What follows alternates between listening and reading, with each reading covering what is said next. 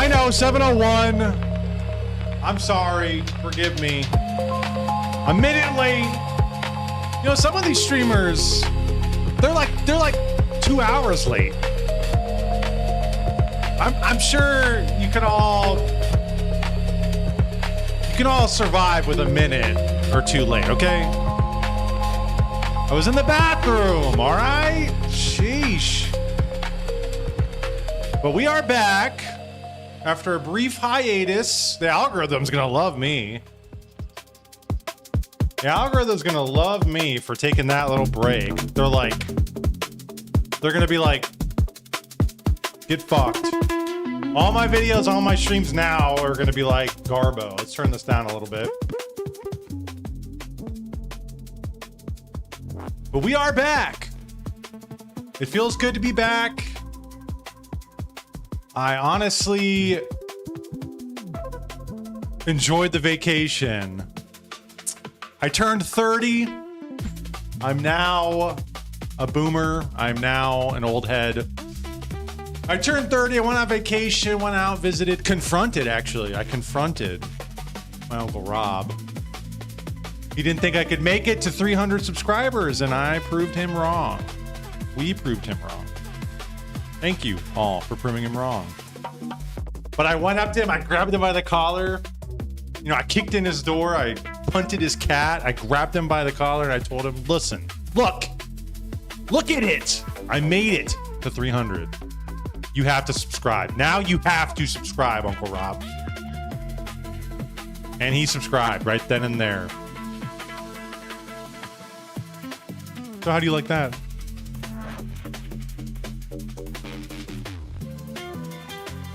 But he lives out east.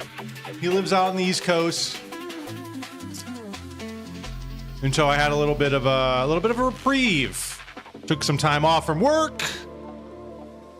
Stayed out there with him. It was a wonderful time. It was lovely.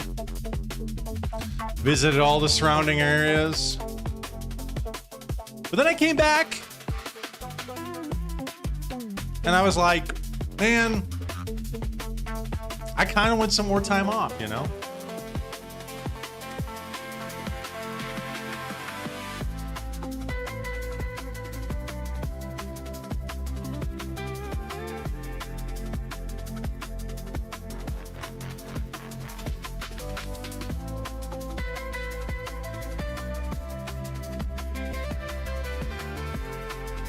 All right, forgive me. Quick technical difficulty. That's another thing too. Man.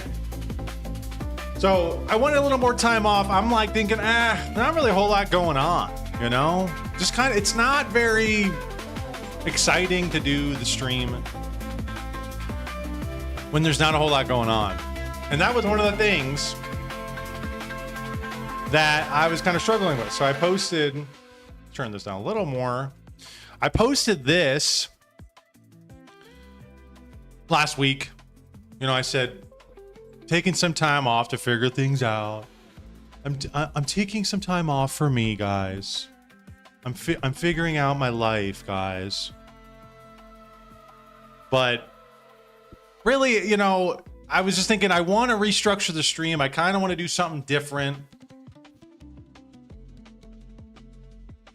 I don't know, like having to, like, the news stuff is fine when there's something going on, right? When there's something going on, the news stuff is fun. And there's something to actually talk about. But sometimes it's just boring as hell. And then you have to manufacture. This is the life behind the scenes of a streamer. You guys don't see this. Maybe Hassan was correct when he said streaming is harder than a 9 to 5. Maybe he was right. It takes a toll on you, you know? You have to have the take. Sometimes I just don't have a take. Sometimes I'm like, I don't give a fuck. I don't give a shit. Fuck them. Sometimes I do. But then there's, you know, then it's not going to be like the news, because the news isn't always reflective of a take I have. You know what I mean? Then it would have to be like, oh, I'm going to like go over something more in depth.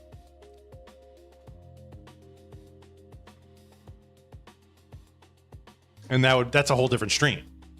So I need to, maybe needs to be an integration of a different stream, a second stream during the week, maybe,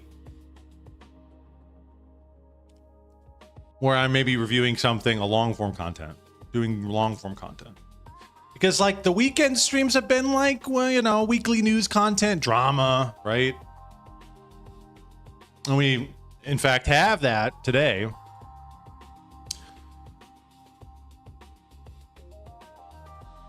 But I'm thinking, well, what if none of that piques my interest? What if that's none of that? I have to muster up you're forcing me, muster up a take, figure something out to say every Friday. Can't we just yap about some bullshit? That's true too. There's another element to this, is that we don't even have to talk about anything at all. We can just bullshit. We can just bullshit. I don't know. I'm just trying to restructure. What would you guys like? What would the chat like to see? What would you guys like? Do you guys like the news stuff? Do you like the drama? I personally enjoy the drama shit. The drama shit's pretty fun and it's chill. The news stuff, I also am interested in, but you know, everybody does news and politics, you know? And so I'm kind of like, maybe I should just leave that to the propagandists.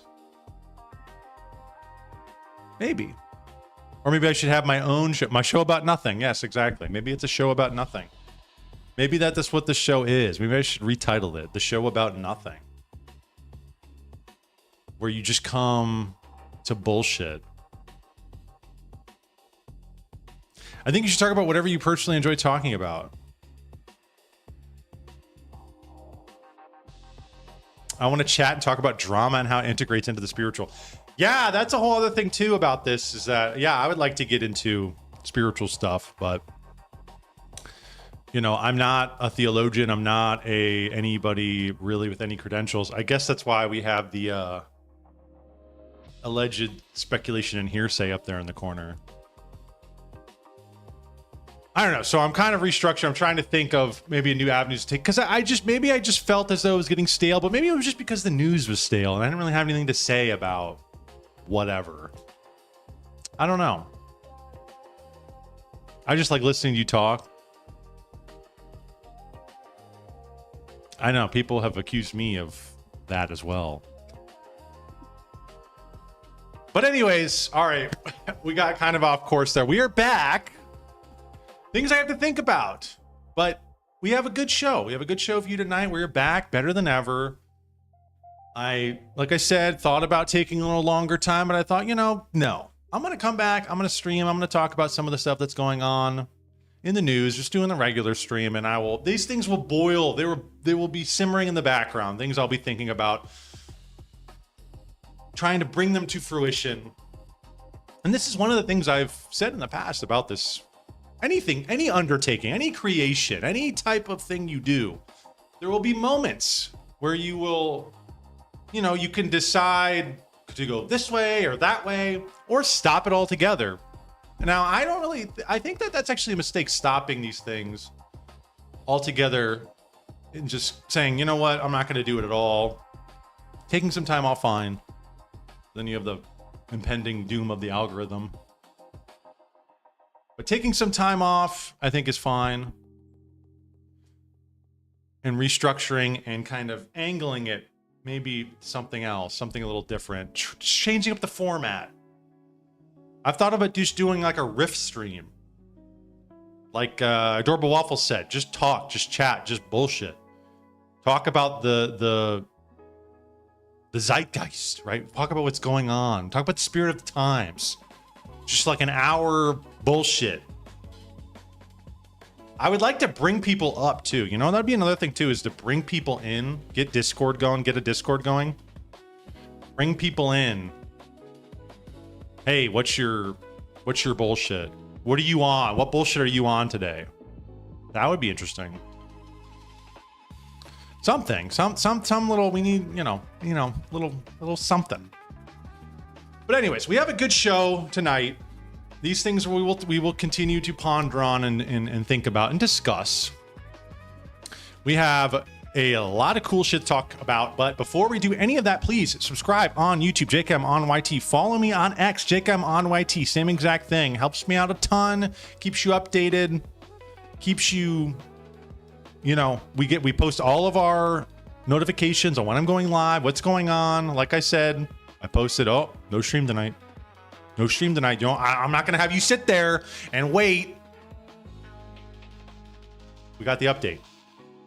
Updates there. Also, I might start posting clips as well on X. I already post clips on YouTube, but I think I'm going to start posting quicker, minute, less, whatever. I'm going to try and integrate that. That's another element to this, is I would like to try and be, get something going, but it's just a lot of work. Okay. It's a lot of work. Like Hassan said, it's harder than a 9 to 5. And I fully agree with him. I think I agree with him. Your 9 to 5, you just shut your brain off and do your bullshit. This is like, you have to generate, bitch. So it's tough, and I have to do it. It's just me right now. I would hire an editor if I could, but I don't think I want to do that right now. Anyway, we have a lot of good stuff to talk about. We have Andrew Wilson drama with Richard Spencer. Two guys I actually like. They give pretty good takes, I feel like, on a lot of things. I like them a lot. We got some drama with them. We have Israel. I mean, what can you say? We have some updates with them with a bill that was passing for the fiscal year of 2027. Some interesting stuff going on. We have Elijah Schaffer as well. Our boy. He's back in the rotation. While I was gone, I saw some juicy, interesting content about his previous flings. With a notable trad e-girl, Tara Stock. So that's going to be interesting. We'll look at that. It's a good show. I'm here. We're here. But make sure to subscribe on YouTube, JakeMYT. Follow me on X, JakeMYT as well. Anyways, it's been kind of weird, I've been trying to. It kind of threw me off. You can probably tell from the beginning of the stream, we were kind of rambling, going all, but it threw me off. Taking some time off kind of threw me off. And on top of it, when I came on, when I opened up my applications, for some reason, my PC logged me out of everything. Everything. Streamlabs, YouTube, X, everything. I don't know what the hell happened, but I had to go in there, and that's what I was doing right before this. Is I'm jumping on there, and I'm like, oh shit, I have to log back into everything. I have to do everything in a 2-hour time frame and get all this stuff settled in there. So that was a pain in the ass. I don't know what the hell would cause that, but we got it. I think we got it. We got it back up and running. Another element to this is the editing. And like I said, the editing would be really nice if I had somebody to do that for me, but it's just me. And that takes up a good portion of the time, especially when we have sometimes these hour-long segments. Well, I have to go and cut that up. And sometimes they're like, we go over here, we go over there, and that's all fine and well. But the editing takes up a lot of time from that. I love video editing. It's a whole job. I actually love video editing too. I like editing thumbnails. I actually do like it. The thing is, though, is it's a second job that I'm not getting paid for. That, it's just, I'm getting paid in subscribers, in likes, and that's fine. But I only have so much time in the day. Oh, you hate video editing. Oh, I see what you're saying. I hate video editing. I misread that. I actually like editing. But if it was my job and it was, that would be one thing. But the thing is, I'm working my 9 to 5 and I'm doing that on top of it. And I'm trying to maintain relationships with family and friends and stuff. Tough. It's tough. I have to really, it really bogs you down. It's like, no, I can't. You get stuck in this routine of having to basically sit here for hours every day after work, editing. I don't know. I have to figure out maybe a better schedule of some sort. Maybe I should really set time aside on the weekend Saturday morning, Sunday afternoon, something where I just edit all my shit for the week and then I don't have to do anything. That would probably be the best move. But then it's like, oh, the weekend though, that's my time to hang out and chill and do, fuck all. But then it's like, would I rather have to edit after work? It's things I have to think about. Things I have to, do I want to prioritize my time after work or do I want to prioritize my time on the weekend? I don't know. But it's just stuff I have to readjust. Thus the update here. Some things I got to figure out. Restructuring the stream, restructuring my editing schedule, restructuring. So I don't know. Just stuff like that. Tell the AI to edit for you and see what it comes up with. I did that. And you know what? The one time I did it, it was garbage. Maybe I'll try it again on a smaller clip, smaller segment. But the one time I did that on like a 45-minute hour segment, it was just, I don't even know what it just chopped. It like chopped up any dead air. But the thing is that it would chop up dead air in between certain sentences I was having. So it would be like, it wouldn't even make any sense. I'm like, you cut like half of what I was talking about. And then I'm like, you know what? Whatever, dude.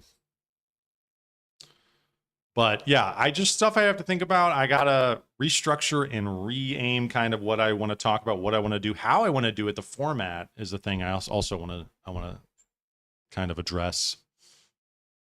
Because right now it's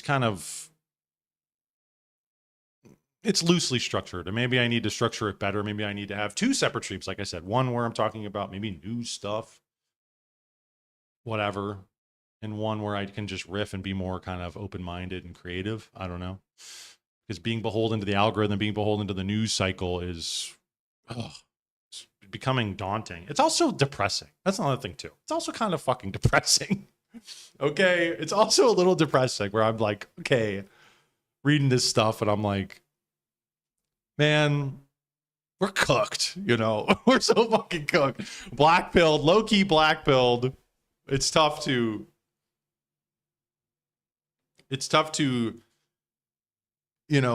your stream hinges upon you being kind of, if it hinges upon you being tapped into the news and the events of the week, and then you're reading it and you're going through it and you're like, I kind of want to get away from this. I'm kind of a little black-pilled on this and I would rather not be in that mind space. But then that means you're gonna have to restructure something. Plus, I've thought about getting a flip phone and getting away from my smartphone just for my own sanity. And that would absolutely change the structure of the stream because I would have to then go elsewhere to get my content, basically. Becoming one with the black pill. No, never black pill. Never black pill. I'm not black pilled. But when you're focused, that's the thing though, is that when you're focused so much on the outer edge of, ideas and when you're focused on these geopolitical you're going all the way out there. That stuff is blackpilling because a lot of that is just like espionage, backstabbing, like degenerate, like propaganda bullshit, like that kind of shit, like reading that kind of stuff, war, like, conspiracy kind of, like they're interesting. I love them. I'm actually reading a book right now, and I guess it's kind of a conspiracy, what we're about to get into in a minute. But that kind of stuff is just, you can get to a point where you're like, man, I want to just live. I just want to live in the moment. And that's what I was doing. That's what I was doing on my sabbatical, on my 2-week vacation, I guess you could say. Which was very nice. I enjoyed it a lot. Yeah, I was in a big metropolis. I don't want to say where necessarily, but it's out east of Ohio. Because I don't want to dox anybody. But I was out east and I was in a big metropolis. And it was... I hadn't been to a big city like that in a long time. But it really felt in some sense, it felt very alienating, like you were no, nobody knew who you were. You're not really a part of any community. You don't really, and you're just kind of flying by the seat of your pants. But at the same time, it also felt very freeing because nobody knew who I was. There was no community. There was nothing, and I could just do what I want. And I had savings, so I could just swipe my card and buy and go and do, and it was just go, go, go. And that was nice. I actually, I liked that a lot. It was a change. But it was very, very hoppin' metropolis, very diverse.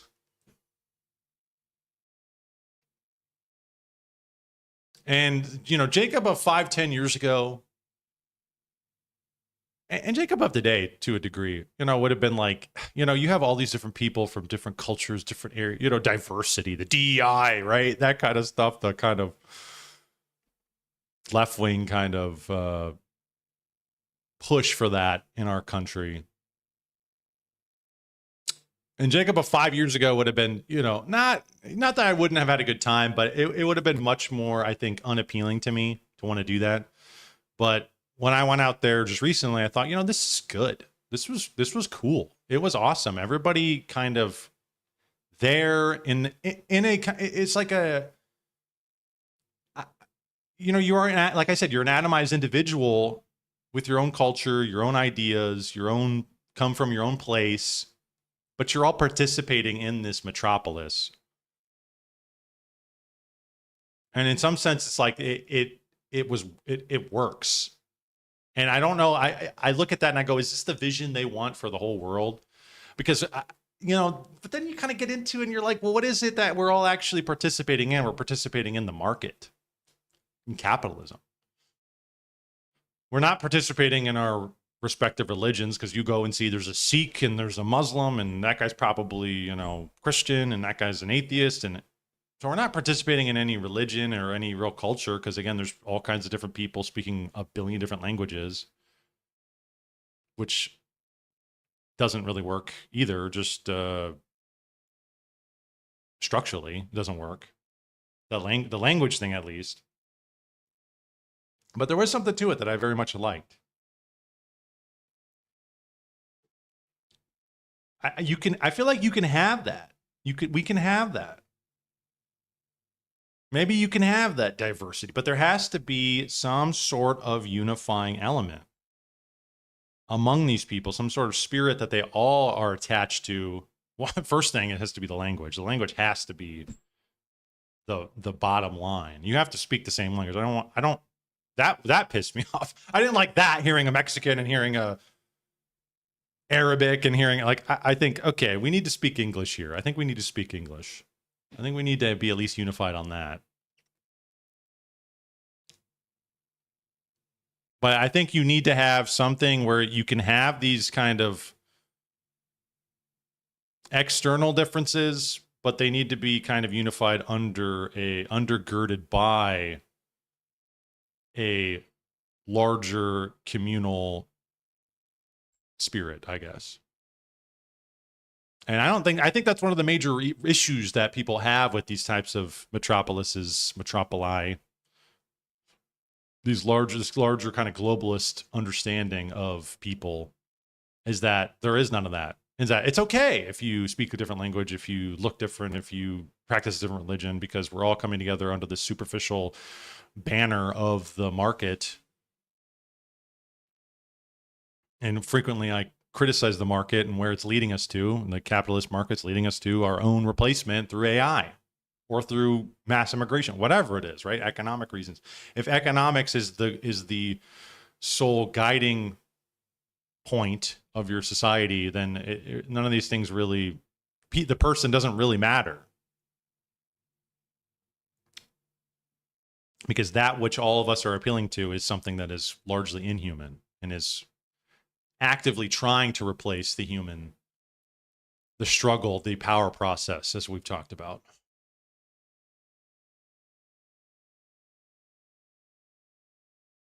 But I don't know. There was just something to it. I also, on the way to where I was going, we stopped in this little town It was in the middle of Pennsylvania, bumfuck Pennsylvania, like farmlands as far as the eye can see. And it was just such a stark difference because the population of where we were was probably like less than 1,000. I said, stop, let's go stop at a diner, some, rinky dink diner somewhere where you go, I've had moments where I've stopped at a random hole in the wall diner and you get like the best, Reuben, you get the best burger ever. You get the best whatever because it's homemade, homegrown. And we found a place and it took us off the course a little bit. But this place was just farmlands. And we walked into this diner and it was one of these situations where you open the door and it was like everybody turned and like, it's like dropping their forks, like, and I'm standing there like, oh, okay. Interesting. Where people, the community cared too much about me. Where in the metropolis, nobody cared at all. They cared too little. I don't know who the fuck you are. You're just an individual participating in the market like we are. You're an atomized individual, no name, number on the wall, essentially. Number on the screen. But going to that diner was also very kind of weird. It was kind of weird and it felt kind of off-putting where it was like, I clearly don't belong here. This is not where I'm from. And everybody probably knows each other. They know, who's with who. They know the scoop, right? They know the town drama and what's going on. But there was something to that where I didn't particularly enjoy that experience. Once we were there, it was fine. I'm not saying it was like any trouble. Like, I don't think nobody got in our faces or anything. Like, you can't be here, sonny boy. You're a long way from home. I'm like, oh shit. No, none of that. It was fine. Food was whatever, but it was just a stark difference between being in rural Pennsylvania and a large metropolis on the east coast. And I don't really, it's like you have these two halves, these two saturated sides, which I don't really feel. I'm a kid who grew up in the suburbs, so I almost grew up in a middle point where I was 10 minutes up the road from cornfields, but I was also 5-10 minutes up the road from a city. So I'm almost like, I don't really feel at home in either of these. And the more traditionalist minded people would say, no, we have to do the small communal living. And I agree with that. I think I agree with that to a certain extent, but I also think that you can bind these small communal living societies to a larger collective without not necessarily destroying the community and relinquishing all of the culture or all of the society to just the atomized individual. I don't think you have to do that. I wonder, is there a path you can take that's a medium of both of these? What could connect these people? What could undergird? What?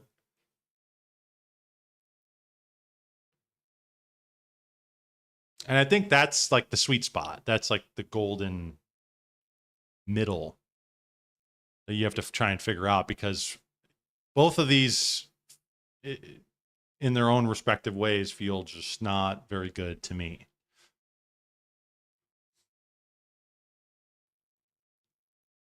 I don't know. Just things to think about where it's you're an individual unit, but you're also part of the collective.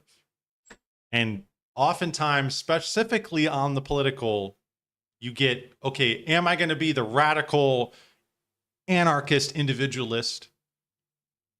Or am I going to be the part of the collective and have no individual autonomy? That's what it seems like a lot of people. This is kind of the dialectic that's presented, which I reject, because you are an individual, but you're also part of a community. It's kind of two lungs, right? you have to respect the individual and their autonomy and their rights, but you also have to abide by a certain amount of the collective, of the community. And it's not authoritative. It's not authoritative that you're part of this community, that you're part of this collective. Because like I said, I think that's one of the problems that we're facing with the meaning crisis, is that nobody knows. They're completely atomized and they're floating, and they have no understanding of where they're supposed to go or what they're supposed to do. And a community and a culture would, I think, provide meaning in people's lives.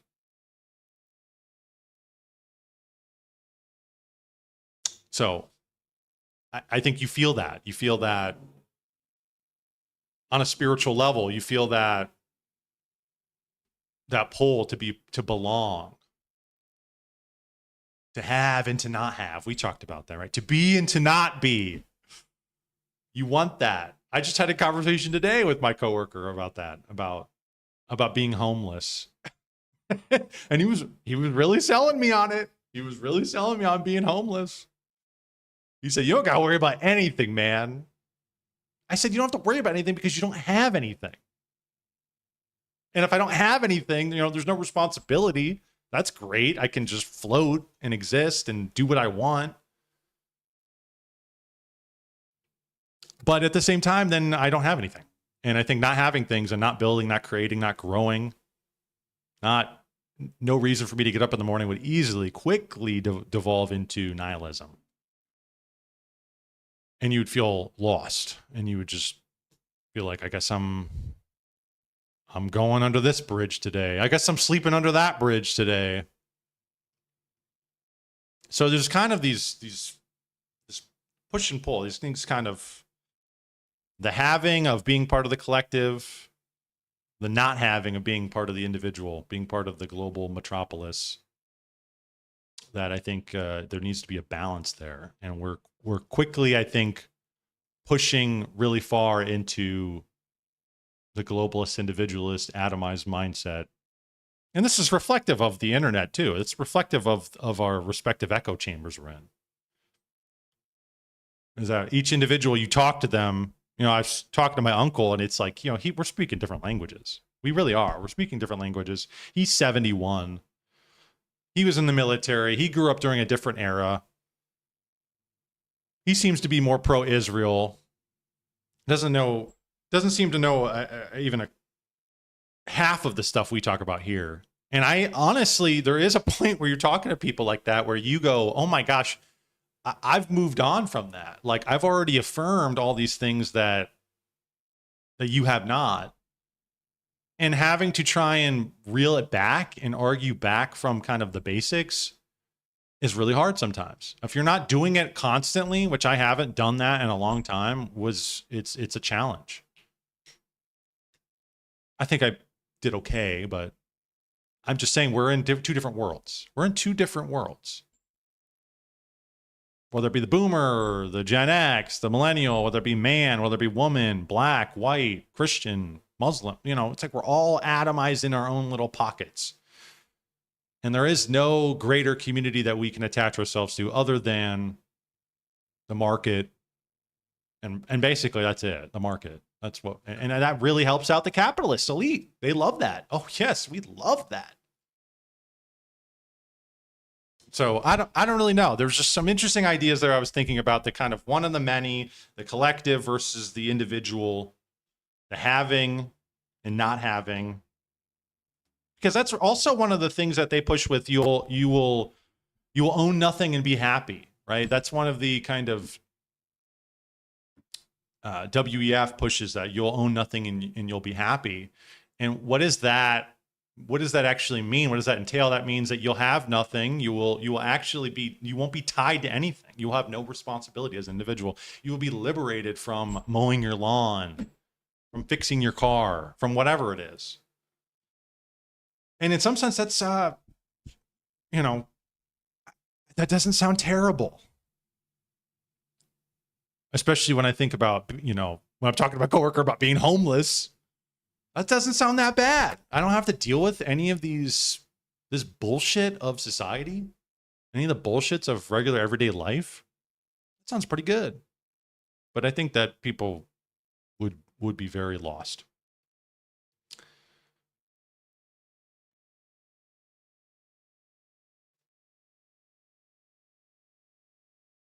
All right, I was kind of rambling there. Let me see what the chat. Let's see what the chat's saying real quick, guys. Chat. Can't we just yap about some bullshit? Well, that's what I just did right there for a good 20 minutes.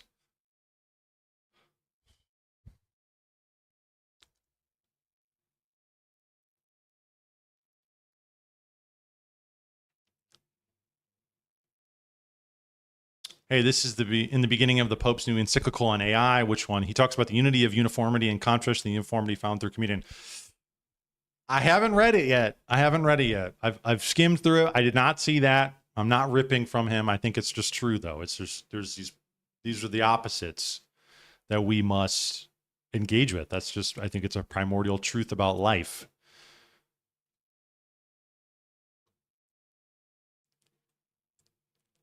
Sub-communities form in big cities, yeah. Visiting as a tourist, diversity is better. Right. Being an outsider, yeah. Community is where people learn to be in communion with God. Absolutely. What God, though? What God are we talking about here? No community means people easily lose track of the purpose of life, which is, I think, largely what we're dealing with now. Is that people, it's not even just that. I mean, it's that people are atomized, but it's like it's also the immediacy of life, the real, tangible, non-discursive kind of interaction you have with real life is not happening either. It's happening through a screen. And I think that weighs heavily on the spirit, is that you kind of get overrun with kind of the falsity. And it almost makes it seem like there is no truth, there is no meaning, there is nothing real with the world, because it's like the way you scroll on the timeline too, it flattens everything. Because in one swipe you'll be watching something about Christianity, then another swipe you'll be watching a cop shooting someone. Another swipe you'll see some chick in your yoga pants dancing around. Another swipe, and none of it really is situated in anything real or meaningful, and it's all just very quick, and it takes you out of life, takes you out of the real meaning of things, and it's jarring too. It's very jarring. But when you're interacting with life as it is, that's where kind of the meaning instantiates itself. And that's, I think, related to the power process, is that even on a moment-to-moment basis, going through the process of whatever it is instills meaning in whatever that thing is. But when you're getting the abstraction, the spirit of abstraction that the internet provides to you, and you're just swipe, that completely erodes at any sense of meaning making. Jacob in his cosmopolitan arc. Could you tell my cosmopolitan arc begins? I'm going to go move to a big city. No, that's probably not going to happen. But it was just interesting. And I just felt as though when I was sitting there, I thought, this is pleasant. This is very nice. And I think that I would have scoffed at that 5-10 years ago.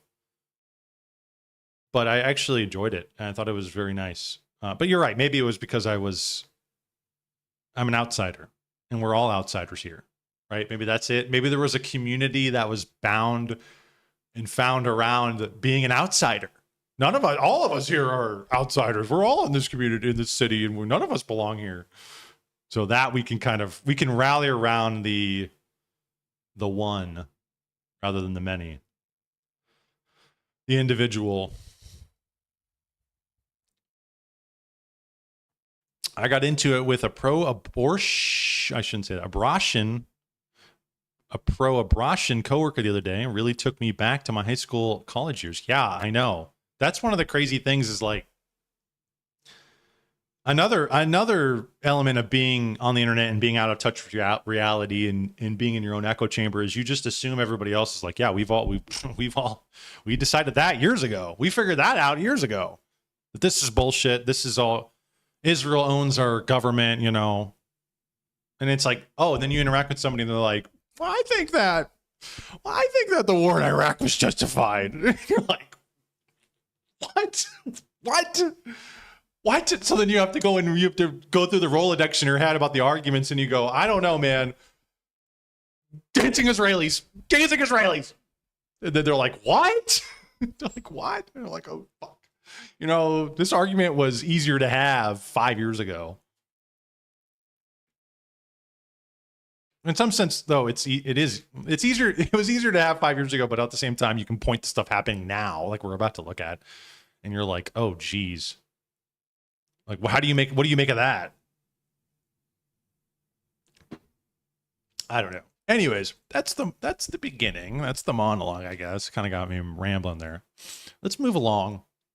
Let's get into it. Let's jump into the content. We haven't even jumped into the show, and it's already 7:45. Don't you guys love it? Don't you guys love it? Anyways, so this Disclosure Day movie's coming out. I just saw Backrooms last week as well. That was interesting. I actually didn't really like it that much upon first encounter with it. I thought, it wasn't, I don't know. Maybe I just wanted it to be more scary, I guess. I don't know. But when you start to think about it more, it's honestly, it wasn't even really like a horror movie. It was more like I don't even really know, like a psychological piece about humans or something like that. I don't even know. It was interesting that it gave, if you haven't seen it, I'm not going to spoil it. I'm not going to talk too much about it, but it was just interesting that it gave the Backrooms kind of more character than the image that we all know. It gave it a little more, gave the Backrooms a little, I was going to say backstory, but that's actually not even what it did. It didn't even do that. It just gave it a little something. And it was clearly a take on, I think, the mind. I think that's pretty evident on what happens when you flee and run from your problems, when you flee and run from the things that are, you know, the sins you have, the vices you have, and not correcting those things. Where can you, what it can lead to, and the comfort, right? The comfort of not having, right? Of not having to deal with that. And just saying, this is just who I am, and this is how I'm going to act. Little bit of that in there too. So kind of what we were talking about. But that's it. That's all I'm going to say. No spoilers. All right. I'm not going to spoil it, but I would suggest everybody to go see it. There was no nudity. There was no really very minor violence. There was really just F words. But if you're watching this stream, I think, you know, you've heard it. You've heard it before. You've heard it. You've heard it all. So if you can stand this stream, you can watch it. I think it was really good, actually. I think afterwards, after I sat on it, after I discussed it with a few people who had seen it, I was like, you know, actually, I think that was actually better than I thought. I went into it, I think, wanting something a little different. I went into it kind of maybe looking for more of a straight up horror, scary, something weird. But it was more of like a critique of the human nature. I don't know. Anyways, so we got that movie. I watched that movie. Then we had I didn't see Obsession yet, but that movie has been everywhere. People have been talking about that. That's just a banger. Banger after banger, I guess. And I got to check that one out. But now we have Disclosure Day that's coming out next Friday. And it's actually perfect because I was given a copy of Orthodoxy and the Religion of the Future by soon-to-be Saint Seraphim Rose. A friend of mine at our parish gave me his copy, or he lent it to me to read it. I'm a little over halfway through with it. And I thought this is going to line up perfectly because in that book, we've referenced it before, he talks a lot about the UFO deception. And I think it's going to be really good reading that and watching this movie. And maybe we'll do a little stream on that in and of itself, and we'll kind of discuss. Maybe that'll just be the stream. Maybe that's one of the things I have to do. Maybe I'll just have a stream about one topic, and it won't be so all over the place where we're talking about a bunch of different stuff. It's good for the clipping, but I think it makes it kind of tough on me with the editing and getting the information together. So maybe we'll have to do that. Maybe we'll do a alien stream at some point. We'll discuss Saint Sarah from Rose's ideas on UFOs in Disclosure Day. That might be interesting. But anyways, this movie's coming out, and I can't help but think that this is propaganda. I know.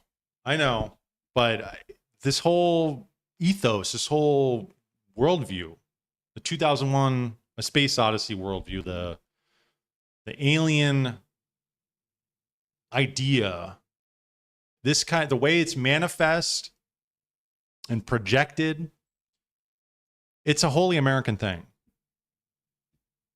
You know, in that book, he talks about how people in other parts of the world, in Europe and whatnot, they've had, I think it was just Europe, actually. Now that I think about it, he was talking about different sightings. Kenneth Arnold was one of the first people who saw 9 discs floating around Mount Rainier. And that was like the first guy right after World War II, mind you, right after World War II, after America established itself as the universal superpower. Kenneth Arnold saw these discs floating around Mount Rainier, and that kind of kicked it all off. And then he was saying there's different sightings. I don't think he mentioned anywhere else other than Europe and America, which is just interesting to think about. I don't think he ever mentioned Russia or Asia. Oh, South America, maybe too. Latin America. But now we're seeing with all this, we're seeing the UAP talk with the federal government as well coming out. It's all coming to a head, and one has to consider Project Bluebeam when they're talking about this stuff. One just has to. It's just the fruition of this nearly 100-year propaganda manifestation. Is this it? Is it manifesting right now? I don't know. But it's very interesting to look at, and like I said, it seems like it's wholly American. This ethos, this worldview of aliens. It's the way it's maybe, again, they say it is propped up in different countries, but the way it's taken hold and the way it's projected is, I think, largely American. So let's take a look at this. This is a final trailer before the movie comes out next week. This was May 27th, so a few days ago. So let's take a look. I can see them.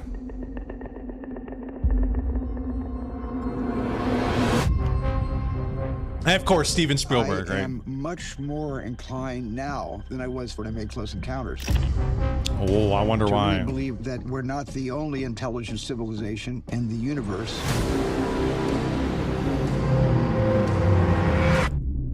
What did you steal? Secrets. People have a right to know the truth. This Hey, that's is like a story Signs. about us, I saw that movie. all of us, Good morning, Kansas City. up against the most extraordinary event in human history. What's happening to me? I'm frightened. I'm frightened out of my wits. You don't need to be. You have someone else. Daniel Kellner, Who is this? do not go back to the house. They found you. I don't know who you are, but they're gonna kill you. The human race cannot accept what we know. We need to stop it any way we can. What am I doing? What am I doing? What am I doing? What am I doing? That's always the angle they take. Is like, we cannot accept it. That's why we have to hide it. We have to hide it. And they had all those like Protestant pastors coming out in the last UAP disclosure drop, which was a bunch of bullshit. But they had all those Protestant pastors coming out saying, this is going to shake the core of the Christian faith, guys. You guys better be prepared.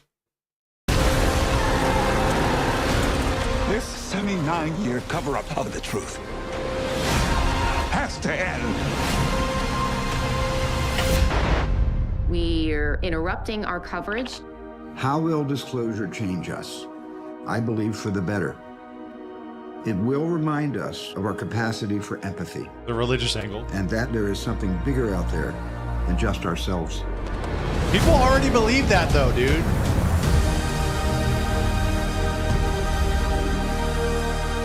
Like, religious people already believe that there's something bigger than them. Is to go back to where it all began. I know you.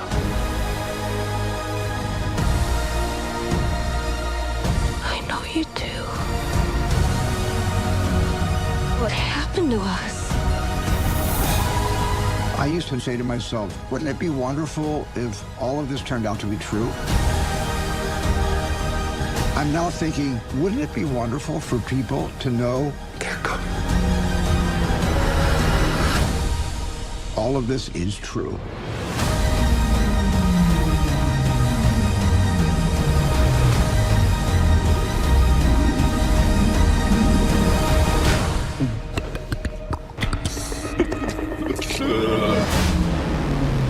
Disclosure Day. All right, Disclosure Day. Didn't we already have that though? Didn't that already come out and it was a bunch of nothing? It was a nothing burger. They showed us fake bullshit. They showed us that a fake April Fool's joke and tried to pawn it off as something real. No, they'll keep you in this liminal state where they go, well, this is just what people have said. We didn't actually affirm that this was real. So they could do this back and forth, right? Is that they're posting this out there, acting like it's true, acting like it's real. But then if you call them out and you go, that was some bullshit, man. Then they go, no. Just like with the Epstein files. We just reported everything people said on it. And this is what they said. Okay. Yeah, the timing of this is definitely not a coincidence. It's honestly like, this is what I'm saying is like, it's so obvious. It's so on the nose of what they're doing. Of like, it almost seems like, they announced this movie, what, a year, 2 years ago, whatever. It's like, are they not working in conjunction with Hollywood and these people, Steven Spielberg, whatever, to say, we're going to come out with the UAP stuff right before the movie comes out? It just seems like, it just gets at me where it's like, is anything real? Are they doing this in tandem with each other to try and prove something greater, to try and push something more? Is this one world, fresh global system propaganda?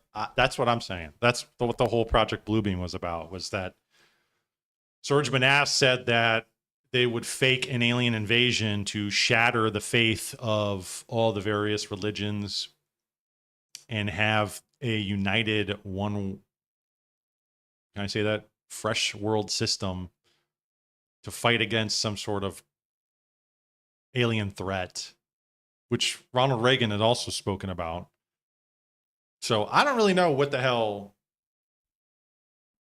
Oh, my green screen's a little screwed up. Don't look. Is that gonna? That's gonna drive me crazy. Hang on one second.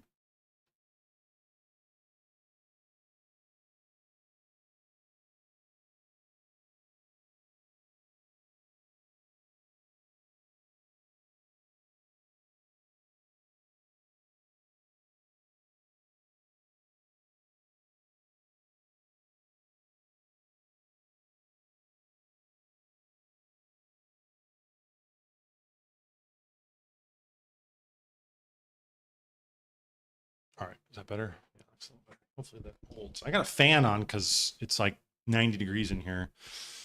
Hopefully you guys can't hear that. I hope somebody would have said something if you can hear my fan on, but I can't count. I can't count on the chat. Shit.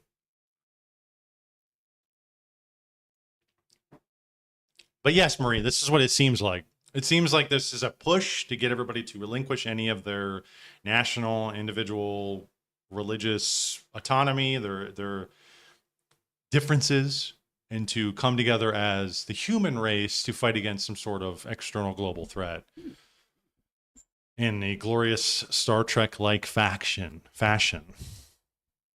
That's what I think they want to do. So we are aliens. We're all aliens. It's just like that movie, 2001: A Space Odyssey. It's just like that movie, and we're all going to come together to fight and to conquer the universe.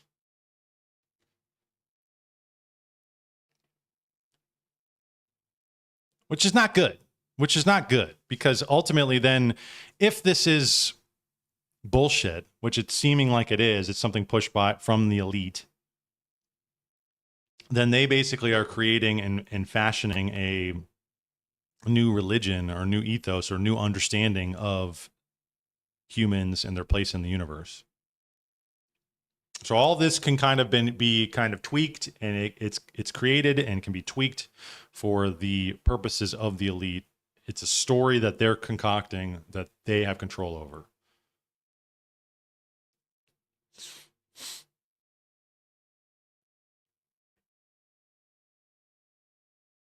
Groundhog Day, Training Day, and now Disclosure Day. The trilogy will be complete, yes.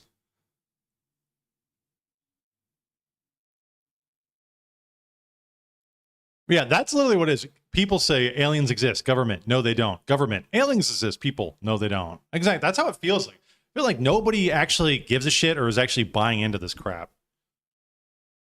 But who knows? Maybe if it comes straight to their front door, maybe if their house gets blown up by some goy beam from outer space, they'll go, oh my gosh, aliens are real. That wasn't Elon Musk. That wasn't SpaceX. That was an alien who did that. I don't know. I'm excited. I'm excited for it though. I'm gonna see it. I have a gift card that I got for, I think, Christmas. Yeah, so yeah, it had to have been. Yeah, that was Christmas. I got it for Christmas that I thought I'm gonna use it on this movie. I'm gonna go see it, and that's that. And I've been holding on to it ever since. I'm just gonna watch you all wear masks and take blanks and laugh. Not us, not in this chat. Not in this chat, this high IQ chat. We're not going to fall for it. We're not going to get in the FEMA camps unless we're forced to. We're not going to do it. We will see past the delusion. We will. Maybe we should do that. Maybe we should read some of Project Bluebeam on stream. Maybe next Friday. Maybe I'll do that next Friday. I don't know. We'll see. Anyways, let's move along. I'm excited for this. I'm going to see it next week, probably next Saturday.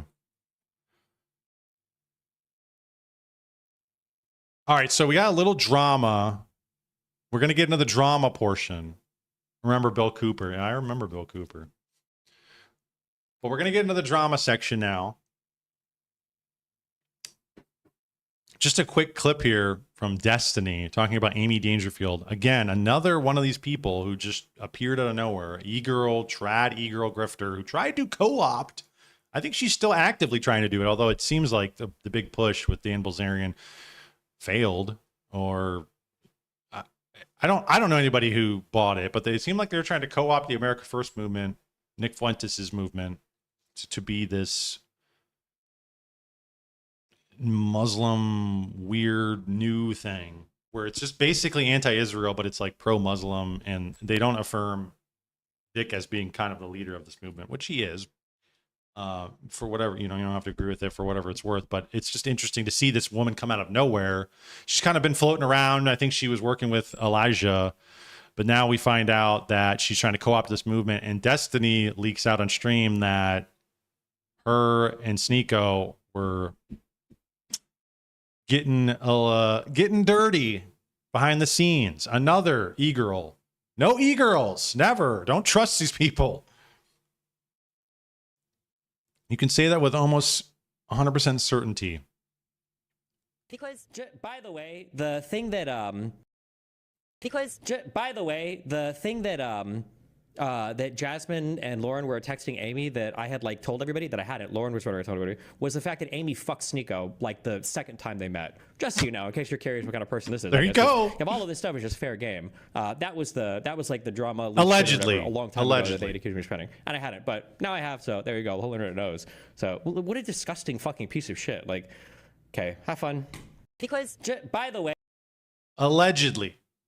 Now, Destiny obviously is politically opposed to this whole grift that Amy has going on, but seems like there is some credibility to that, especially with other people confirming it as well. But this happened while I was on vacation, and I thought, wow, okay, I'll slip that in there for the drama portion. Interestingly enough, too, keep note of this. The Groiper is in here saying Sneeko W. This is May 17th. Sneeko W. We like Sneeko. He's gaining quite a bit of aura from this. But now the Groipers are attacking Sneeko.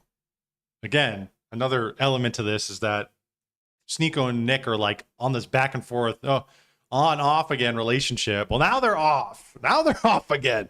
And now the Groipers are attacking him. This is why it's like, and keep note of that because we're going to talk about that a little more later in regards to Andrew Wilson. But it is just, it's so culty, man. The Groipers are so culty. It's they say one thing and then they retract it as soon as their supreme leader comes out and says, no, I actually think this. And they go, actually, you know what? We hated Sneeko all along. I'm waiting. I'm still waiting. I'm waiting on the day when they turn on Elijah. As long as Elijah continues to bend the knee, they're on his side. But I think there will be a day. There will be a day when I think Elijah he'll find greener pastures to grift in. And I think that'll be the day when they start attacking him. You'll see. Mark my words, that's going to happen. Because they've already had beef and shit in the past. We've played that clip a dozen times of them at Stop the Steal. Nick straight up shitting on him, calling him the F slur and all this stuff. So, but he's been now ever since his issues with his wife, his divorce. Now he's sitting there and he's kissing the ass of Nick and the Groipers, and they're all on his team. So we'll see how that goes. All right. Did you guys miss it? Did you guys miss the Elijah Schaffer drama? Did you guys miss it? I did. I missed it. I thought, man, what the hell is our boy Elijah up to? What's going on with him? What's going on in the Elijah world? So Elijah Schaffer, disgraced and divorced MAGA gooner, reveals the truth about Sarah Stock. Sarah Stock was the woman who worked for him. If you don't know, I mean, we talk about it frequently on here. But if you don't know, she was the woman who worked with him that he was sleeping with for a while. And that ultimately led to the dissolution and degradation and destruction of his current marriage. But yeah, I guess was on with Chad Champion, has some things he wants to divulge to us. There was a specific Tradcath girl. She was Tradcath. I want to remind you there was a specific Tradcath girl. She was Tradcath, but she liked to fuck, you know? And was she blonde? Was this girl blonde? Yes. I've heard that it was not real blonde, but it looked real. But yeah, it's like, hey, look, man, like, look, you really are Catholic, like, you like to fuck and you're hot, and you know, and like, so like, you tell yourself you're gonna go with this chud who's like, you know, you're gonna wait for marriage or whatever, and then you really just want like some like Aryan Chad to like blow your back out or whatever. And you know, I don't know who that guy is, but people are delusional. People say that happened. I don't know. She did. I don't know. I don't know who she is. Yeah, but we don't know who you're talking about. So I'm confused. I'm saying, like, I've heard a story about this. I read it on Twitter. You're a hot bitch, and you're not necessarily a slut. Like everyone judged her and was like, oh, you're a slut or whore or whatever. Like, she's not. She's just like a woman hypergamous. It's like, yeah, you know, it's like that's hypergamy, not sluttery. Just, I don't even think, you know, what happened hypothetically, this imaginary story was bad, because it's like all she did was have sex with another guy. You know, is that like the worst thing to ever happen? Like a guy higher up as well in like the social hierarchy. It's the worst thing to ever happen when your entire grift is based around traditional Christian values. That is actually one of the worst things to happen to your grift. Yes. That is one of the worst things to happen. Also, the whole hypergamy, women are hypergamous, you know, it is what it is. It is what it is. Doesn't Elijah, and don't these people bitch about hypergamy all the time, but you're using it as an excuse to say, you know what? She just saw the Aryan Chad. She just saw the buff Aryan Chad, and she just couldn't resist. So it is what it is. That chud she's married to, he's getting the short end of the stick. What? Isn't this exactly what you people bitch about? All the red pill people bitch about is that this is destroying our society. That nobody has marriage anymore. Nobody's having kids anymore. None of this stuff. It's leading to the ultimate destruction of Western civilization. Isn't that like the thing? Isn't that the thing in Western society that we're facing, we're up against? But no, I can actually do it. I can listen, when the hypergamy, kicks up the ladder and rolls past me, I can take a slice off of that. And that's okay.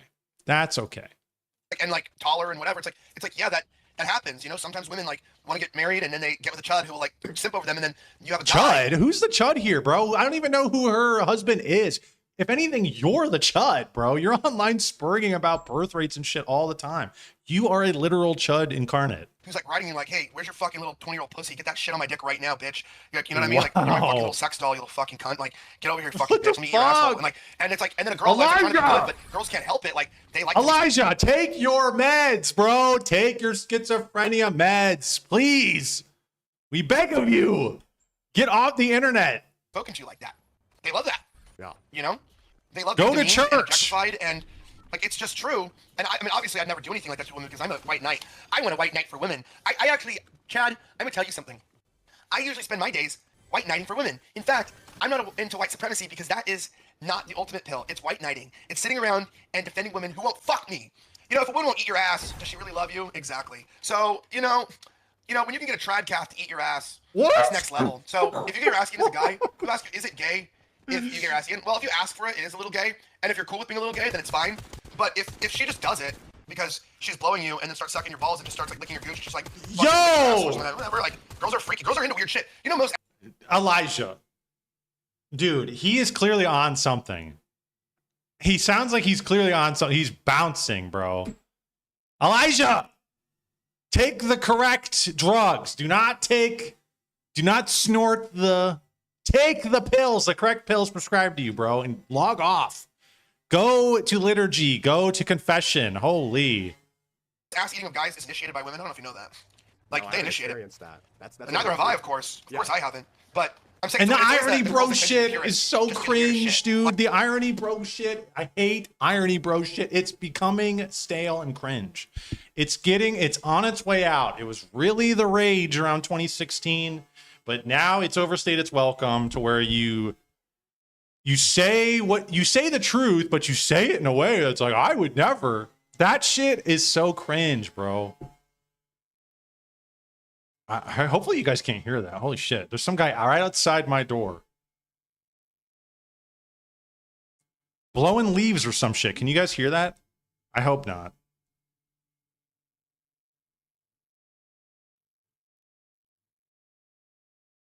Okay.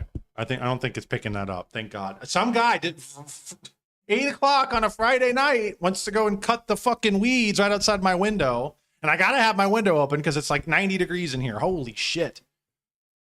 Elijah is so cringe, man. Yeah, I know. This is so cringe. The dude's like pushing 40 and he's acting like this. Like, this is insane, man.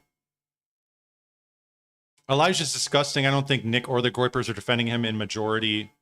Well, he's implicitly accepting of him. My whole thing is like he's willingly attacking Sneeko, and I understand there is this backroom beef going on with Sneeko and Nick. But it's like it has nothing. My whole problem is it has nothing to do with the integrity of the person or their actions. It has everything to do with who does Nick actually say is cool? And right now, Elijah's cool because on all fronts, everything that Elijah's done, these people, Christian tradcasts, should be shitting on him, bro. You're shitting on one of our girls. You were on a stream with Chad Champion, who is connected to the Groypers, who super chats Nick's show often. And you're talking about this girl licking you in places where the sun don't shine. These people should be coming after him and saying, look, dude, she's a Catholic girl. Her marriage is blessed by the Pope. But this is just degenerate, man. This is just absolutely degenerate. It's Jewish behavior. If we want to be honest, it's absolutely subversive inversion. But he's sitting here flaunting it with the irony flavor on top, which is just honestly a slap in the face to real irony bros out there. But he just really needs to log off. That's my... That's my prescription for him. Log the fuck off, dude. Quit talking to these people. Like, they're like, do the weirdest shit. Like, they're the ones that like just want to be handcuffed and like talk to you in their face till they get bruises under their eyes from your dick. Right? It's like, that's crazy. The girls are like that, you know? And obviously I've never met them. And of course none of them are e-girls that I know. And I haven't done that stuff. But I will say, it is pretty wild to me. Like, through my own experience in life, what I've realized is that women are not who they say they are in the public. Like, they're like, modern women are just like dirty little whores. And like, the reason why I don't like the red pill stuff is like, that's kind of cool. Yeah, like, we want. Why are you blackpilling over this that? Why are you way. blackpilling over that? Yeah, people are so like pessimistic. It's like, how else would you want the society to be set up? You know, this is like the best point in history if you really think about it. What? So even Chad Champion's grift. Look, I actually don't know, admittedly, that much about what Chad Champion stands for, but isn't this the whole point of the conservosphere right-wing red pill? Is that society has taken a move towards degeneracy, towards these things that are civilization ending, that I'm pretty sure Elijah has talked about frequently on his shows in recent times. But now it's like, well, since I'm actually getting a cut of it, it's cool. This is the grift. This is the grift, man. That's what I'm saying, is that none of these people are consistent. It's not a consistent position. It's not a consistent worldview. It's just, oh, I'm getting mine. Well, that's cool. And that's what a grift is that I'm going to take and wear in skin suit your symbols and your religion and your all of this. And I'm going to feed you your bullshit and you pay me. And as long as you pay me, I can keep this grift going. That's what it is. That's what they're doing. I don't know. I don't know how anybody can defend this shit. I want to remind you, there was a specific... Elijah is a degenerate piece of shit, and his actions are more contemptible than Sarah Stocks. At least Sarah had the shame to deactivate and be silent. Exactly. What a real traditional person would do is feel shame and say, holy shit, I screwed up. I need to just back out. That's really what Elijah should do. Log off, bro. Go to church. It's like, stop, bro. Repent, bro. He's cringe maxing. Exactly. He's coke maxing is what he's doing on this. So now we have him reeling it back. Last night, Elijah Schaffer tried to distance himself from the stream he did with Chad Champion over the weekend, initially trying to deny it was him and then immediately admitting it was him. Dude, this is schizo behavior. This is literal schizo behavior. And we know he's on schizophrenic medication. But I don't think he's taken it. Elijah says the stream where he was openly talking about his drinking, his numerous affairs, and having threesomes with two men was just for fun and should not be taken seriously because he was talking about it in the ironic tone. So he was irony maxing, as H Plus says in chat. He was irony maxing. So therefore, everything could be stricken from the record. And that's why, like, I'm actually much more influential on X than I am really anywhere else. Because, you know, because Groypers boost you, bro. I'm not stoked about it. I said I would mention this like briefly. It's like I'm not stoked about it. I went on a podcast to shit talk. Okay, you may have heard some things about me in the last little bit of time. I went on a friend's podcast, and I even told you guys in Discord it was gonna be like funny and like crazy and like ridiculous. It was like 100 live viewers. And I decided to like just talk shit. Like I played Fortnite for the first time. It was actually very, very fun. And allegedly, I don't even know if that's me. Allegedly, there's somebody that sounds like me. I'm not even claiming it. I don't know who it is. But there's somebody that sounds like me that's saying some really insane shit. Wait. So he's saying he was on a stream playing Fortnite, which Chad Champion was playing Fortnite. And he was talking a lot of shit, but then there was somebody there also who sounds exactly like. That's what he's saying. That's your cover, bro. And unfortunately, that person was not drunk or on drugs or anything. In fact, they were very sober. That's just how they think. They thought that would be funny to say things that would be funny. However, everybody took it very seriously and very literally. And what I'm trying to understand is, why does everyone take my sex life very seriously? And then my political opinions, they disregard, unless it's about Indians. Because you don't have anything interesting to say in terms of politics. But what is interesting that the audience actually does want to see is your downfall and your grift coming to an end. That's what it is. Everybody is like, okay, the person that he conveys on the stream, the Orthodox cross you're wearing, the traditional Christian vibe you're coming off, we know that that's fake. That's fake. Like, we all know that after this era stock shit and even before then. But especially during this era stock shit, that was the nail in the coffin. We all saw, okay, that's fake. So none of your political opinions really matter because that's all downstream from you and your individual character. And we know that it's all a bunch of bullshit. So why would we, if you are not a serious, real person, authentic person, why would we look at your political takes as being real and authentic? And on top of it, they're not very interesting.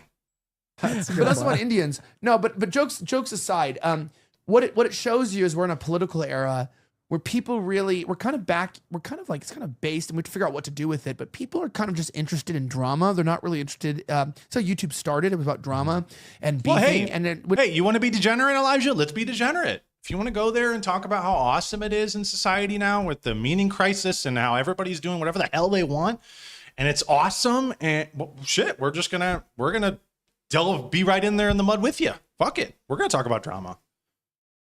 When Chad told me he kind of got big by starting beefs with people, I go, are we back there? Mm-hmm. Because that's how Nick got big too. And that was like the start of YouTube. It was about starting beefs and drama. And it had to do with like just talking about people.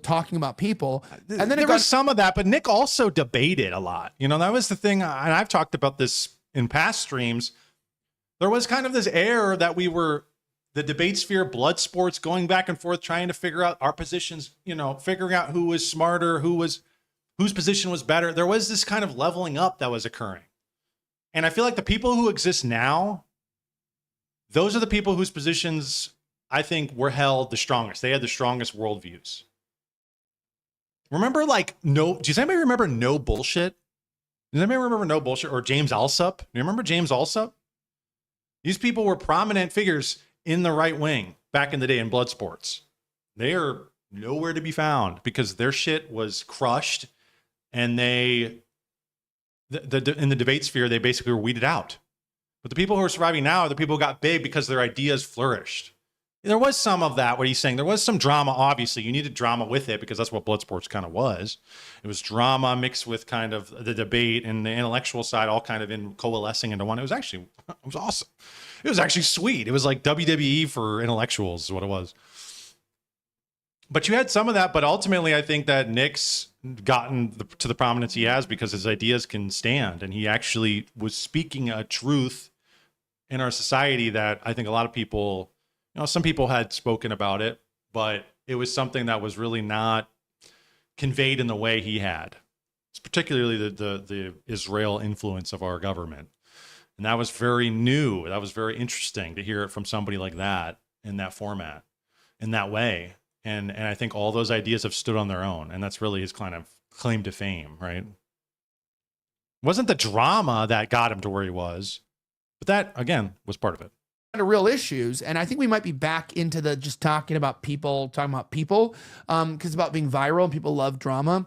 And you fuckers don't debate anymore. So we don't want to be talking about drama all the time. We'll talk about issues, even if it's not popular now. That's what people, giving Nick shit, saying his views are down. But it's like everyone's views are down. Like I mentioned, even Mr. Beast's are. Like it's just people are. That's the quartering cope. That's literally the quartering cope.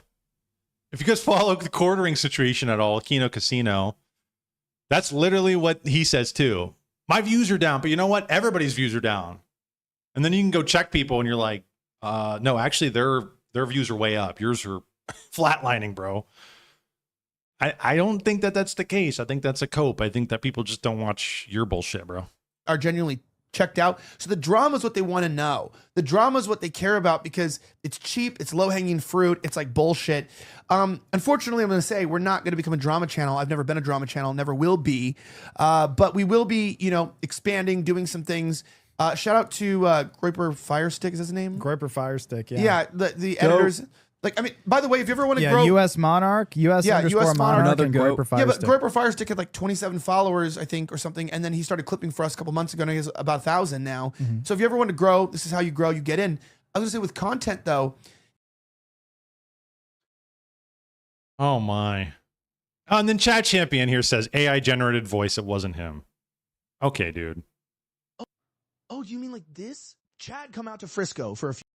Oh, you mean like this? Chad come out to Frisco for a few days. I've got a comfortable spot in the master bedroom just for you. Now, I cannot confirm or deny whether or not that spot is or is not on the California King mattress or not, but I can say that you will not be left wanting if you know what I may or may not be implying here. What I'm trying to say is I'm going to be fucking a slut with your cock in my mouth. Okay. Now that was AI. Now that was AI. Didn't this dude eat Ralph's ass? Allegedly. Oh, that's funny. Allegedly. Oh my gosh, dude.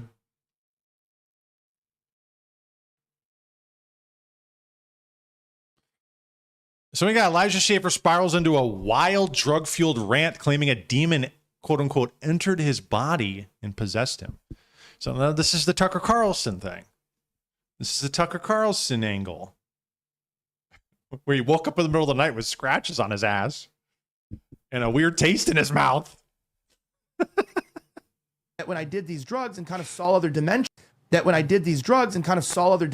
I'm like, and I saw like demons and stuff, and I'm like, you know, I told you I got possessed by a demon at one point. That's what really woke me up. I got a spirit entered my body, and it was like, you know, absolutely nuts. And I wasn't tripping at the time, but somebody else was, and I touched them, and a spirit entered my body, and it's not a joke, and I've talked about it many times. And I felt like my soul. I don't want to explain it, but the best way I can explain it is Spy Kids when they fall into the whole, I think it was 3D that never has a bottom and it just goes forever. You felt like you were detached from all reality, and you had fallen in you, and you couldn't, like, you were in your body, but you couldn't move it.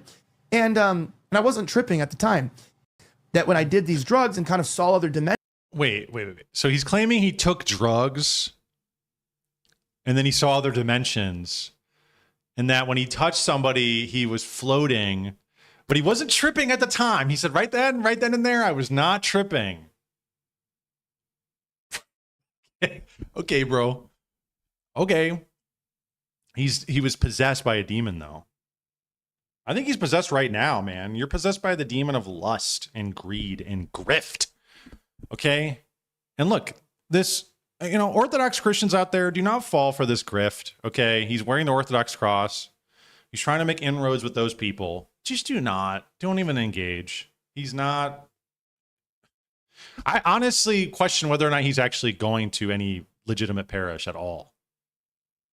Because his spiritual father would tell him instantly, you need to log off. You need to stop what you're doing online. Stop talking to people. Log off right now and repent. Really. He would tell you to repent, come to church, come to the catechism classes, stop, fast. He would probably tell you to start fasting today.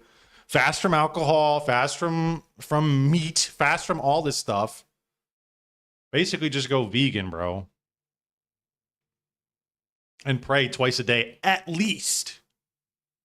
At least. Probably more. And you're going to need an exorcist, too, if you have demons in you. Incredible.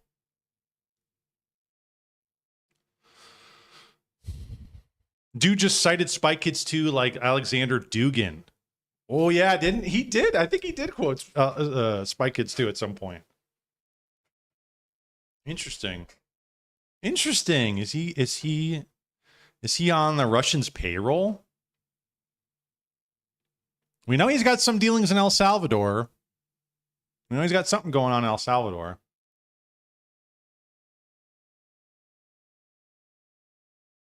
But this is not an isolated instance, so the AI thing holds little weight. Exactly. It's like, dude, we are watching your destruction. We are watching a perennial crash out of Elijah Schaffer. To be like, no. That would, like, if you were some person who is just, you know, very traditional, very upstanding, we don't have nobody knows anything about you. You're very kind of cold and collected, and then this comes out and there's somebody on stream. That would be like, okay, that seems weird. That seems weird and out of the blue. It seems out of the blue. But it's like, okay, Elijah, I mean, knowing what we know about you, it's not that crazy. Okay. Also, I don't know. Can you make an AI speak in irony, bro tone? Can you do that? Hey, AI, talk like Elijah Schaffer in irony, bro time at these parts. Like, can you even do that? I don't know if it's that advanced. Because when you look at this AI, this you can clearly tell. Oh, you mean like this? Chad, come out to Frisco for a few days. I've got a comfortable spot That in you the can master tell. bedroom just for you. Now, I cannot confirm or deny what The breaks, the way the cadence of the voice, but like speaking in irony, bro tone, I don't think AI can do that just yet. Does she really love you? Exactly. So, you know, when you can get a trad calf to eat your ass, that's next level. So if you get your ass eaten as a guy, you ask, is it gay if you get your ass eaten? Well, if you ask for it, it is a little gay. And if you're cool with being a little gay, then it's fine. But if she just does it because she's blowing you and then starts... All right. No, Elijah is not an Orthodox Christian. He is like an inquirer. I don't even think he's a catechumen. But he has like a producer who's Orthodox, who's been trying to urge him. And I keep saying, lean on that guy. Lean on that guy. Please listen to that guy. Do not listen to the demons on your shoulder. Do not listen to the drugs or the alcohol. Because you clearly can't handle it, bro. It's honestly just, I feel bad, honestly. Like, even like watching this dude, it's like, dude, he's got kids, man. He's got a wife. Or he did. But it's like, you have a family, and this is the route. This is the route he's taking. It's honestly, it's a little much. It's a little much to see sometimes. I don't think it can yet. Yeah, I don't think so either. That seems a little advanced. Anyways, that's the Elijah update. I'm sure there will be more in the upcoming weeks. Just incredible. Not even, it doesn't even sound like there's an ounce of remorse or an ounce of regret for breaking up his own marriage, for sleeping with Sarah Stock and potentially jeopardizing her marriage, because we don't even know what this quote unquote chud that he claims him to be. We don't even know what he's thinking, her husband. What does he have to say about this? We haven't heard anything about him. We probably won't. And honestly, that's probably for the better. But it's like, man, things got to have been swirling around in his head too. And that sucks. And it just, again, I don't want to harp on it, but it's like, if you're Destiny, when shit comes out with Destiny about threesomes or about gay, whatever, you go, that's shocking and disgusting. And I hate that that's on my timeline and I need to log off, you do that. But at the same time, you get it. This guy advocates for this stuff. He kind of advocates for doest thou wilt. Elijah, as far as I know, whatever I've seen from him, has never been like that.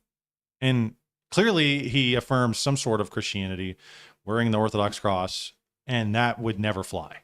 None of this stuff would ever fly, but he's doubling and tripling down, and he's jumping on live streams talking about how cool it was that he got some trad cat girl to do whatever.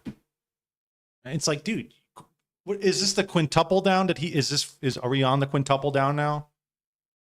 Sextuple maybe? It's just like, dude, there's no element of remorse, no element of repentance here at all. There has to be, I think, at least some degree of external showing of repentance. There has to be something, if you truly are. But I don't think he is. Anyways, all right, we're going to move along. We're going to talk about the Richard Spencer, Andrew Wilson kerfuffle. I really wish this debate would have happened, honestly, because I think it would have been a good one. But before we get into this, it's coming up. We're going to talk about it here in just a minute.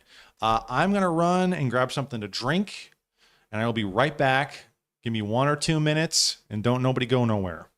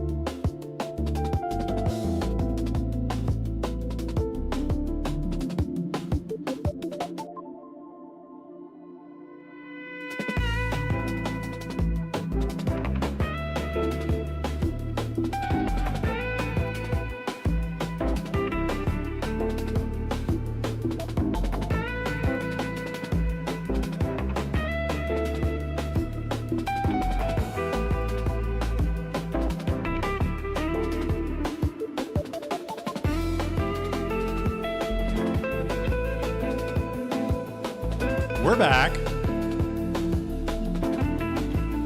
Glad all of you are with me on this Friday night. No. My DoorDash, no. I went out for lunch. I'm not going to eat out twice in one day. I'm not that much of a heathen. I'm not Elijah, okay?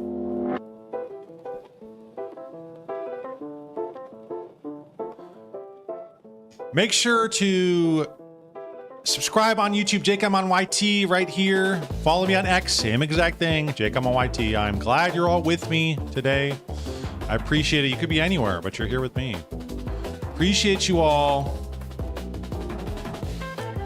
We got a lot of stuff to talk about. A lot of good stuff.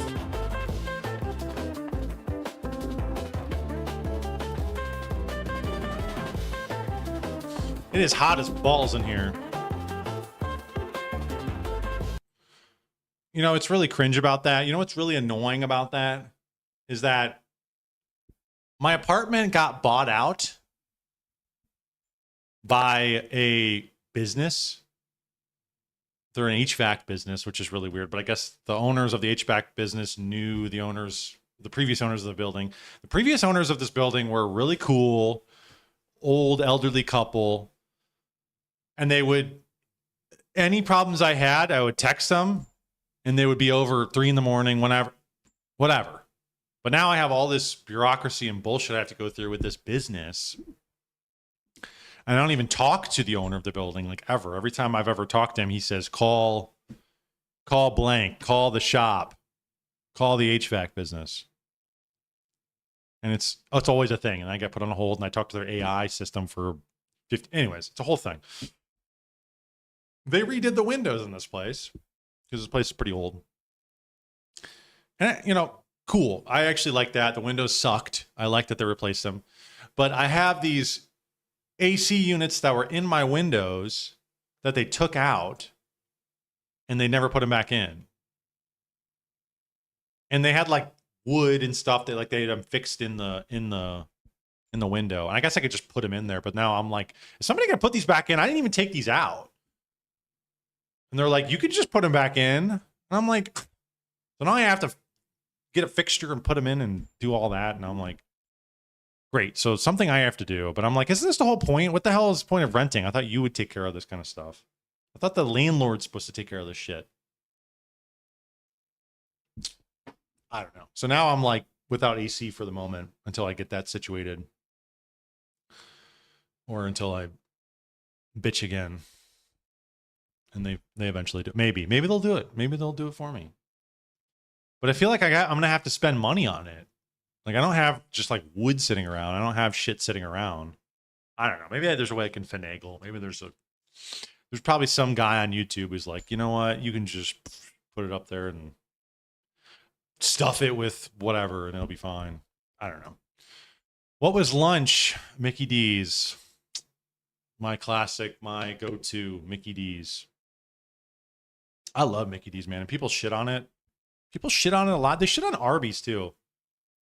But I love them both. I love Mickey D's and Arby's. Mickey D's is like it's American cuisine. Listen, it's like a rite of passage. If you're an American, you have to eat Mickey D's at least once a week. Okay? If you're not a real American.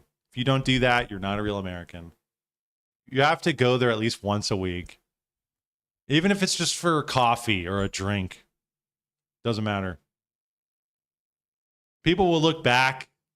They will look back at American civilization 1,000 years from now, like we do with the Greeks or whatever. And they'll go, what was the cuisine of America, of old America?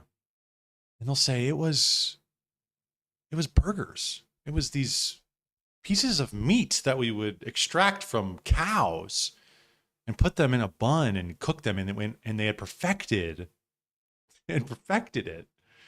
And it was known as the Big Mac. And they would go, whoa. They eat? What is eating? We just suck the primordial sludge, the techno-primordial sludge. Eating a cow? I've never seen a cow. That's what they're going to look. They're going to look back on us and look at McDonald's as some artifact of the American culture. So get your McDonald's now while you can, okay? It's not going to be here forever. It's not going to be here forever. You're going to regret it. You're going to regret it when you're older and it's gone, and it's you get all your food through a injection, a 0-calorie injection with all your nutrients and vitamins, and you're going to go, man, I really wish I could get a Big Mac. Back in my day, they used to actually kill a cow and give it to me. Now everything is just recycled garbage. And they give me pills that activate the pleasure sensors in my tongue. And I inject all my nutrients through I shovel all my nutrients in my throat through a tube. Oh man. It's true, they're ending the drink fountain. Yeah, it's coming. You guys can't figure it out. You guys can't be responsible. Guess what? We're done. We're done killing cows. Buy a new one. You can take it with you when you leave. Oh, AC unit? I mean, I have them here. They were just sitting there, but I have to like install them or whatever. You're going to look back on it like, man, we didn't know how good we had it. Exactly. Exactly. The drive-in, the drive-through, the little things, you know, talking with the glazed over crackhead, bitching with him that he didn't get my order right. We're going to miss it. You're going to miss it. You're going to miss it. You're going to miss finding fingernails in your French fries. I'm telling you. McDonald's bathrooms are usually reliable. Depends on where you go. Depends on the location, for sure. All this needs to be undergirded with depends on the location. Maybe I should put that up there too.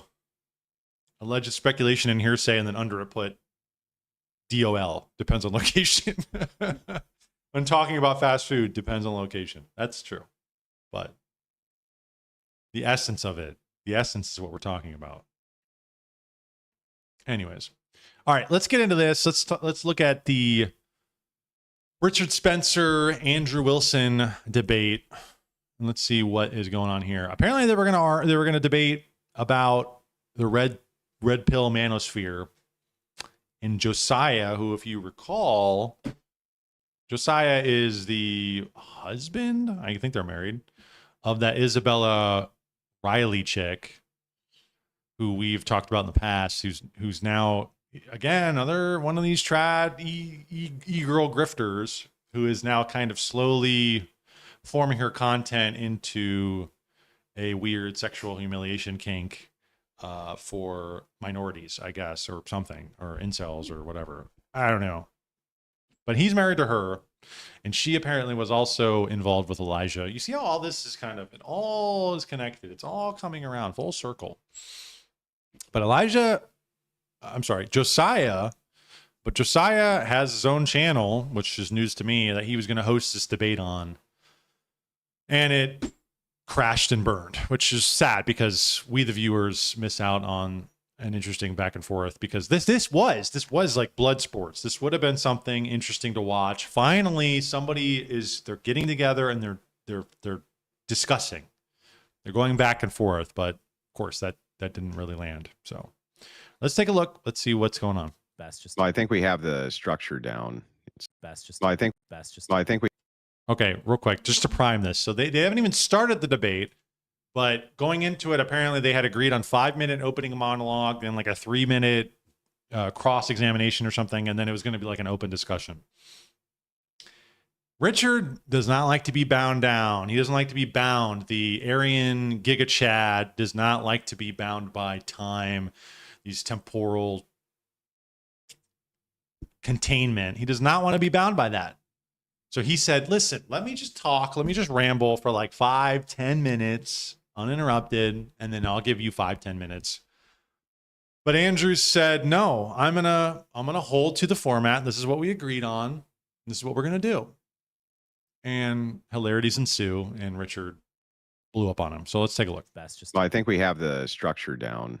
It's like 5-5, and then what is it? Yeah, but three I'm 4-minute rebuttals. I think these two things. So let's just have a discussion. I mean, We're not playing tennis here. So I'd like to keep it to the format. I Otherwise, wouldn't. And I'm the reason why this debate is happening. So I'm well, going to then speak for then around you can 10 fuck minutes. off. I don't care. Fuck off. Are you in charge, Andrew? Yeah. Are you in charge, buddy? I am. No, Richard, you're not. Josiah's in charge. Richard, we Did we? Well, we we did agreed talk to a about- platform, and if you don't want to do it, then don't do it. No, I'm going to speak for 10 minutes. Go I'm going speak to somewhere give else a for 10 minutes then. excellent. Listen, Andrew, fuck you, man. You are the when I imagine like losers being attracted to the manosphere, it's you, buddy. I know. You got me, Richard. Yeah, I did get you. All right. You got me.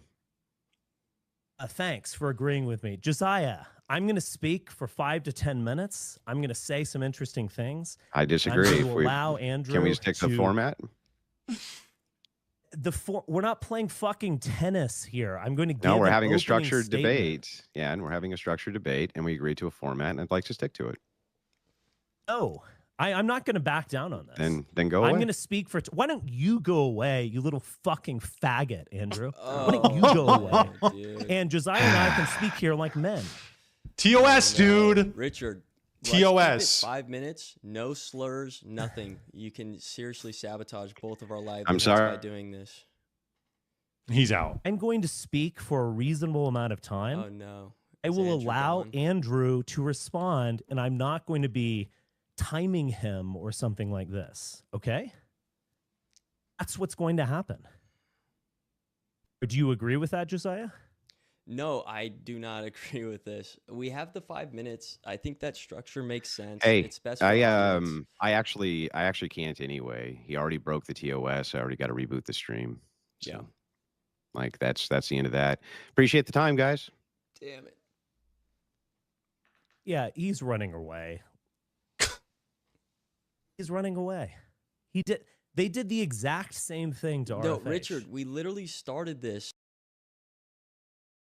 Now he brings that up. They did the same thing to RFH, which Radfem Hitler. This is this other woman online who's on X very frequently. Apparently, she's pregnant at the time when she was going to debate Rachel Wilson, but didn't want to turn on her camera. It was on Modern Day Debates. I actually watched that live, and it was just 20 minutes of them trying to get her to turn on the camera because you can't have a debate when somebody is not, they're not being able to be seen because they could be reading something. They could be on Googling things. They could be on AI. They could be whatever. So they basically just said, this isn't going to happen. If you don't turn on your camera, we're not going to do this. And she whined and bitched and moaned and said, wow, I'm pregnant. I look ugly right now. It's like, who cares then? Why did you agree to come on here? This is the format. You have to be on camera. We have to see what's going on because we've seen in the past people sitting there Googling things. AI, oh, I don't know this answer to this. Let me just Google it real quick. And it's like, that kind of defeats the purpose of what we're doing here. Similarly with this, it's weird because did you not agree to the format? You agreed to come on his channel with him as the moderator. You agreed to some structure, but then you're going to come in and say, I'm actually going to speak as long as I want. That's not, listen, if you want to have a discussion, have a fucking discussion. Just say, Andrew, let's have a discussion on the Crucible. I almost guarantee he would say, that's fine. It's good. Let's do it. And then it would probably be a debate, but it wouldn't be this structured thing. You agree to a structured debate on Josiah's channel where he's the moderator.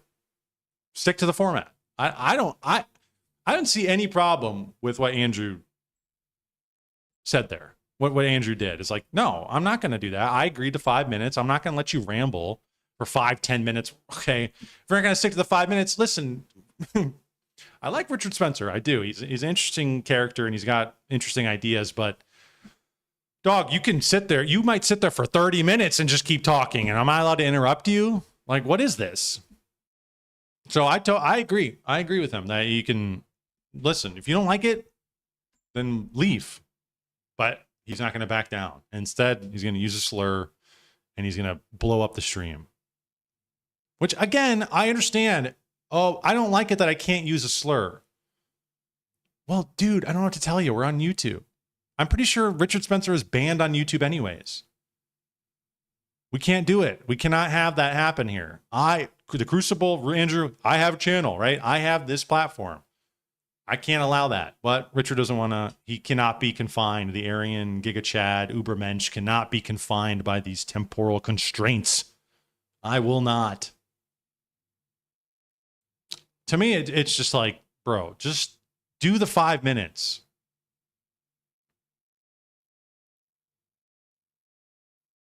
Just talk. Okay, if you want to just talk, then have a discussion. If it was supposed to be a moderated debate with Josiah moderating, it's going to be structured. It's already structured.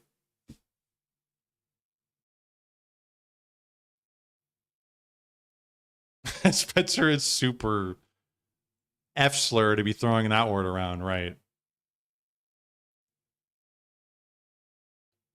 And I like these people in the chat, like Andrew Wilson is such a douchebag. It's like, I don't even believe that, you know, everybody just takes their sides, you know? Andrew Wilson is so gay, LOL. It's like, so I think we have. Why don't you just, if you agreed to it beforehand, why don't you just abide by it? I'm not going to let you just ramble on. I'm going to hold you to the same format I'm being held to. Like, I don't know. I don't understand it. Go on a different show. Just go on his channel then. Why are you even doing this moderated thing at all?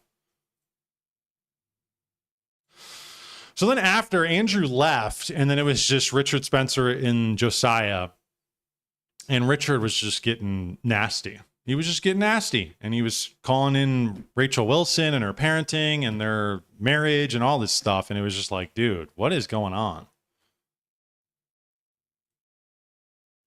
Child, it's not some ideal. No, one child, it's not some ideal. No, one of their children die due to neglect. Not due to. So I'm not sure these are great Not parents, due to to be neglect. honest. What are you talking about? That's what I've heard doing some basic research. You've heard wrong, and you're. What is smearing that? it. That's so catty. That's what I've heard. Like, why are you bringing? Dude. That's bringing up something that has nothing to do with this. That has nothing to do with this. Is their personal life. That's what I've heard. Dude, come on. What is that? Family who's been through the ringer, and you're saying that this is their How fault. have they been Richard? through the ringer? Their child died, and you're saying it's because they neglected their child, Richard. Do you know how That's fucked what up her that is? other husband claimed. Okay. So I don't know. fucking Doesn't what? he have a point of view in this? Could he be right? I don't know. No. You don't know. Okay, so if you don't know, why are you stating it and Because asserting it that's like not it's a how fact? This works. I know somebody who went through the same exact situation in Arizona. They went out. They were underage. They were also drinking, not legally able to drive. Ran a red light, and one of them died. Their young child The was parents hanging didn't- out with the wrong crowd, and her basically, if I remember It can correctly, this is the always- story. It can always be the wrong crowd. Rebel Wilson was allowing the child to run with the wrong crowd. Her That's kind of- ex-husband or that's kind of fun. ex-lover, the father of the child, Richard, I was don't- worried about this and was seeking custody. And he was apparently right in that what are that you child doing, man? died in tragic you doing? circumstances. I don't know. Does the truth hurt? But you don't even know Dude, that. None of us it's know just what painful the to case see you was. stoop so low, and I just can't figure it out. Stoop you know? so low? Yeah, I just can't figure it out. Like you. Yeah, like, and even he says, I don't know. This is just what I've heard. Like, he wants to like one up him, and he wants to really like twist the blade. But like, come on, bro. Like, I don't know. Bring in people like people's family who are not intentionally out in the spotlight. People who have not come forth at all. Like kids, children, traumatic event. Like that to me is just like, why would you bring that up, dude? Like, I don't know. And it seems like was this his plan all along? Was just nuke it and just be like, well, I'm going to use slurs, and then afterwards, and then just nuke the whole conversation. Like, why not? I don't understand. It's just it's really weird. Honestly, it feels very petty, and it feels very cold-hearted. And Richard Spencer is kind of cold-hearted like that. I mean, he doesn't really seem to give a shit about any of that kind of stuff. So. Decorum of he in a weird way he does, in a weird way he is like kind of I wanted to use the F slur there. He's kind of like that. He's kind of highbrow. He wants to be classy, but then at the same time, and then he does shit like this, and it's like, Why? Especially when Andrew's not even there, too. You're making this bold accusation about Andrew and his wife, and they're not even there. After he left, then you're saying this. Like, I don't know. So then we got Nick here. Surprisingly, I thought he would have sided with Richard here. I honestly thought he was going to side with Richard. But he actually takes the side of Andrew Wilson here and says that was beyond the pale, which I thought that was as well. I thought it was beyond the pale that he brought that into it, brought the family into it, brought the death of a child into it. Like, to me, it was just like crazy to bring that up. But W take from Nick. Let's see. Noisy 95 cent $20. Congrats. I'll take El Jefe. Andrew sucks and you know it. Transcended love perhaps, but real masculinity shouldn't be conflated with being a cuck raising cuckoo children. Yeah, you're just wrong about that. That's just a LARP. Sorry, that's just a LARP. When you say things like that. Conflated with being a cuck. It's not about being a cuck. It's about then this happens in people's lives. Two people find each other. It's never under ideal circumstances. I think anybody would grow up and they want to marry their high school sweetheart. Everybody wants to grow up and have a glamorous, wonderful, beautiful life where nothing bad ever happens. And you marry your first love and you have lots of kids and you have a picture perfect life. But that's not always how life goes. And sometimes for one reason or another, people get older and they find people and they break apart, or they don't find somebody and they grow older. And look, what happens is that people, for whatever reason, will fall in love with each other. There'll be kids from a previous relationship for one reason or another. Sometimes it's a widow. Sometimes the husband dies under tragic circumstances. It's not always the case that a woman is just sleeping around. Sometimes there's legitimate circumstances. Yeah, and right here, he's talking about the fact that Andrew has raised children that are not his own, right? He met Rachel Wilson, and she already had kids in a past relationship. I don't exactly know the details of that. I don't think anybody really knows the details of her past relationships. People speculate, as Richard Spencer did with the death of that child. But he basically raised these children as his own. And Richard Spencer will be like, oh, that's gay. That's cuck shit. And like, I understand where he's coming from. You want to point to the ideal. The ideal is you marry your 18-year-old trad wife and you have a billion children and you raise them as Ubermensch. Okay, that's the ideal. But that's not life. As Nick said, sometimes things happen. It's messy. Things happen. But, Richard doesn't have that kind of ethic. He's not a Christian, right? Whereas Andrew might say, like, listen, I'm filling the role as the father for these children because for whatever reason, the past marriages don't work. I'm going to fill that fatherly role and raise these children. And we see how children end up without a strong father figure. Look at the black community. A lot of them do not have a strong father figure in the home. They end up as delinquents. And for him to step into that role, that is something that is virtuous. It is something that is good, that it might be very tough and is humbling. But if your mentality is Ubermensch power, taking what I can and striving for the ideal at any cost, you're going to look at that and think, why would anybody ever do that? Why would anybody ever stoop so low to do that? For the betterment of society, for the betterment of the family, for the betterment of the kids, for the betterment of somebody else other than yourself. But is that cucked? I don't know. This is a whole, this weird dialectic that's going on in the right wing. It's like, you got people like Richard Spencer, the Apollonian Ubermensch, Nietzsche, will to power type people. And then you have the Christian people. You have the Andrew Wilsons. You have the Nick Fuenteses. You have the Jay Dyers. You have these people of the world who are saying, look, we're appealing to this ethic that is objective, that is outside ourselves. We're appealing to God. And in certain circumstances, that might be the case, that would be preferable to raise children that are not your own. That might work out. That might be better for the whole, for the collective, to do that. But everybody gets so, they hone in on, the ideal, the only way to do it is that the best way to do it? Yeah, it probably is. You marry your sweetheart, your high school sweetheart, you have kids with her, and that's that. You live a happy life and you die together. Yeah, that's what everybody should strive for. But are there circumstances where, some economia. You need to be able to maybe work outside that. There might be things that you have to do that aren't just the ideal. And that is what it is. I think that raising somebody else's kids, again, depending on the circumstance, I think can be a very virtuous thing to do. Whatever it is. Maybe the father died. Maybe things took a turn for the worse. Maybe I don't know. He turned out to be a degenerate. That sucks. But I don't think it's outside the Christian ethic, which is what Andrew would appeal to do that.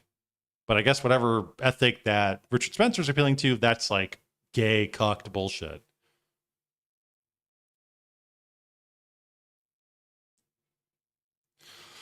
Andrew calls people whores, F slurs, and bad parents all the time. To me, it's sort of a dish it, now you got to take it. Well, the thing is that a lot of times, I mean, if you're talking about on the whatever podcast, these girls go on there and they profess that this is okay. I don't know if he's ever said, yes, this is the ideal. Like, again, if we're talking about an ideal here, this is the ideal to strive for, is monogamy, is being with your, pair bonding at a young age, having kids. If that's the ideal you're striving for, but you miss the mark, that's one thing. But if people are actively saying, no, I think being in a polyamorous relationship is good. No, I think sleeping around is good. Having OnlyFans is good. Well, that's something to shit on. Andrew just goes on streams and trashes bad moms and single moms continuously without mercy. Yeah, I mean, I understand that. That's a point of view for sure. But again, I don't know. We would have to look at the exact instance on what he's talking about, because one of the things I was thinking about with this is that I don't think that stuff has been publicly, at least not from what I know, the death of the child and their past life really hasn't been publicly, like, it hasn't been made public by them, and they're not condoning it. But people will pull that out and say, oh, look what we have on you, as this kind of like jab at them, right? But they're not condoning it. That should be the ideal. There are people out there, whenever I've seen them on the whatever podcast, these people are condoning this lifestyle, that they're saying that this is the way it should be. And this is how everybody should live. And it's okay. And I feel like those are two different things.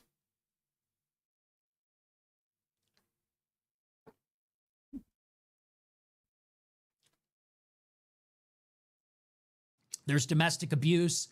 These things do happen.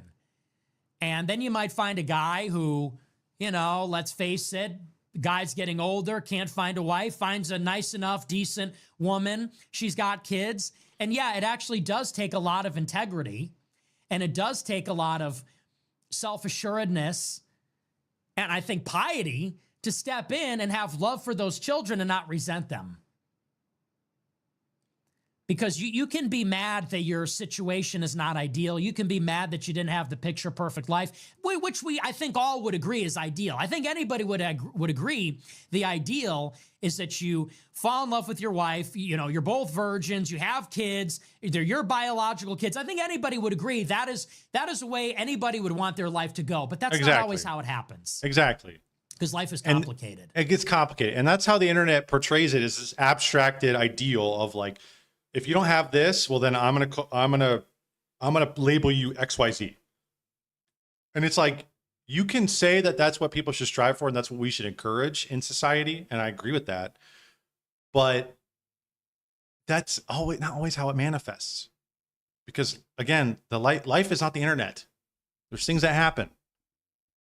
Unforeseen circumstances arise, and you have to have a spirit and an ethic that you can appeal to when those things, you can insert those random unforeseen circumstances into and say, how should I go about doing this? Well, you should raise those kids as your own. You should raise them with integrity, with humility, as a strong father figure. You should do that. It's owning up to it.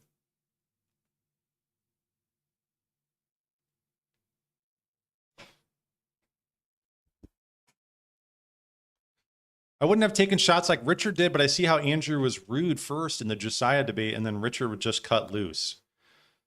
Yeah, I mean, they're both just so snarky. But I think not. If you're going to come into a structured debate with a moderator and say we have 5 minutes, you should hold to that. I just think that should be how it is. If we agree to that, we're going to agree to that. Also, with the Andrew thing, I mean, I want to see, and maybe Dick, you can post in chat. I don't know, maybe there's, or you DM me or whatever. Maybe there's examples you're thinking of. How often does Andrew argue and take shots at people like external to the person he's debating?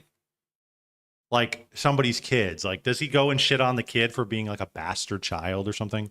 Does he say your bastard child deserve whatever?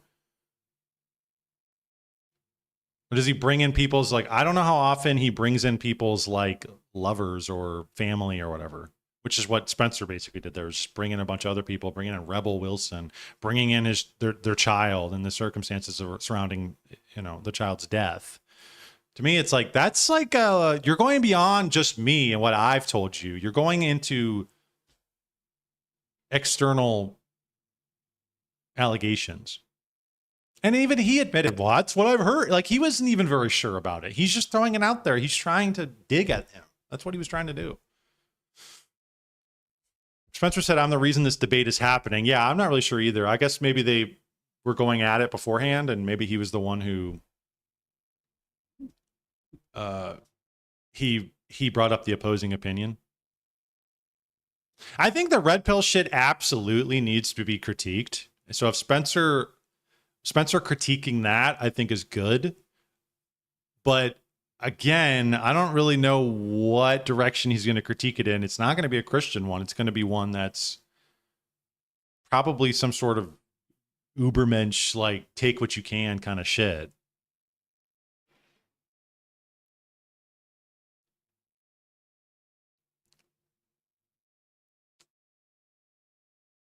And people are complicated, and sometimes people have a circuitous road to happiness, to their family. And it actually does take a ton of integrity, and that actually is real Christ-like masculinity, to marry a woman, and if she has kids, treat them as the innocent children they are, and love them because they need a father, not resent them because they threaten your ego or challenge your ego.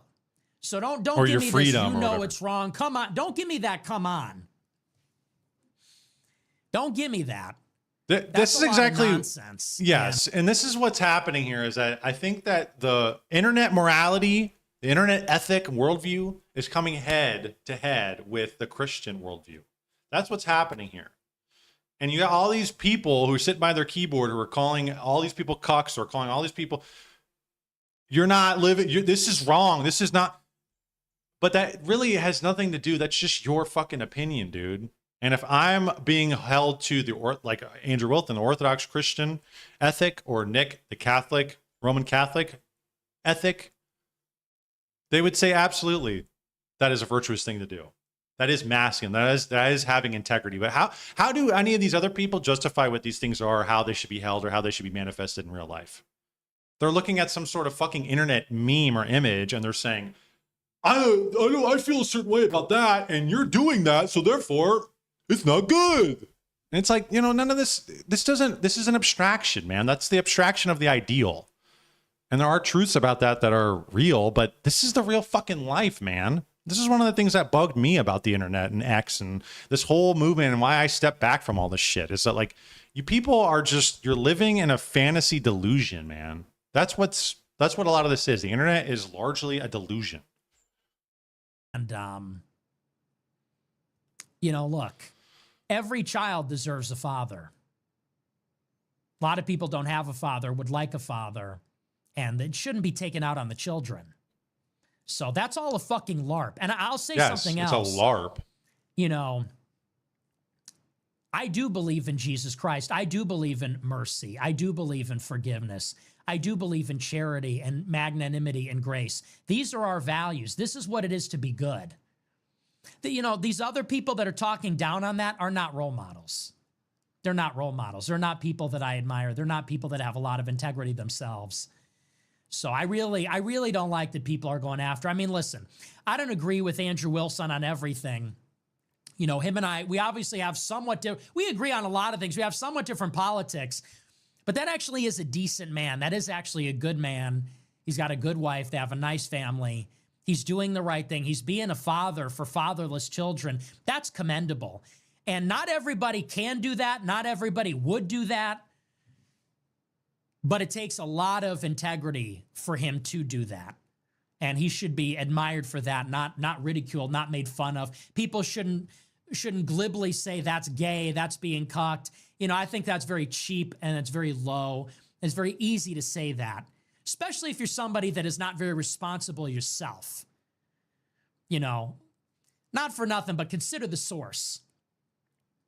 I don't like that. I saw the first Richard Spencer clip where Spencer and him had a disagreement about the rules. I didn't see the final clip where Spencer's making fun of their dead child, as if that's appropriate, as if that has any quarter, as if that should be tolerated in any way. He's saying the parents were reckless. That's why their kid died. Why go there? That is so wicked and so wrong. And for people to think that's funny or people think that's banter, I really question whether you have a conscience. And you know me, I'm a troll. I like to have fun. I think things are funny, but that's just so beyond the pale. And then to throw out, oh, that's gay, that's cucked, you know, that's easy to say when, you know, you're living like you think you're a rock star, living an irresponsible life of your own, and everybody else is supposed to pick up the pieces. The fatherless children, the women without a man, you know, we're all supposed to pick up the pieces for the rock stars that think that's gay and that's cucked and that's for losers and that's for losers that love people. I mean, you know, that's no way to live. So I just really question, you know, who are the role models going to be? It's fun. It's funny. It's cute. It's funny. But who's the real role model there? I think Andrew Wilson's the real role model, actually. I think he's actually the upstanding guy. And I say that with no animosity, but I didn't like that, and that was wrong. You know, that was wrong. We should be able to say with conviction, that's wrong, and I don't think that sets a very good example, actually. I don't think that's cool, and I don't think it's funny. So, well, wrong implies ethic, implies a moral ethic, right? What moral ethic is Richard Spencer coming from? It doesn't seem like he has the same ethic that Christians do. Nick Fuentes does. I think that's going to have to come to a head here at some point. I think politically, maybe they align on all that stuff, but when it really rubber hits the road, I think that they're going to have beef to talk about. You know, I like Spencer. He's a friend of mine. I like his content. I think he's got some interesting ideas. But I actually really like Richard Spencer. I think he's hilarious and he's got a lot of interesting ideas. But I think that going in that direction, and I don't know exactly, again, when I interact with these people, and same with Nick Fuentes to a certain degree as well, is I don't really know what ethic they're appealing to in a lot of cases. We talk about Nick in terms of who he hangs around with, who he is giving passes on. Maybe he doesn't outright condone things, and that there is a difference. But you attack certain people in certain ways, but you let Clavicular slide, you let Elijah slide, because they kiss the ring. Like I've said, they kiss the ring. They will do the bidding of the Groypers, so the Groypers are on their team. But Candace Owens said something mean about me. Guess what?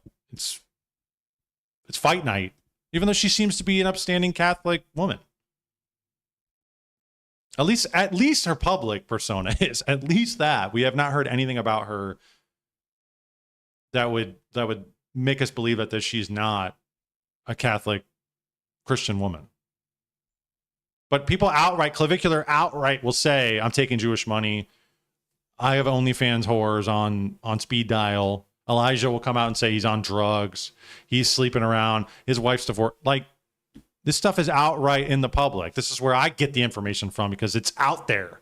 I'm not going in. I'm not a private investigator and digging into these people's lives. And they affirm it too. They affirm it. That was wrong. It was wrong. And it was shitty. And it was wrong. And if you have a conscience, you should be able to differentiate between those things. Okay, you disagreed about the format of the debate. You bring their dead kid into it. What does it matter with you? Who says something like that? It's just not right. And so anyway, yeah, I had a big problem with that. I didn't see that clip, and that's why I had to. That's why I had to say something today. I don't want to, intervene in another debate, intervene in another drama. But now I saw somebody saying, "Oh yeah, he's a fucking gay cuck. Oh, that's real masculinity." It's like, okay. So anyway. Didn't like it. This is a Christian movement. I'm a Christian. You have a problem with that? Fuck you. I'm Christian. And this is a Christian movement. We're not about to lose ourselves to that kind of mentality. It's not right.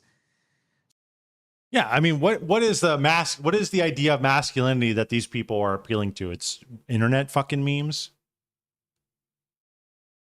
I mean, what is that? Well, my Wojak meme I posted says you're a cock. So, and that's what I'm appealing to. Okay. All right. We'll see how that goes in your life. And then we see these people and the way they interact online, and you're like, oh, you're like a bum. You have nothing going for you. You are just a hate-filled troll. That's it. And you're appealing to something that is somebody else's, some random person's creation. That's it. I'm appealing to a 2,000-year plus tradition. You're appealing to a meme made in the last 5 years. I wonder who has a better stake on what masculinity is or what virtue is.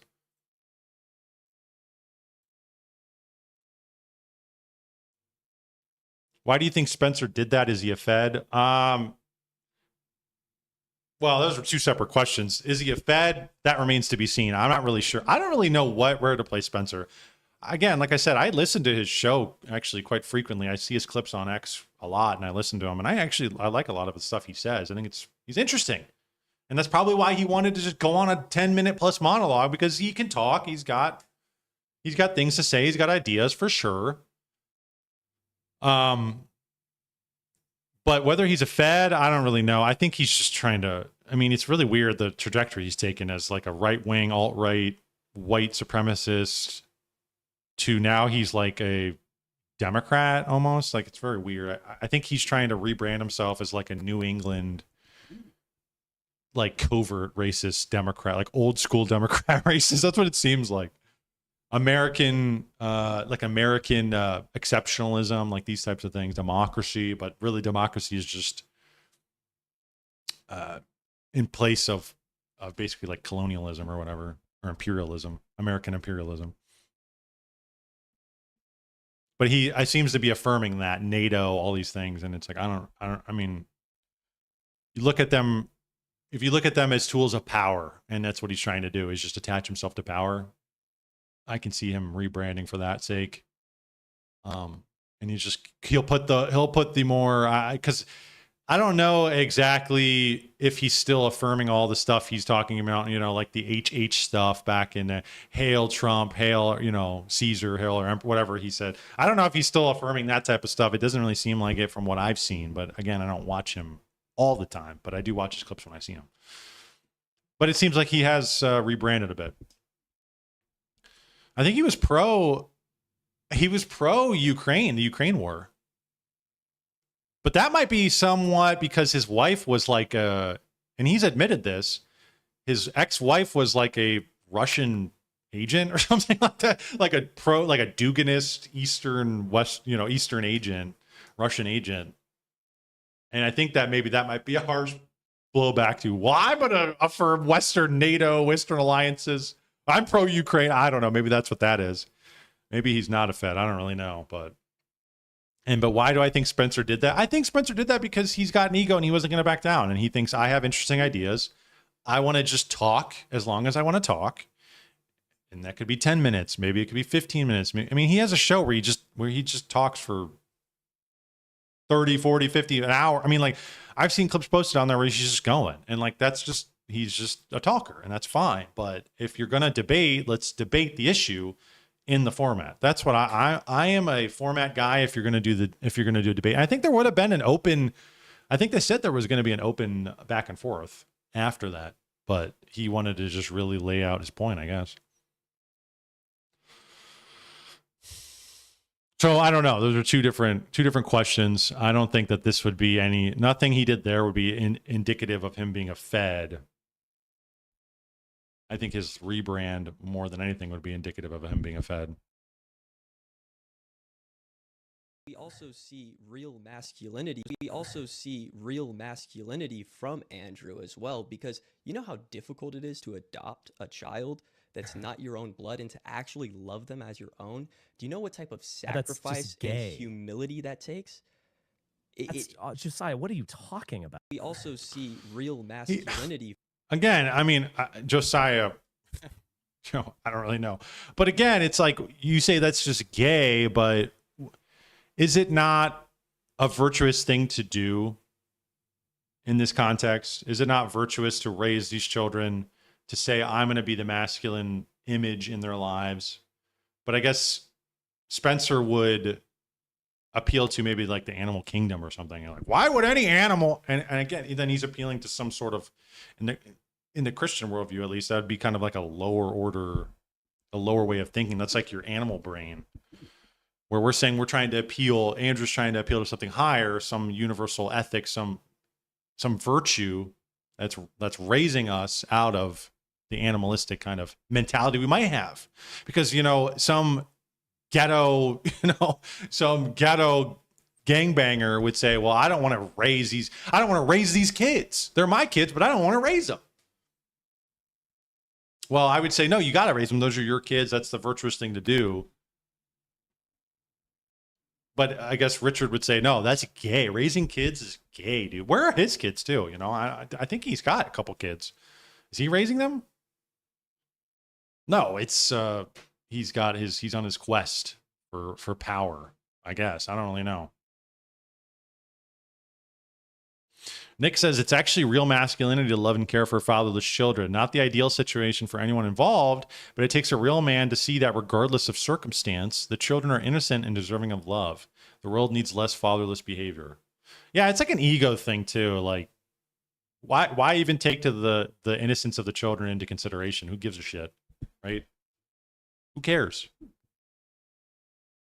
But it's like, again, the individualism, the me scenario we're in on the West, what Richard is pointing to or appealing to is part of that problem. Is that, and I frequently talk about the elite. The elite have this kind of mentality of like, it's me, my will to power, my power, it's power dynamics.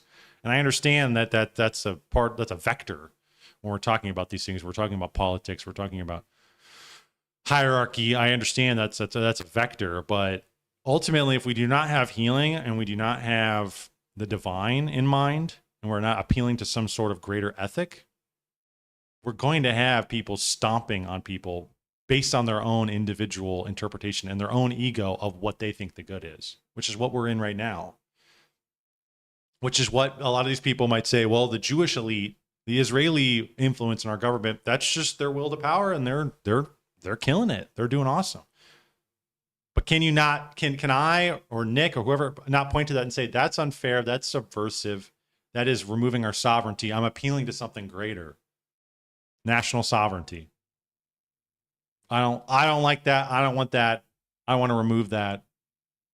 I have a critique of that. But if it's just all power dynamics, then it's just their will to power versus yours, and they're doing a pretty fucking good job. So who are you to complain?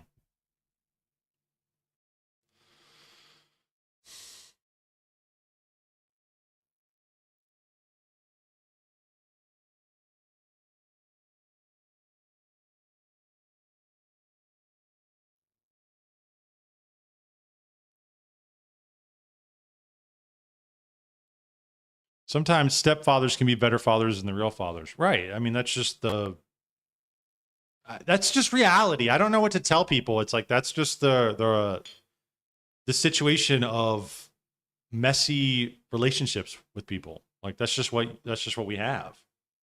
And you would rather have a situation where a fatherless home there was some virtuous man filled that role, than nobody at all. But that's what Richard's kind of advocating there for. Is like, why would anybody do that? That's so gay. Leave those kids to die, basically, like without a father figure. Okay, then you're going to get crime and you're going to get degeneracy and you're going to get people. But I don't even know how much Richard believes in like degeneracy or any of that. Like, does he even care? Is it just like,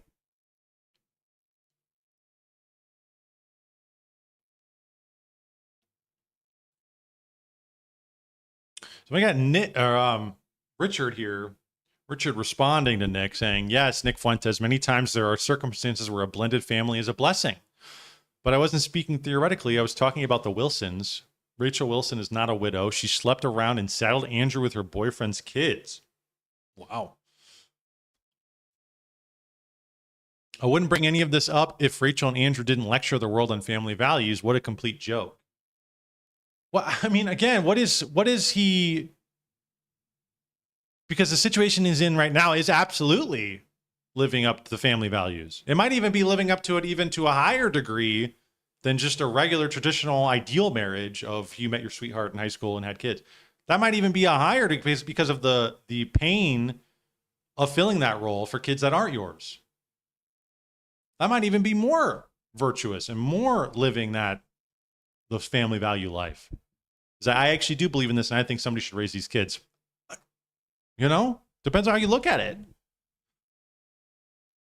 Secondly, the video is out there of my discussion of the death of one of Rachel's children. The father, Brian Jennings, filed a temporary protective order because he feared Rachel's neglectful parenting. Being that the child died in a car driven by a minor, the father apparently was right. These are the facts. And then Andrew says, let's see this TPO. FV1100346, filed by Brian Jennings versus Rachel Jennings in February 2011. The judge rejected it. My point is that, in light of the child's death, his father's concerns might have been valid. And why did the judge reject it, you stupid motherfucker? Richard says, I don't know why he rejected it. Okay, so you don't have the full story. My point, which I have made repeatedly and which you seem to be willfully misunderstanding, is that maybe he shouldn't have. Being that your wife didn't supervise her children properly and one child ended up dead as a result makes me sympathetic towards Brian's point of view. It's just like, you don't even know this guy, Brian, but this is just like you're willingly taking the side of a random guy you don't even know just to score social points, I guess. You don't know why. You don't have any understandings of the timeline. You don't understand the situation. You just make shit up. All to torture a woman who's never done anything to you for internet points. You paint her as a party responsible in her son's death. It's sick. Facts don't care about her feelings. And then he ends it with a stupid Ben Shapiro quip.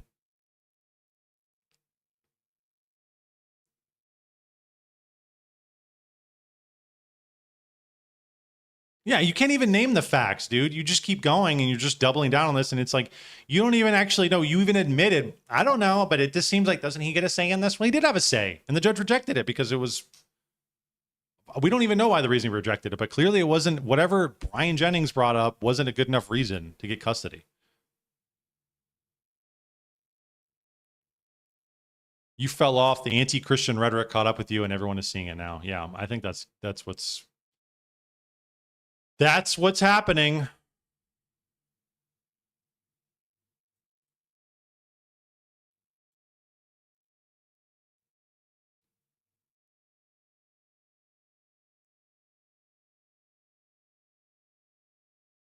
I wanted to see that debate too. That would have been good. Damn it.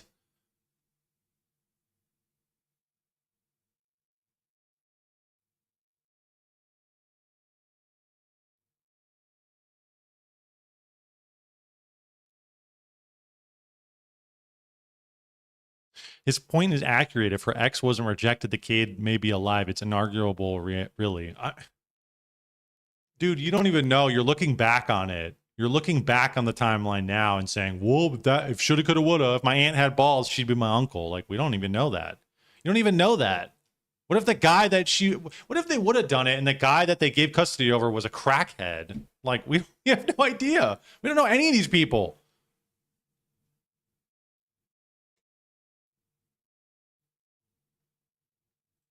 A Christian man taking on the responsibility of raising another man's children is an act of profound sacrificial love and duty. In a culture that prioritizes personal pleasure and individual autonomy, this act stands as a direct counter witness. It is an act of radical stewardship. Do better. Absolutely. Absolutely. And it really, it's like, what's the lens in which you're viewing this? I've had conversations with people in the past. You can look at it that way. You can look at it as, oh my gosh, this one animal is raising the children of another animal, and that's totally cucked, man. She totally, she's having kids with somebody else. That's not you. That's not power, man. That's not you exerting your will on this woman and her siring your children. You're jumping out of line and raising somebody else's kids. Oh my God. You can look at it like that. You can look at it like the fucking Wojak and saying, oh, you can look at it through that lens. Sure. Or you can look at it through the Christian lens and say, hey, this guy, sacrificial love and duty. You could look at it that way too and say, these kids need a father figure. These kids need somebody to raise them right. And you're coming in as the community, as the village, right? It takes a village. And you're saying, I will do it. I love Rachel and I will raise these kids, right? That's what he's doing. It's an act of stewardship for the whole community, for the children. That's how you could view it as well.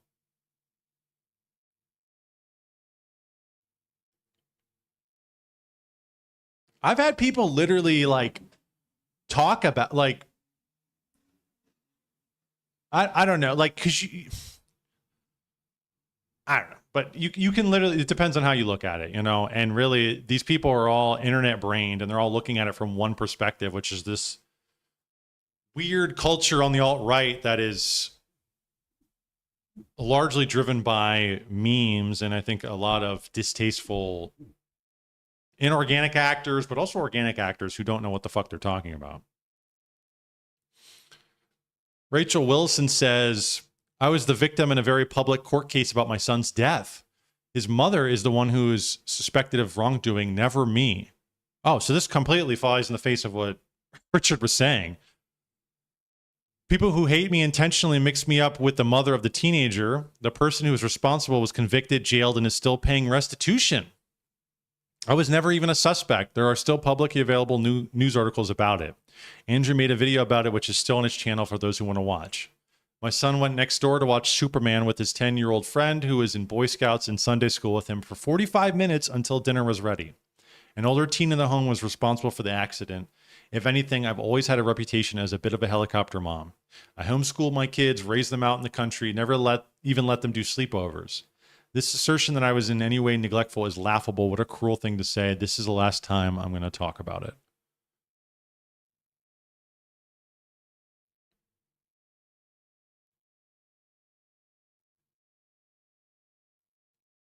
Spencer, I think, is proving himself to actually be evil. I don't think he realizes it. Yeah, I don't know. It's just the kind of like snarky, sick, like smile he had talking about this to me is just like, come on, bro. Like that just to me seems ridiculous. He thinks accusing things of people that aren't true somehow is a good idea. Then again, he has no real grandstanding about morality since he is the author of his own morality. Bingo, that's what I've said. I mean, he's just getting worse by the day. Any average person can see through the lies, as you and Andrew have explained multiple times already. Don't worry too much about these people. These are scumbags at this point. They are scumbags at this point.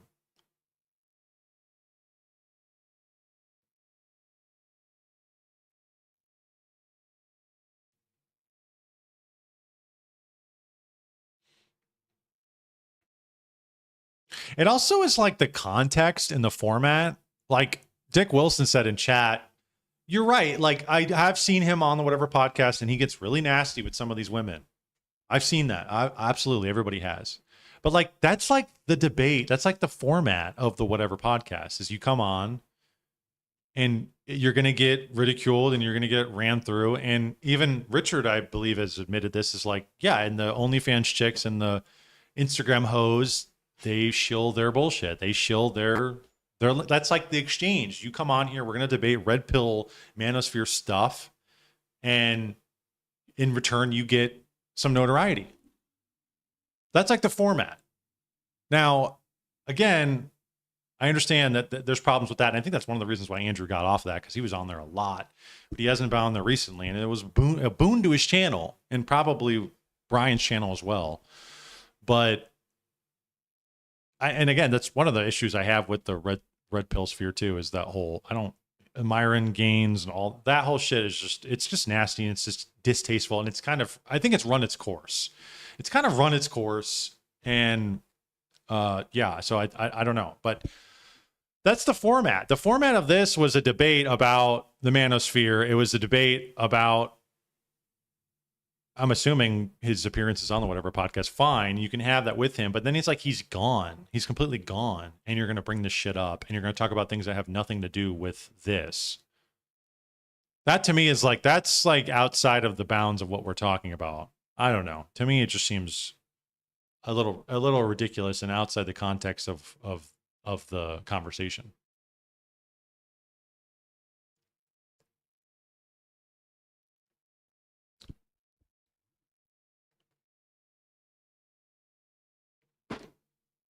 I don't know. What do you guys think, though? Do you think Andrew deserves it? Dick Wilson seems to think. He seems to think Andrew deserves it. He dishes it. But again, I would say it's not quite the same context. But he seems to say, well, if you can dish it, you should be able to take it. And is this not Andrew? Is this Andrew not taking it? Is he, hey, be stronger, pussy. Just take it.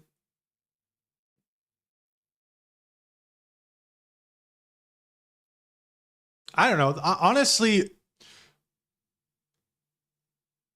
there's just a level of nastiness here that I don't. It's kind of like, feels like it's crossing a line. It's just like and it seems like Richard was going for that. That's what it seemed like. There's like, oh, I'm going to go there and I'm going to laugh about it. That's what it felt like. But I don't know. What do I know? Maybe I'm a gay cuck. Maybe I don't know. Maybe I'm a pussy.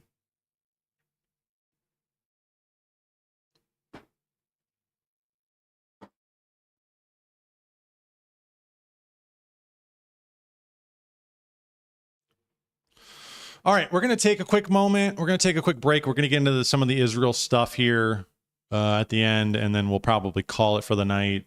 It's been a good stream so far. I'm glad I did it.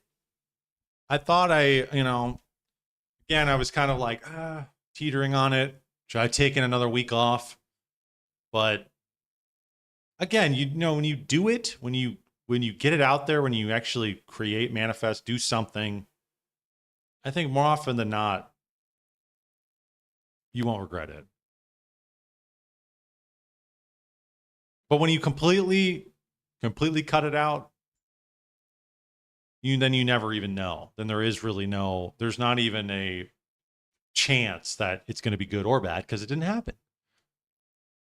So I don't know. So we're gonna keep it going. We're gonna keep it moving. We got one more topic to talk about. This Israel thing going on. Should be interesting. Man, it is hot as shit in here. I need to grab something else to drink. Give me one quick second.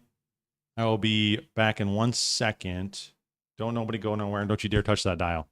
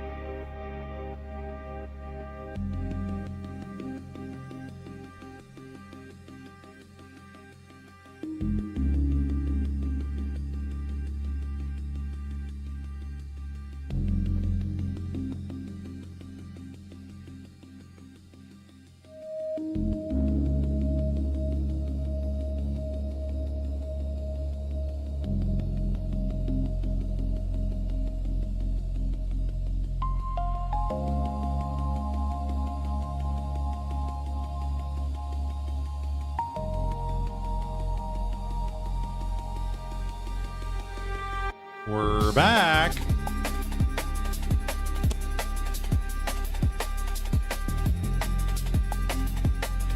Thank you all for being here with me on a Friday night. You could have been anywhere, but you're here, and I appreciate that. Make sure to subscribe to me on YouTube, JCam on YT. Follow me on X, same exact thing, JCam on YT. Helps me out a ton, and it's all I ask for. I don't ask for anything else.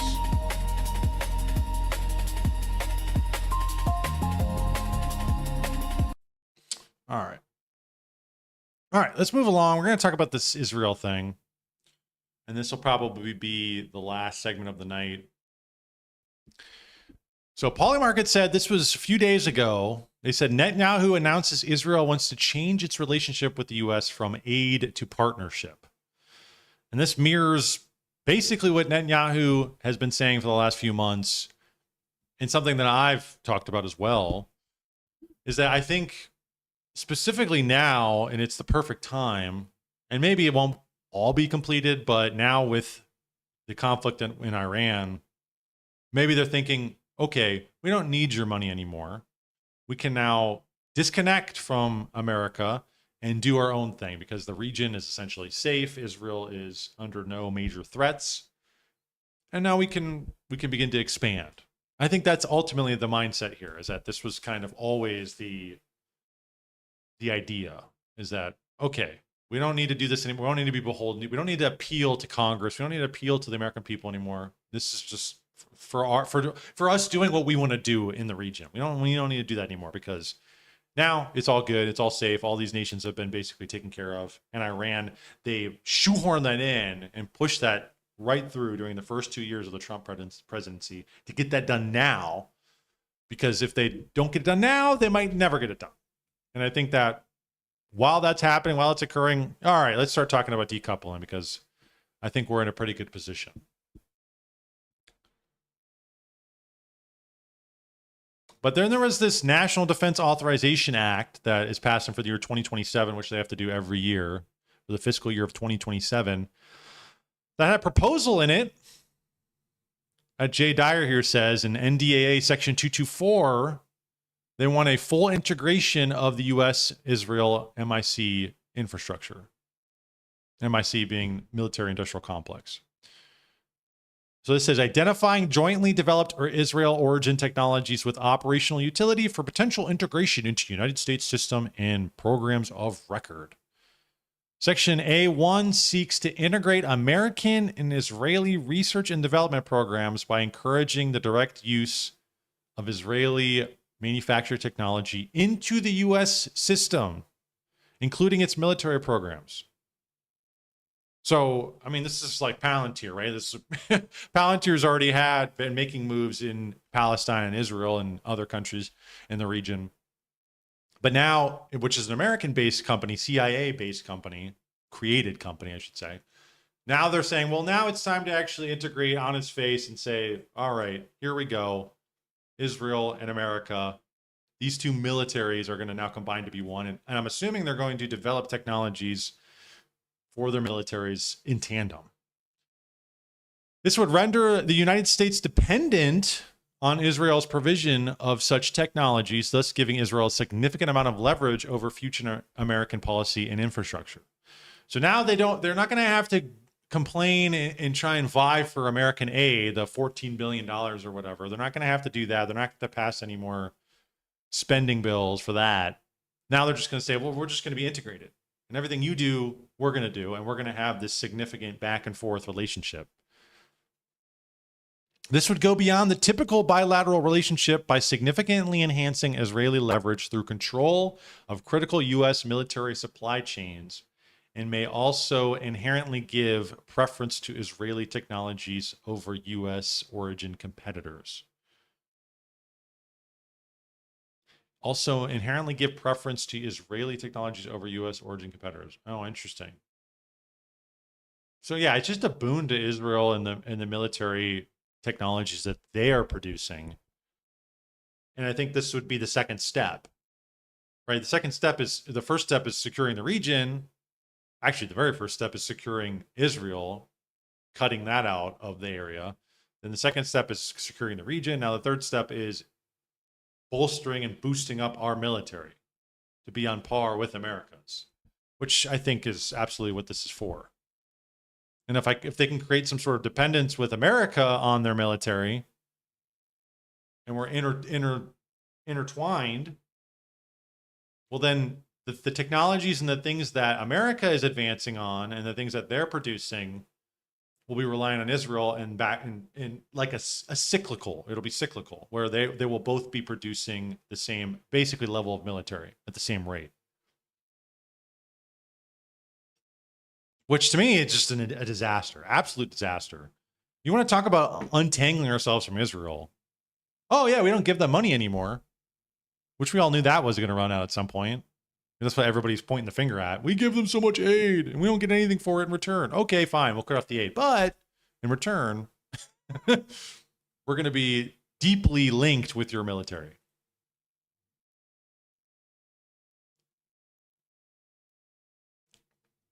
We got this article from Al Jazeera.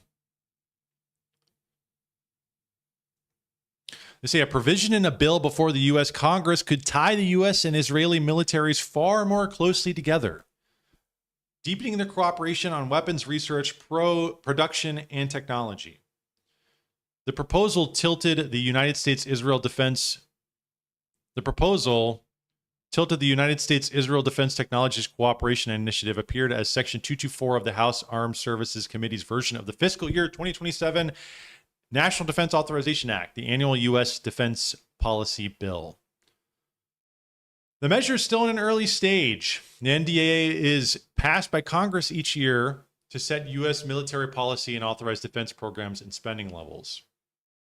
If enacted, the provision could mark a significant change in one of the world's closest military relationships, shifting the two countries from a partnership centered largely on U.S. military aid towards one in which their defense industries are more deeply intertwined.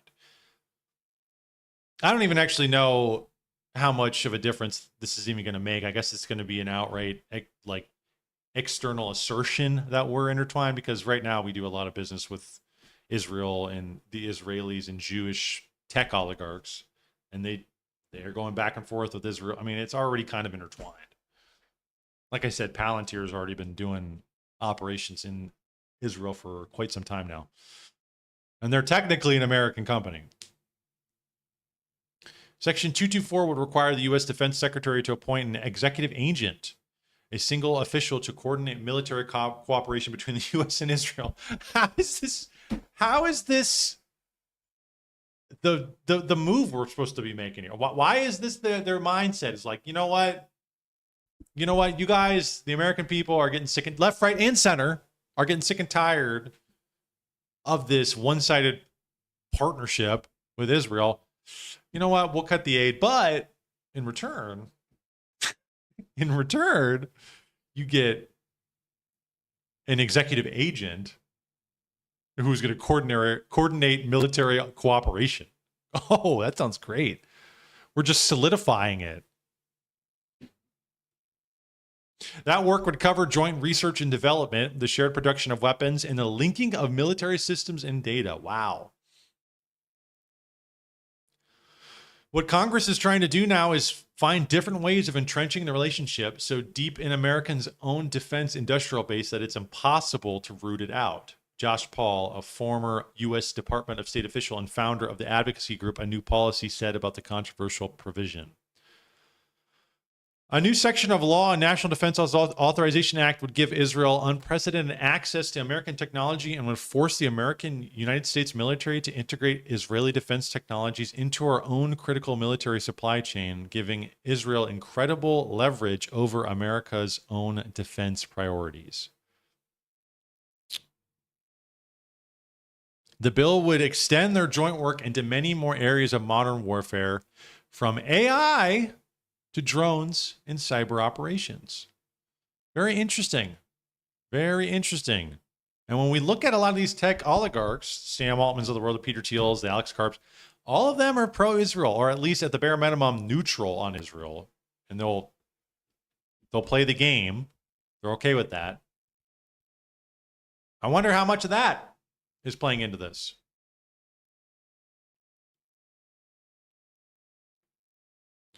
Israel is also facing genocide allegations in a case brought by South Africa at the International Court of Justice, the top court of the UN, over its war in Gaza. But it seems like that's not even, they don't even really care, because this is the 8th Front War. We've detailed that on the channel too in the past, and that this is the next step, is that it's been done. You know, that's what they're saying. It's been done. We've already done it. We've committed the genocide. We've bombed all over the surrounding countries of Israel. It doesn't matter. Now we're on to the next step, which is curating and assuaging the public opinion of Israel. And right now, my generation, you know, we might be in a situation, imagine this. We might be in a situation to where when the millennials and Gen Z get older, they are seen as the boomers, and that we have an anti-Israel opinion. We think about the boomers and the older generations now, and they're pro-Israel. Well, it's such an outdated opinion, dude. All the young kids, left, right, and center, they're all anti-Israel. We could get to a position where in a couple generations, because of the control of these TikTok and AI companies and social media and the amount of propaganda being pushed out, you could be in a situation where the future generations are pro-Israel, and it's like the boomers, quote unquote, it's the Gen Z and the millennials who are anti-Israel, and that's not cool. Because it doesn't matter. If you guys feel that way now and you guys aren't doing anything about it and we can just keep ramming this shit through, who cares? Now we've done it. Now it's time to brainwash the next generations. That's what I think the next move is. Jake Shields says Congress just voted to merge Americans' military with Israel. The order to do this was given by Netanyahu himself. So on June 1st, Prime Minister Benjamin Netanyahu sent this. He said, "I'm heartened by your enthusiastic support for our plan to develop a new memorandum of understanding with the United States government that will draw down U.S. financial military assistance over the next decade and replace it." Oh, we're replacing it. Oh, okay. I didn't know that was, I didn't know those strings were attached. We're going to replace it with what you refer to as, quote, a new framework of joint defense cooperation, co-development, co-production, and mutual investment in areas including advanced missile defense, artificial intelligence, unmanned systems, cybersecurity, and the next generation of military platforms. I also appreciate your commitment to fighting the scourge of anti-Semitism in the U.S. and around the world. I love that little part at the end there. That's cool. So they want Israel to literally fuse with America. Yeah, at least the military research and development portion, which is really cool. You want to talk about Israel control over America? Once they get into the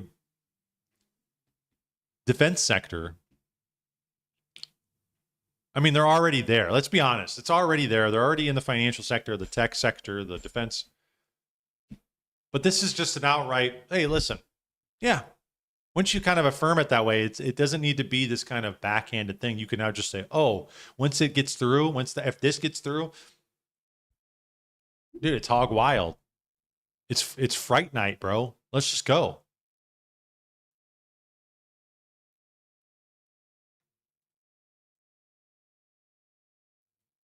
And interestingly enough, we had John Kiriakou on Theo Von talking about Israel and their influence and their connection with America. But when I was there, we kept the Israelis at arm's length, like seriously so. The very first liaison intelligence briefing I ever gave was to the Israelis. I had been only on the job 6 weeks, and my boss said, listen, you're going to give a liaison briefing. It's going to be a whole big group of people. So you're going to be the last one to talk because you're the most junior, but you need to know some of the ground rules. He said, we do not meet with the Israelis in the building. We used to, but every time they'd come, they'd bring us gifts. and the gifts are always packed with listening devices and batteries. Is that true? Yes, 100% true. Would you guys find him? How do you even know that that's true? Because you have to x-ray everything that comes into the building. You can't just wantonly walk in off the street with, boxes of gifts and say, here, this is for you. And what'd they do, to sew a couple Palestinian ears from the rubble? And they're like, oh, we're just joking. Oh, it's like joking stuff. Yeah, it's not joking. Right. So that happened during your time. Was that with other countries too? So I'm sure there's other countries that like. Oh, there are other countries we don't even have liaison with. Got it. But with the Israelis, we had to rent a place, and we would meet with them in the place. It's fucking strange, man. And if you guys remember the golden pager that Netanyahu gave to Trump? What was it, early 2025? Is that similarly what we're hearing here? It's like, it's just a joke. Don't worry about it. It's just a joke. Very strange, man. And John Kiriakou, obviously, is a famous whistleblower, blew the lid on the torture program going on right after 9/11 and was sentenced to prison for it, federal prison for it, for something like 2 years or something around there. Not long, but long enough. And he's coming out and saying this, which is very interesting, that, he's going on these. I don't think that I haven't thought of that, because he's gone on the whole tour, right? The whole podcast tour. And you can appreciate him for what he is. I think he's hilarious, and I think that he has some insights, and he paid his dues for speaking about something important going on. But people are very quick to say, once the CIA, always in the CIA, And I don't know if this was this is where they would pick you up. You're in prison. You go to prison. I don't know. Hey, we'll let you go early. Did he go early? I don't know. But hey, if you do this, is he still part of the... I don't really know where to place him, frankly. People say he's Russian disinformation. But the media landscape right now is just, everything's up in the air. I don't know who these people are, but he hey, I'll take it for what it is. The Israelis spy on the United States. They've always spied on the United States. Do we spy on them all? The Israelis spy on the United States. They've always spied on the United States. Do we spy on them also? No. And that's written in stone at the CIA. We do not spy on Israel. But they openly spy on us. They're all over the country stealing defense secrets. Do we spy on other countries? Yeah, we spy on almost every. Why can't we spy on them? It's a political decision that's been made. Yeah, a political decision. In the White House, on Capitol Hill. The Israelis spy on the United States. What? Like, what? What?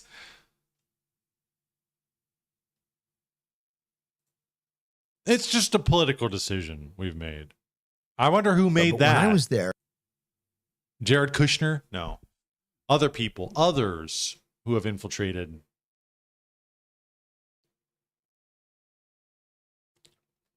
First, let's talk, real quick about the data centers. What do you think is really going on? Because okay. So if you put these side by side, right, you're talking about the Eighth Front War. You're talking about Israel trying to, quote unquote, decouple from American aid, but trying to intertwine themselves with technology, research and development in the military. And the military is going to heavily rely on AI and these types of technologies. And having that in mind, that I think, okay, we're done with the kinetic warfare in the Middle East, but now it's time to convince the public, convince other generations of how good Israel is. And then you get this clip where you talk about data centers and AI and the push for Palantir, push for NVIDIA, Abraxas, all these companies to push for more and more internet technology, internet use, internet control. And you can put these two and two together where it's like, okay, Israel's trying to intertwine themselves with the military. The military is then seeking AI, Palantir for whether it's Gotham or whatever, whatever they're using Palantir for, and intertwining it with the Defense Department. you can see where this is heading. It's like, okay, if you have totalitarian control, technocratic control over America, with mass surveillance, with it, recording device and everything, and we're gonna hone in on like that last part of that letter we saw, on anti-Semitism, on quote unquote extremism, because what the hell does that mean? It's who decides what extremist is. Could be tomorrow that Christians are extreme because they're against rabbinic Judaism, right? Oh, they're extreme. It could be that could be the way. That could be the next move. We don't know. Who defines what that is? But you see this intertwining. You see Netanyahu. You see Israelis talking about the Eighth Front War. You're talking about trying to convince the public about Israel and how their actions were moral. You see Larry Ellison. You see the acquisition of TikTok. You see all these things happening. And the promotion of AI. It's hard for me to not put two and two together that they're trying to create this technocratic, pro-Israel technocratic state. That's what I see. First, let's talk, real quick about the data centers. What do you think is really going on? Because if you look at the size of these places, like we don't need that much data. Like we're already using our phones. We already have like televisions, like that. There's already like a lot of stuff being stored on servers. How are we jumping to a level where we need that? That's what I want to know. Oh, I have to agree. And besides the fact that they use massive amounts of water. And oddly enough, they're located in a lot of states that don't have a ton of water, like Texas. Yeah. Or you go out to why is Loudoun that? County, Virginia. Okay, we have enough water. But Loudoun County, Virginia, you drive for miles and miles, and they're just these never-ending, gigantic complexes of data centers. The proposed Stratos project in Utah is a massive 40,000 There's no acre, water in Utah. A 40,000 acre AI data center campus. Salt Lake City. 2.5 times larger than Manhattan. Yeah. Isn't that the one that Kevin O'Leary invested in? And just the data center requires more than double the current energy consumption of the entire state of Utah. Yeah. Come on. I mean, that's unbelievable. What do you think's really going on there? Do you have any intel about it? It's for surveillance. It's for Israeli surveillance. Intel related. That's what it's going to be. Because look at the companies that are involved. We're talking about Palantir and NVIDIA and Abraxas and all these big companies that either took CIA investments to get started as seed money or are staffed by retired senior CIA officers. They're not doing it for their health. Why is is the CIA now spying on our own people? Oh yeah, that's what Ed Snowden warned us about. Yeah, without Ed Snowden's revelations, we wouldn't have any idea that NSA and CIA were spying on Americans, which is not just illegal, it's a part of NSA's charter that it may not spy on Americans. And this place in Utah, he and Julian Assange told us about Utah. This new compound in Utah that NSA has built has enough memory, storage space for every phone call, every email, and every text message from every American for the next 500 years. Wow. Oh my God. Just that building? Uh-huh. Then why do they need all these buildings? Yeah, why? They're everywhere. What are they collecting? I'm not sure. And that's it. It's like what it must be. It's got to be all of our information. What would you do right now? Is there any way that people can protect themselves? Do you know? It's almost impossible now. I wrote a series of books during COVID for Skyhorse Publishing, the CIA Insider's Guides to Surveillance and Surveillance Detection, Lying and Lie Detection, and Disappearing and Living Off the Grid. They put them together, and they're republishing them in the next month, I guess. Selling his book. As one Shilling his volume, book. CIA Skills, Tactics, and The Ultimate Guide to CIA Skills, Tactics, and Techniques. There we go. But forward by Tucker when it comes Carlson. to protecting yourself from All right, come on. Does nobody sort of feel weird about this dude? Like, I don't know what to think about. Forward by Tucker Carlson. It almost seems like, here's your anti-gov movement. Here's your anti-gov mouthpiece with the TM, right? Anti-gov TM trademarked. Here you go. John Kiriakou. He was a CIA agent. Not anymore. He got in trouble. Tucker Carlson. Very strange. Dad worked for the CIA. Like 2 CIA related people. Dad worked for the CIA, was doing propaganda, Voice of America, right?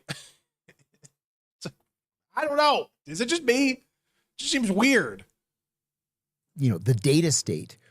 You got to go Eric Rudolph or Unabomber and just own no technology at all. It's the only way to protect yourself. Otherwise, you're going to be scooped up in all this. Now, the odd thing is, if you want to Ed Snowden, if you want to participate in American society at all, you have to go through these channels of communication and technology.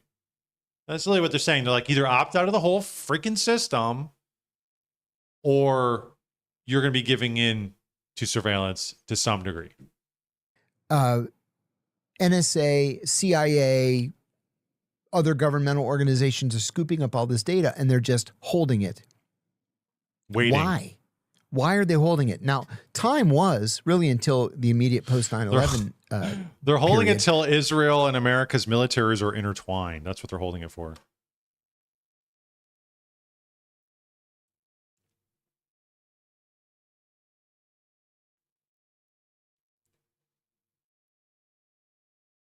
Okay, sorry about that. Where if the government wanted your information, they had to go to a federal judge and say, we want Theo Von's information, and this is the reason we want it. And the judge had to say, okay, that's a legitimate reason. I'll sign the warrant. Now they just write something called a national security letter. They give it to your provider and they say, give us everything you have on Theo Von. And they just turn it over. Or they go to these new data centers and just put your name in, your information, and everything pops up. You don't have any legal protections. They just take whatever they want. And that's legal now? They can do that? And it's legal now. How'd that become legal? In the National Defense Act of 2016. What? National Defense Authorization Act of 2016. Wow. First, let's talk, real. Let me look that up. Yeah, whoops. National Defense Authorization Act of 2016. Is that what it was?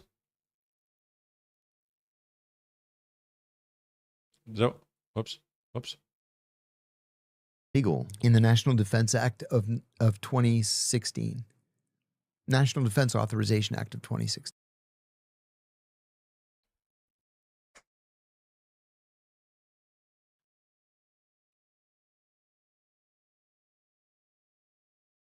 Prohibition on ability of funds for retirement of joint surveillance target. Okay, no. Research, development, test, and evaluation. Public law. It's got to be under public law, right?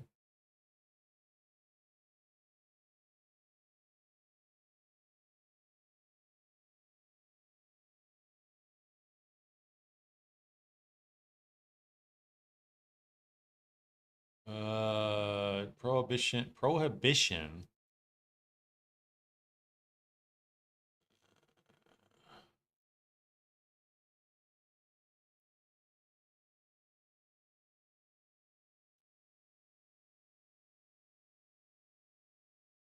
Global Research Watch Program. I wish you would have said where this was in here.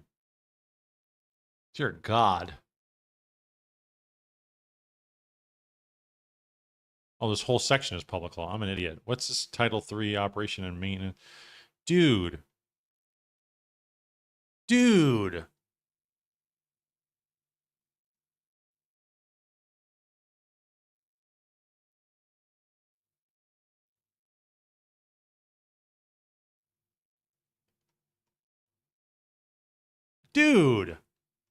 This shit is long as fuck. Who's going to read all this shit?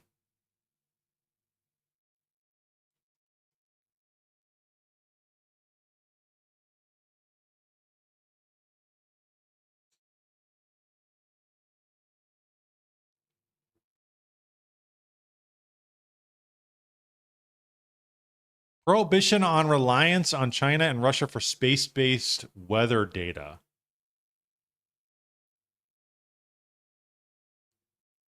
I wish I could just have somebody and pay somebody to just like read through this shit. Like read through all this and give me a summary. I guess that's what we're supposed to, our Congress men and women are supposed to be doing. This is just a breakdown of the social, because I mean, they're ultimately supposed to be looking out for our best interests. And if this was passed in 2016, it's like, what the hell is this?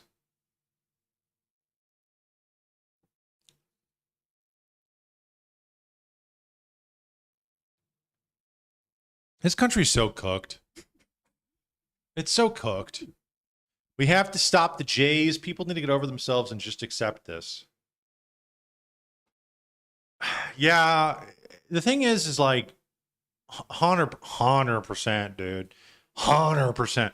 Like, obviously, Israel and stopping the Greater Israel Project. I mean, because that's going to be, I'll be honest, man, like, when am I never not honest? But like, that's going to be, they're going to be a superpower probably in our lifetime.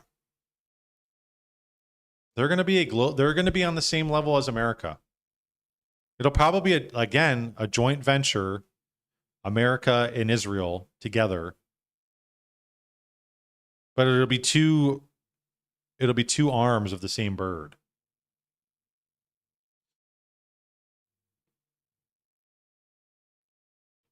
Like, where even is, I don't even know what to even type in here. Like, Control F, surveillance.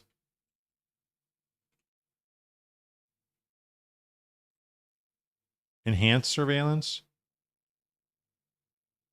It brings up 40.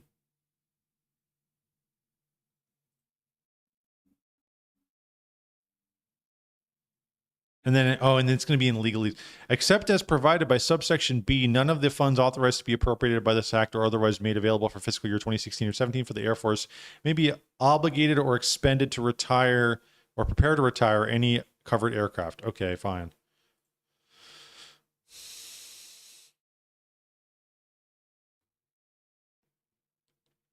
Report of commercial off-the-shelf wide area surveillance systems for any tactical unmanned aerial system.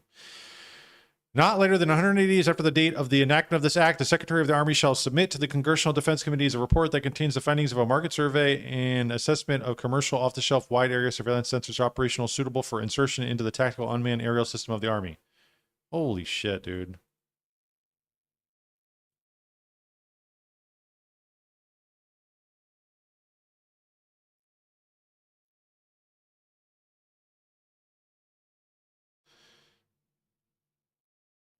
Deployment of manned aircraft, unmanned aerial surveillance systems, and ground-based surveillance systems to support continuous surveillance of the southern land border of the United States.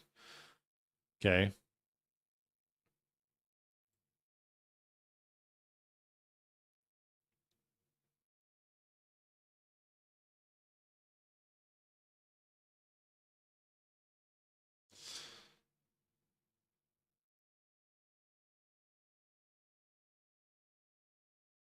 All this shit too, it's like, you don't even really know what you're signing up for, because they might say, a plan for internal Department of Defense collective training activities that are integrated with exercises conducted with other agencies and state and local governments.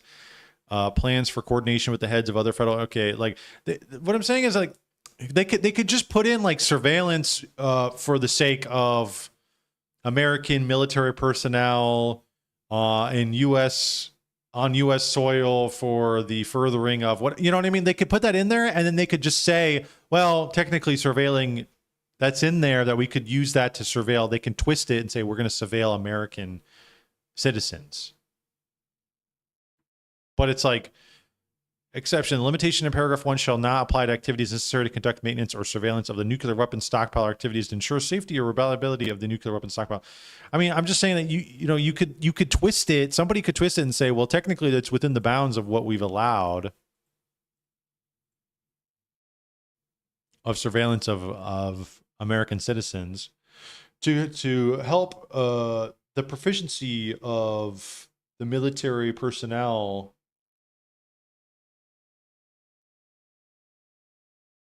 like due to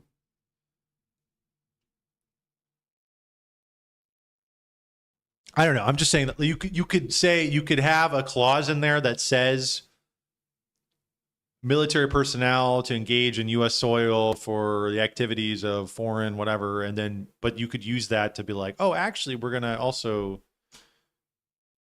deem people a foreign threat, deem people extremist, and that's not actually covered in that clause. And you're like, what? But that's something else that you do, that you change, that you tweak. That's crazy. I'll have to. Somebody's got to look through this shit. We need one of our schizo bros to sit there and scroll through all this shit, because we can't rely on our Congress people to do it. So that's bullshit. Sounds like a Chinese psyop so that they beat us in this AI race, just like the environmental wackos were used as a commie psyop so we would be energy dependent and vulnerable. AI is projected to eliminate countless... By the way, of course, the Chinese excuse again, by the way, always. AI is projected to eliminate countless jobs, skyrocket energy prices, and data centers will enable a digital surveillance and control grid. Kind of already has, but whatever. There is no convincing argument for why this will be good for the American people. And the oligarchs promoting it aren't even trying to make that argument. They're just selling you Cold War style propaganda to justify turning our country into a digital surveillance state for Israel. They're turning us into the exact same dystopia that China has.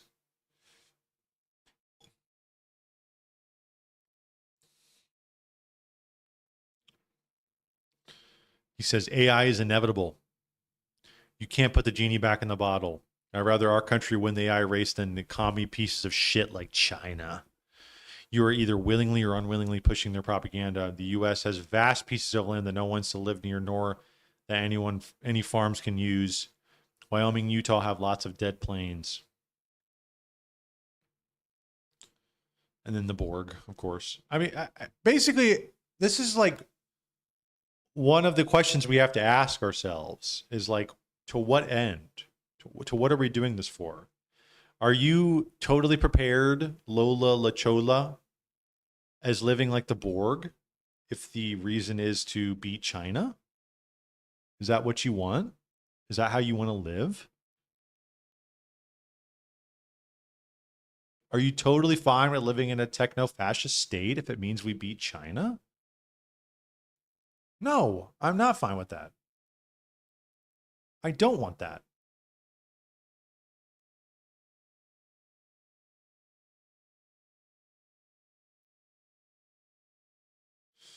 You literally being duped by Kabbalah occultists, but okay, everyone's a commie who doesn't agree with you is the kind of Fox News rhetoric I was expecting. Yo, for real. I don't align with either party. They are both owned. Wake up. What year were you born? Tavistock must be proud of you. He's going to fall for the alien deception as well. He's going to be cucked by the aliens.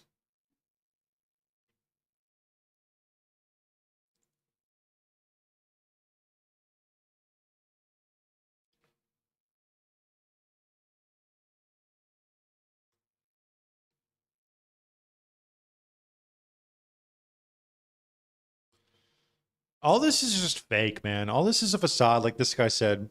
These big companies either took CIA investments to get started as seed money or staffed by retired senior CIA officers. That's why, like, all the Palantir, biggest, number one right there, greatest example.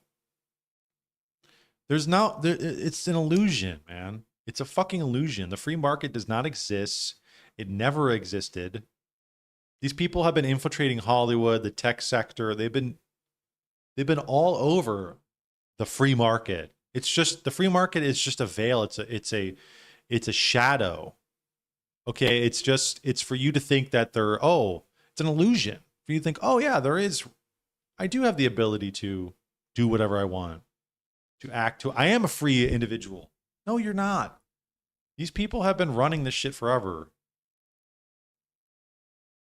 And the thing is that there is a line there's a line where I understand, of course, our government, to keep us safe, to keep us protected, that they do need to have some sort of influence and interference. But you would hope that that's at the interest of the sovereign, of the people. That they're going to kick out foreign influence. That they're going to say, no, we're not going to have pro-Russian, pro-Chinese propaganda in our movies.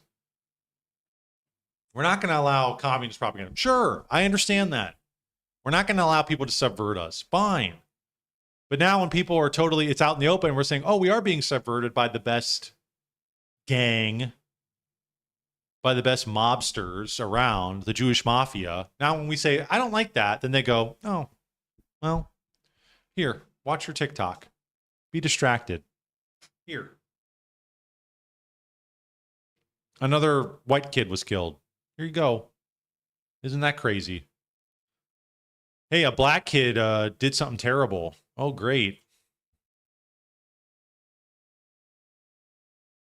Well, we all got to focus on that for a while this happens in the background.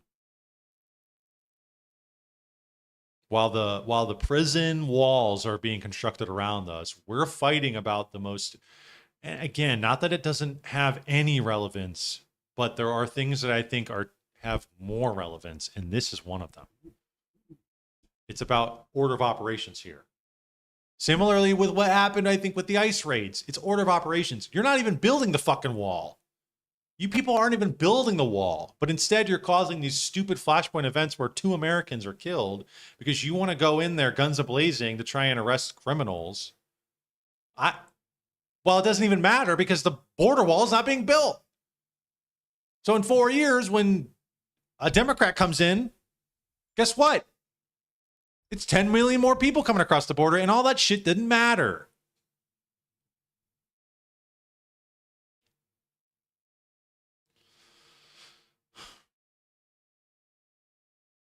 The end game is to clearly compile a list of anti-Semitic Americans. Yeah, and they're going to start to find out, they're going to start to plot on there. Catholics are very anti-Semitic. Christians are very anti-Semitic. Our data algorithms show that the Christian religion is very anti-Semitic. Look at what they say online. I think when you start outlawing Christianity, I'm not even shitting you. Like, that could absolutely be a outcome. Islam is, and I have my problems with Islam, but I'm just saying that that's how they angle Islam. Islam is anti-Semitic, and they're against Israel, and they're against the West. They can angle that too with traditional Christians. I mean, didn't the government literally go after traditional Catholics like during Biden administration? And they said they were quote unquote extremists. Am I making that up? That did happen, right? They could say if you're not part of the Christian TM, the Christian product we're selling you, which is dispensationalist, pro-Zionist, pro-Israel, if you're not part of that sect of Christianity, well, then you're an extremist. You're part of some weird extremist cult. It could be very bleak very fast.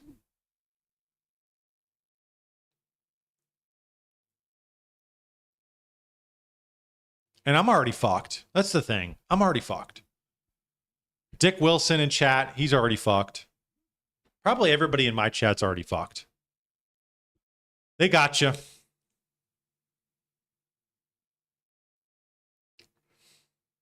you've ever said anything online, if you've ever engaged with any sort of group, been affiliated with any sort of group that's been moderately against Israel, bye-bye, bye-bye, bye-bye. You're done. You're cooked in the future. Your future self is in a cell. Oh, goody. Oh, now I'm getting black pilled. Chat, why are you doing this to me? Dick, why are you doing this? Dick, come on stream. Dick, come on stream and talk me down. Talk me off the ledge, buddy. I don't need this at 10 o'clock on a Friday. I should be out there wheeling and dealing. I should be out there at the club. Instead, I'm here doing this black pilled ass podcast.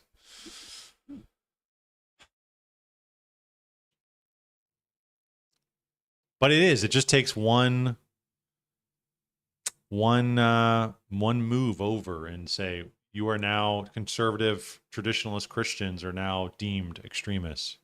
They're already trying to do that with the Orthodox Church too. They're trying to say the Orthodox Church is a Russian propaganda outlet. The Greeks? The Antiochians? What? Maybe you could say that for the Russians. Rokor, maybe. But even then, I don't think there's any... you don't have much to stand on that. But they're already trying to do that. And I think they will. I think they're going to continue. And I said this when Charlie Kirk died. They're going to continue to try and funnel this right wing, this far right wing, which is basically just Israeli fascism, techno-Israeli fascism. And they're going to try and saturate it. They want the right to look like the left. If you remember that graph, let me look. Let me see if I can find it.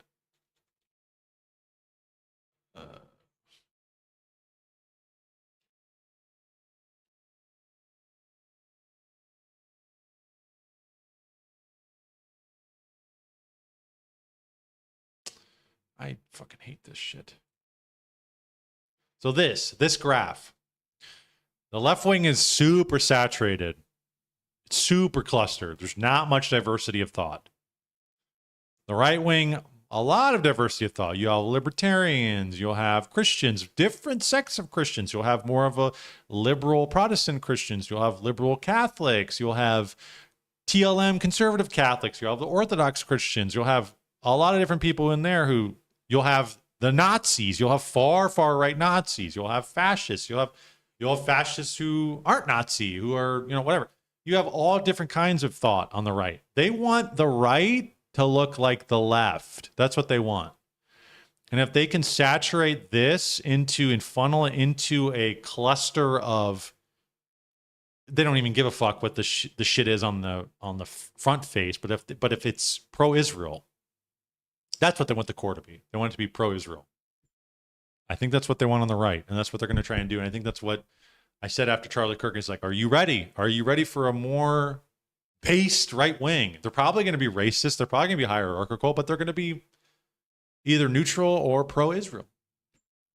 Is that a possibility? Can we make that happen? And I think they're going to try and have that happen for sure. No more of this diversity of thought. No more of this free speech. Who gives a fuck about that? Charlie Kirk, fuck off. And I wasn't even a big fan of Charlie Kirk. But I think that's absolutely what they want to funnel people into. It's so much easier to control. And it's so much easier understood when it's just, and if you have at the core, the center of that, Israel, then it doesn't matter. All these little petty differences don't even matter. No property tax in Ohio has me scared for real. I like it as an individual. But what does that actually mean for the tech oligarchs, for AI, for the Silicon Heartland? What does that mean? Probably nothing good.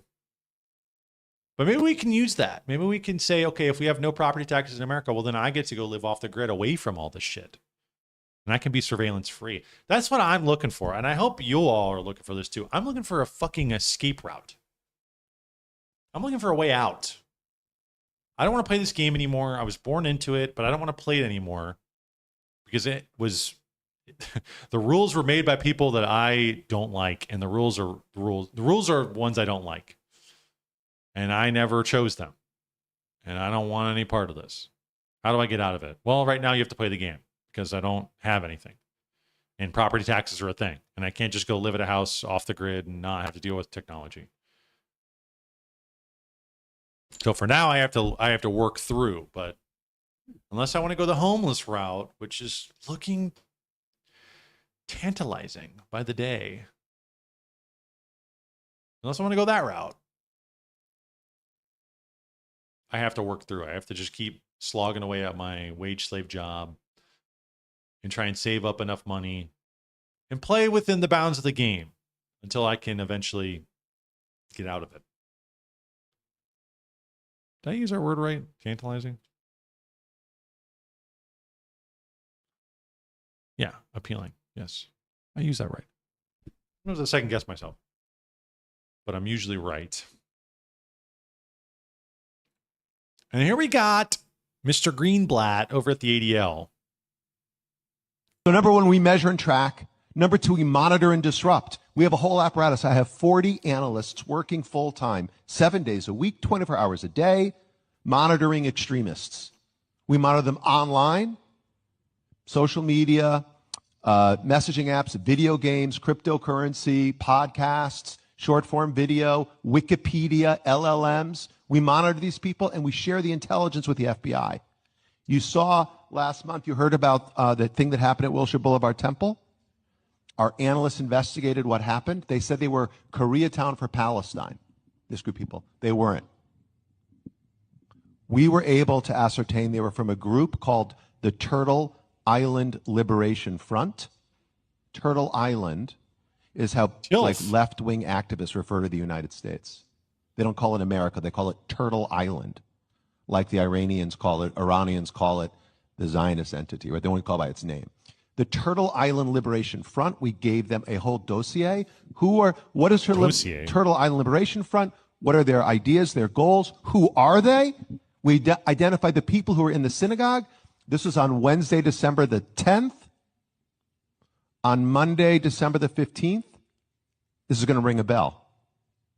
Kash Patel announced they cracked a terror ring where they arrested 4 people who were planning New Year's Eve bombings. Turtle Island Liberation Front.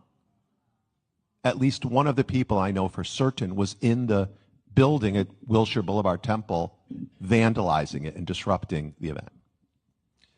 So right there, he admits, okay, the ADL is working with the FBI. And as we saw a couple weeks ago, the SPLC being indicted for basically aiding and abetting far-right white supremacist groups like the KKK. And I know the ADL and the SPLC are different, but they have the same goals. They have the same mission statement, trying to reduce anti-Semitism and white supremacy. Okay. But the SPLC, if there's a drought and people aren't that anti-Semitic or they're not that white supremacist, well, we can just create it and we'll just pay people to prop this shit up. It doesn't even really exist in the form they're saying. It's not a thing that the way they're saying. They have to create it. And how are we as individuals supposed to look at this, whether it be the SPLC or the ADL, and not think, well, are you paying these people to do this shit? Are you paying these extremist groups? To me, the SPLC and the ADL are one and the same. So they fund the opposition so it justifies their bullshit. And then they'll crack down on all of you who had nothing to do with it through surveillance and whatever other means. Because we got to stop that. We got to stop the threat. You see how this dialectic is push-pull? They'll create this. Just like they had intelligence on Hamas attack on October 7th. Well, they allowed that, and it went through. And guess what? They have justification to Holocaust the Palestinians. Sorry, I don't make the rules. Oh, yeah, you fucking do. And you're actually creating the opposition in order to push your agenda. That's what's happening. That's what's happening online. That's what's happening with these extremist groups. That's what's happening with, as we've seen, the demonic satanic cults, 764 and 09A and all these. The CIA is actively working with these groups because they need an enemy. They need something. They need an actual real event. They need a flashpoint. They need something that they can justify them spying on you.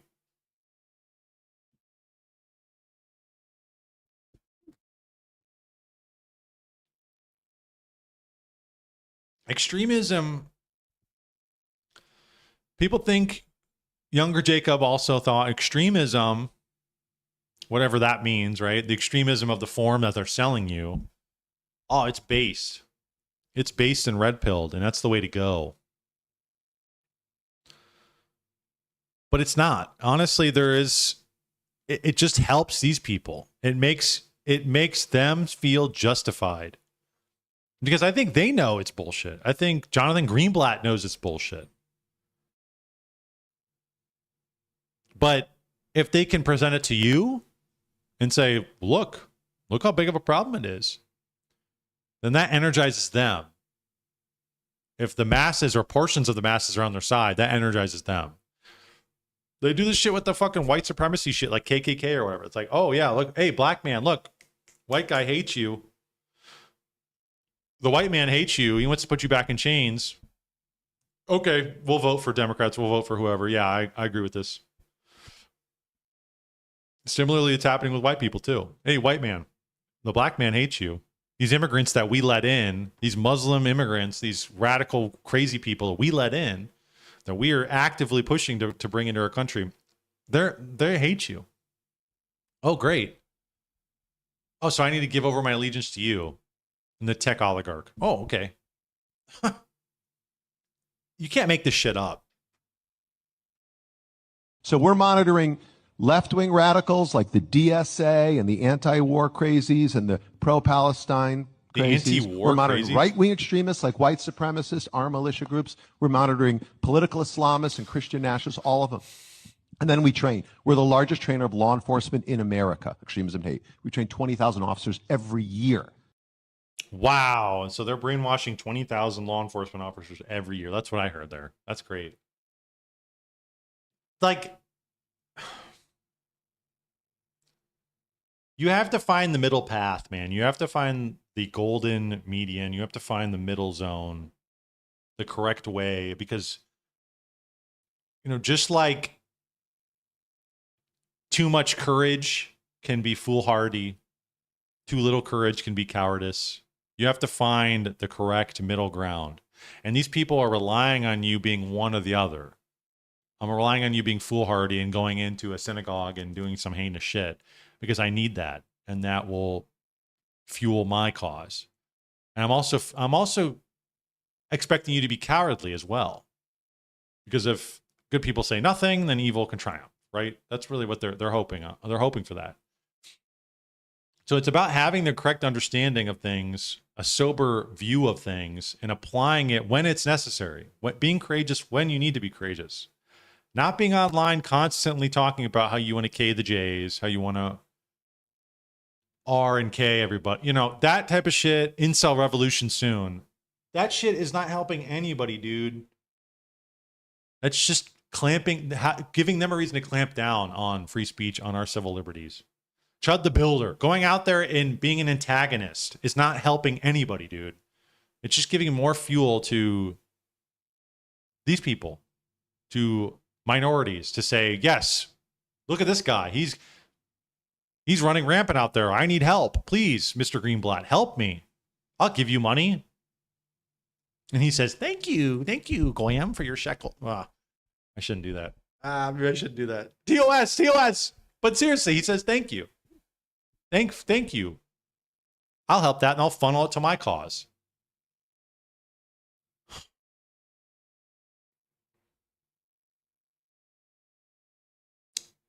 I think Dick Wilson's right in chat. There is an element to where we have to understand who the enemy is. I mean, those are Freudian slip. Who the enemy is. And I think it's right in front of our faces. It's these people and people who side with them and people who, because there's a lot of the Anglosphere too who's involved in this, and they're just in it for power. And they're a problem as well. It's people who don't care about national sovereignty, people who don't care about the individual, people who don't care about virtue, that's really what it is. And every time you get up there and vote for these people, because, oh my gosh, this time it's different. Oh my gosh, Donald Trump, this time it's different. He's actually speaking truth to power. Bullshit.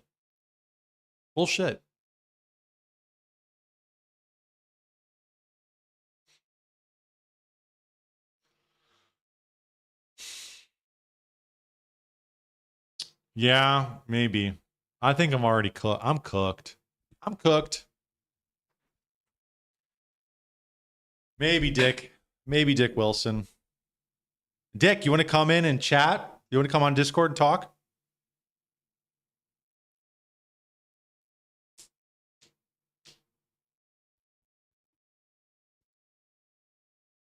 If you want me to.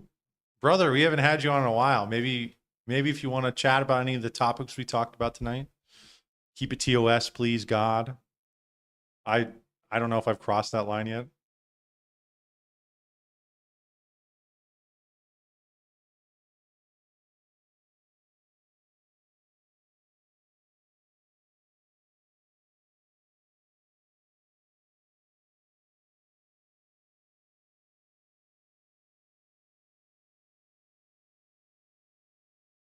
Yeah, you want me to call you on Discord? If you guys recall, Dick Wilson, he was on stream. He said, sure. I see you in my chat. It's been a while, buddy. It's been a while. Let's see if we can make this happen.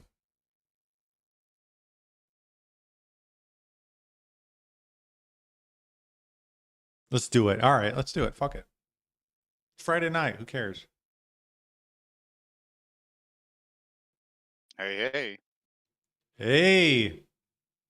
You hear me? Yep, I hear you. I think chat hears it too. Awesome. Ladies and going? gentlemen, a surprise What up? of the year. Dick Wilson back on the stream. Well, you flatter me. Oh, please. Oh, please. I'm trying to get you back on. We're going to have to do an actual live cam stream at some point. But I saw you chat. I said, hey, I don't know. Hey, is he busy? Let's see what's going on. No, it's always, I just got off work, so I'm a little bushed, but Wagey. like, we won't go long. We won't go long because I was no, you're good. You're good. But it's like I'm always in chat, and then I kind of drift because I got to wrap up stuff at work, but then I pop back on around 10:15, whatever, when I get home. So yeah, I was hoping a little bit to hear more about your vacation. But I guess if you're trying not to dox anybody, maybe that's tough to. Trying not to dox anybody, I confronted my Uncle Rob. I put him in a headlock. How'd that go? I pushed him down some stairs. Why isn't he here? Shouldn't he be here in chat? He subscribed. He knows the time, 7:00 on Fridays. I don't know. Maybe he's in bed already. I don't know. Maybe he's asleep. You went all the way to his house, knocked down his door, and he still didn't log on, man. I confronted him. You know what? Maybe next time. Boomers, man. Boomers. Maybe next time I will send him. I'll send him the start time. I'll say, here, we're starting. Yeah. We're starting in 10 minutes. Be there, be square. F-slur.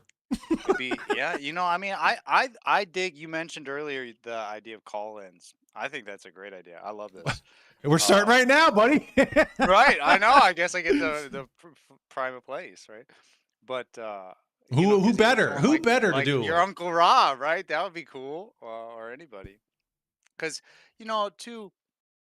I've been reading through the Pope's recent encyclical, and just one of the things he emphasizes in that is how all this tech, we're in an era of change, AI, everything's just moving quickly, and part of what is necessary to create the world that we want to live in is that everyone plays a part, right? We can't just neglect individuals, generations, groups of people, nations, races. Like, everyone's got to be a part of whatever is coming. Yeah. And so many people are trying to build a future with a group without the whole, right? They said, well, like you, Spencer is a good example, right? Like, okay, so he's got this idea, well, I'm just going to build this little Ubermensch Apollonian cult. Yeah. Right. And it's like that in some, it's like, okay, I guess that's fine for you, sort of, but that's not going to be the future, because the future is going to involve everybody. Yeah. And I was saying that to you, I think last time we spoke about,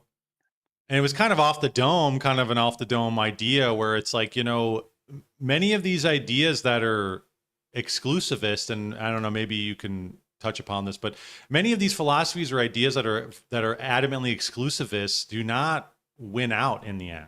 Like, I actually do think that the Jewish supremacy is not going to win out in the end, because you're already seeing basically the whole world against them, right? Like, basically they have like two countries. They've cut their way to the top of America, but again, we don't really know what the future holds. But my whole idea was, like, when you look at Christianity, it's a universalist religion. It's been around for thousands of years. When you look at Islam, it's a universalist religion. It's been around for 1,500 years or so. Yeah. These ideas, you need the whole, you need the universal, collective of humankind to be a part of this. Otherwise, I think you're going to have, because I mean, just on its face, if you're saying me and my people only, well, what's going to happen is every other person who's not part of that group is going to attack you.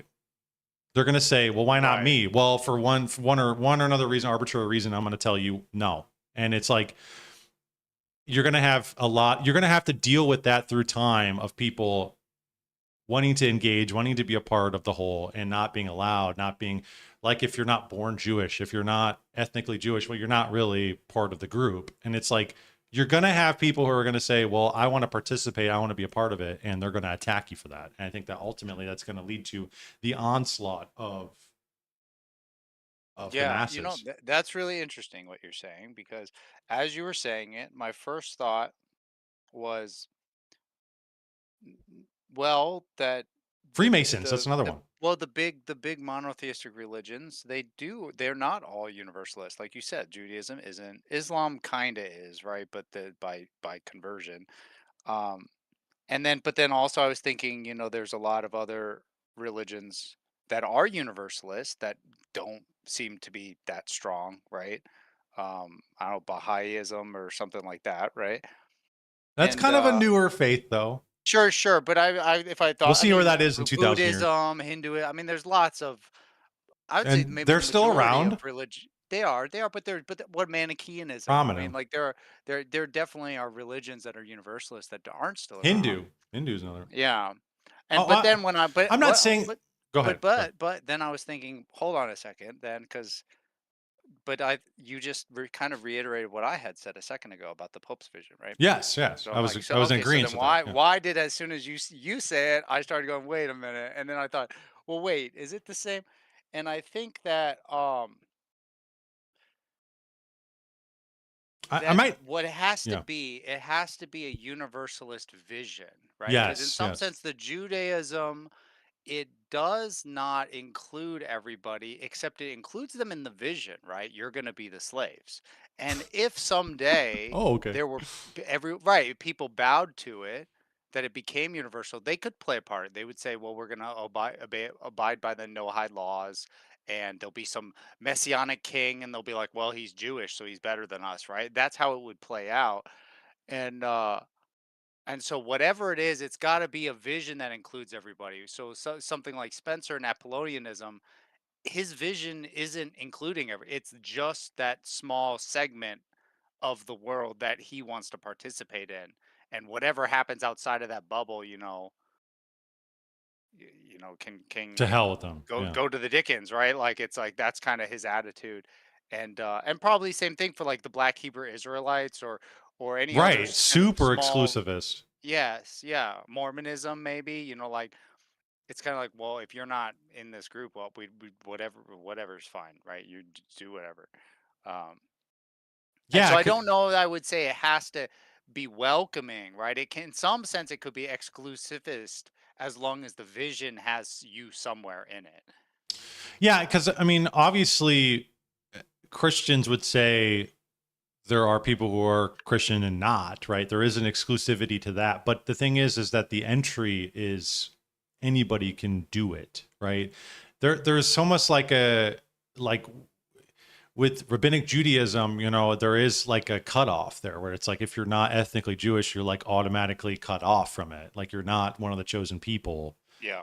If you're a Black Hebrew Israelite, well, you're not Black, so you're completely, you might even be able to, like, well, I'll kiss the feet of a Black. I'll do, okay, fine. There's a place for you there, but the thing is like, to be the thing, there is not, and there's an exclusivity being the thing, but there is not a universal door for everybody to become that thing. That's like that's what it is, and it's like, I think that there is something there that I think strikes at mankind in some sense, that I couldn't even participate in if I wanted to. Yeah. And that's but obviously though, Judaism does have staying power. And when you talk about China and how it seems like that threat is overblown, I agree. And Iran, overblown, I agree. Russia, even overblown, I think I kind of agree. Yeah. Israel, underblown. It seems like underblown, it's actually like it's like that threat actually seems like it maybe is as big as any of the other ones, right? Like the threat to the United States, even at this point in time, from Israel is probably as great as from Iran, right? Even if you say like the odds that Israel detonates a nuclear weapon somewhere in America or on American troops or something like that, I feel like is about equal to Iran doing it in the future, even at this point in history. And in the future, it's probably going to become more so as they become more autonomous and more likely to resist American control. Yeah, and one of the things that they're trying to do, if you notice, is that they're trying to splice it into different compartments, right? They're trying to make it seem like it's Israel's governance structure. It's Netanyahu, right? That's the problem. Or they're trying to say it's, or maybe even splice it and say it's Israel taking foreign aid as the problem. Like we just saw, it's like, no, it's not Israel being, doing any of these other things. He's backhanded trying to intertwine us with our military. Like none of that. It's none of the oligarchs who are favorable, Larry Ellison or whatever, favorable of it. It's this one avenue. They're trying to isolate it to make it one thing. And you see people, and that's why I don't really know where to place Kiriakou. I don't really know where to place Tucker Carlson and all this, but it seems like I don't know exactly what they're pushing, but if they're trying to push and compartmentalize and say, it's just this fascist, Netanyahu regime, and once they're gone, then they'll be good. Everything will be, daisies and roses and we'll be fine. I don't actually see that being the case. I don't think that is the case. I think it's a much more intertwined, much more messy relationship than that for sure. Yeah. But it's like they want to see, they want to, because it's out, the cat's out of the bag, is that there's something, the general populace, there's something wrong. I think, even when I talk to my Uncle Rob, he doesn't agree with me. But even he's talking about Israel and them, right? He'll talk about them. He'll make he'll make remarks about they, right? Who's they, right? Jokingly, kind of, wink, wink. And but it's like that was never been a conversation 40 years ago. So it's like in the zeitgeist of American political culture, people are talking about. Everybody knows about this. But if we can try and take those people and transform it into this one thing, then once that's gone, there'll be a sigh of relief. Oh, we've done it. We've gotten rid of the aid. What's weird though is that although clearly the conversation has been opened, the Overton window has shifted, right? That there's a huge amount of people that are anti-Israel in the United States, or at least left, right, and center, open to discussing it. Nothing seems like it has shifted at all with regard to our support. That if anything, we are passing new laws and going to another war, right, for Israel more than we ever have. Yes. And so it's like it really makes no difference. Like it's like you can look at it and say, well, we've made so much progress on the debate stage, the internet dialogue and everything, except that it seems like it's yielded absolute zero. There's nothing to show for it. They whatever positions they needed to hold, they've held, and maybe even grown stronger. And now with like AI and stuff, tech reducing the amount of people that they would need to institute some sort of fascist control, it's dubious whether any of this is going to matter at all. The ideological shift. Yeah, public perception and yeah. I know. I think that, and that's why I was said during the stream, I was like, they're going to do it. They're just going to do it. They've already done it. And that's why they're ramming through the Iran war now, because everybody hates us. Who gives a shit? And even Trump, I think there was just a recent Axios article where he said, everybody hates Israel now. Well, they don't give a fuck, because you know what? These people will, just like the boomers are out of touch, these people living now are going to be out of touch to the younger generation once we have our way with them. Once AI, TikTok, and all these media companies are under our control, they'll think Israel's cool and hip.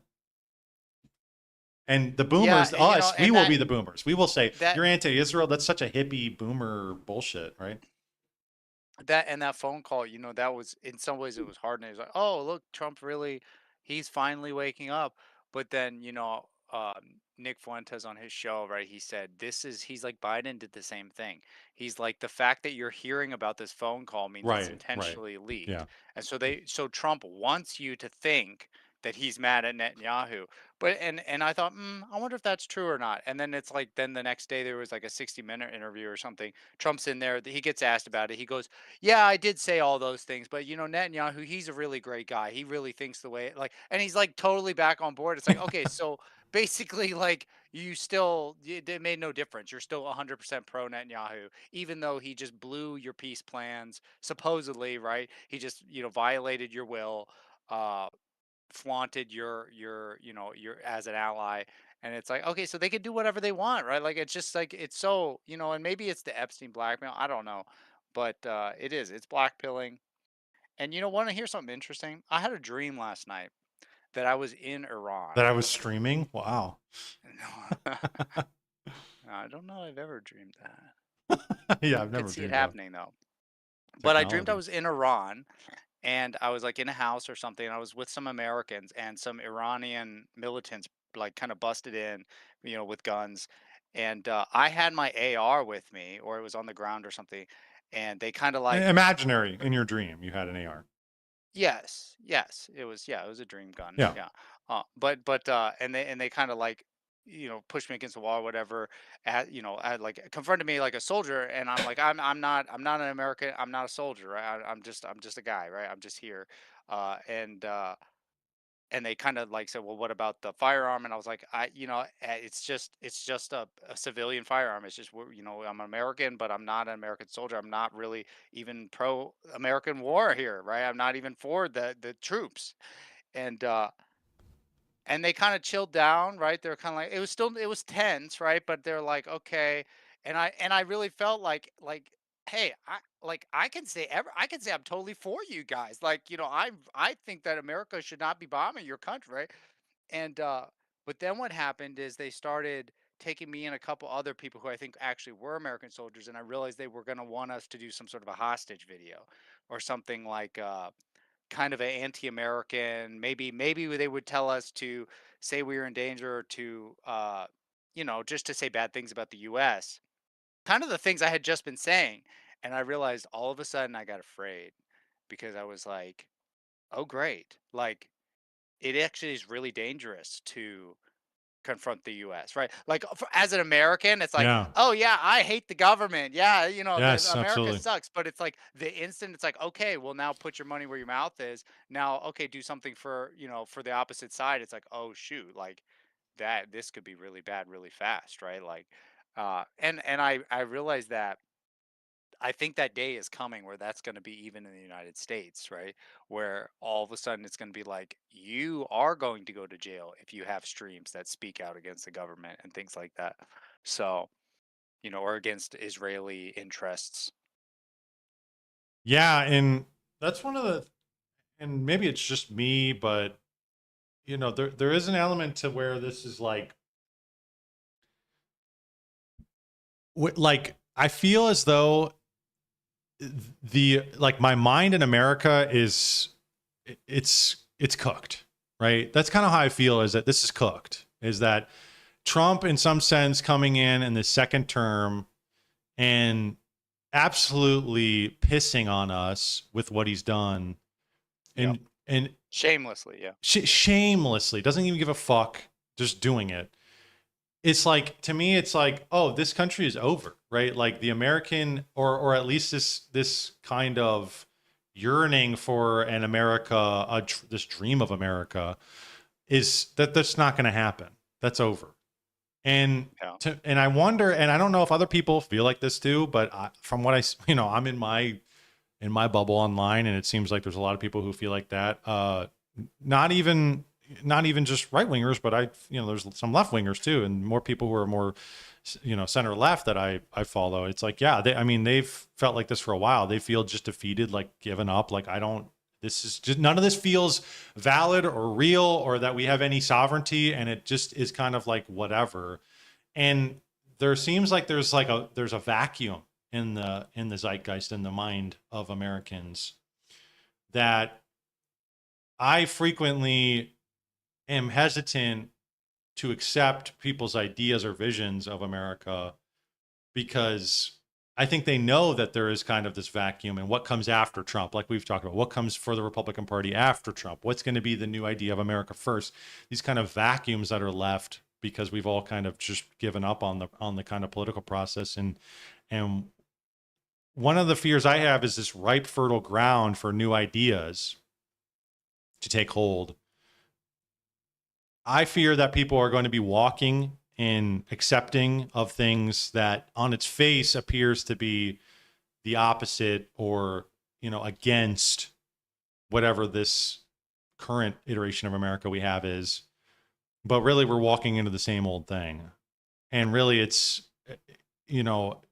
I think about 9/11, and I wasn't that old back then, but our parents and I've talked with my uncle Rob, he was pretty much on, it seemed like he was, I don't want to speak for him necessarily, but it seemed like in our conversations we had, he was for the Iraq war. He's for the Iran situation. He's for a lot of the Middle Eastern intervention.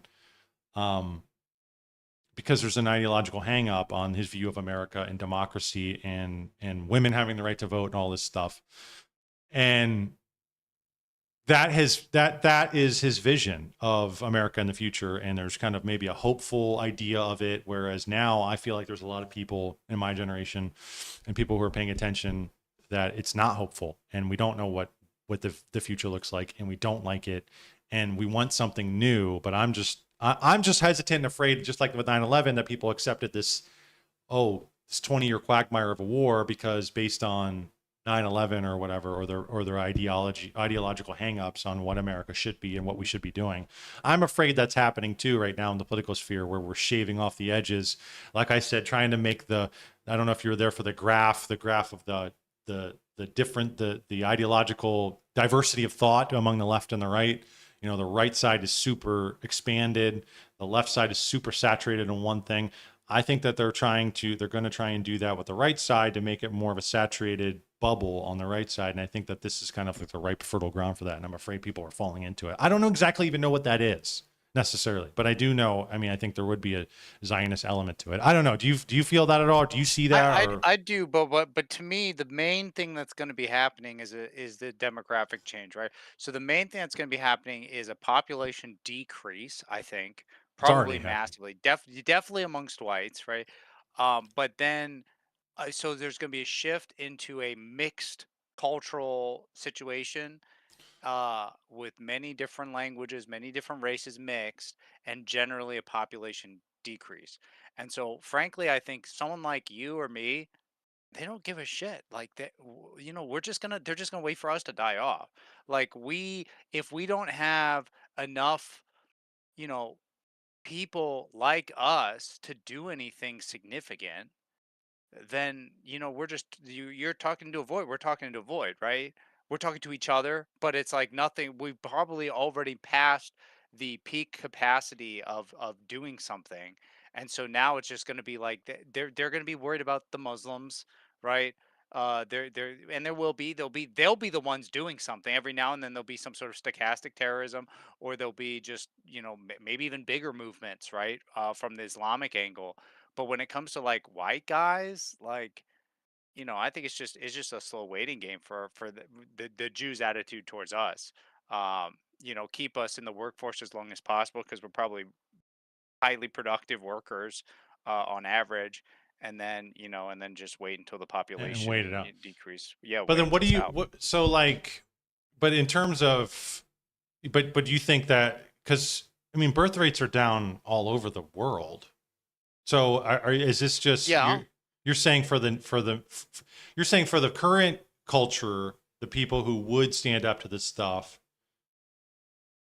they're dying out and they're done, but the next crop of people that we're going to make sure they're on board with it, whether it's the Indians or whatever. It's not even like there won't be any cohesive group, right? It's just going to be like this big hodgepodge, like cosmopolitan capitalists experiment. kind of, Yeah, like and I really don't think that there's going to be any cohesive movement in any direction to resist them, right? And as long as they can keep cohesion and a central focus in Israel and just slowly expand there and expand their power, whether it's in tech or industry or biosciences or whatever, if they just keep expanding there, it's like the only, I mean, maybe East Asians have a shot at being competitive with them, but I think Europe's basically done. America's done. Like, I don't think it's going to be probably 100 years before, even if right now they got it started on it, it'll be 100 years before white people will ever be again at the level of a rising superpower. Uh, so it's just the only thing then they're worried about is like, well, are we going to be you know, randomly aggressive in inconvenient ways, but I mean, could you they're not. play the unity aspect? You're saying that, well, because Israel and Jewish influences are very unified in their vision of the future, but they're pushing all these different diverse factions of people in Western countries specifically. You're saying we will have no cohesive kind of focal point, is what you're saying? Yeah, like I mean, you won't even be able to run an election. Like even if you say, well, they're okay once they're in Congress, like how are you gonna knock out an APAC congressman? Like when everything's just like bizarro random, and they can ban you off a tech platform. It's like, what are you even gonna do? Go door to door? Go through a barrio and then a Sharia law district and try and convince them to vote for you? It's Yeah. like So there's just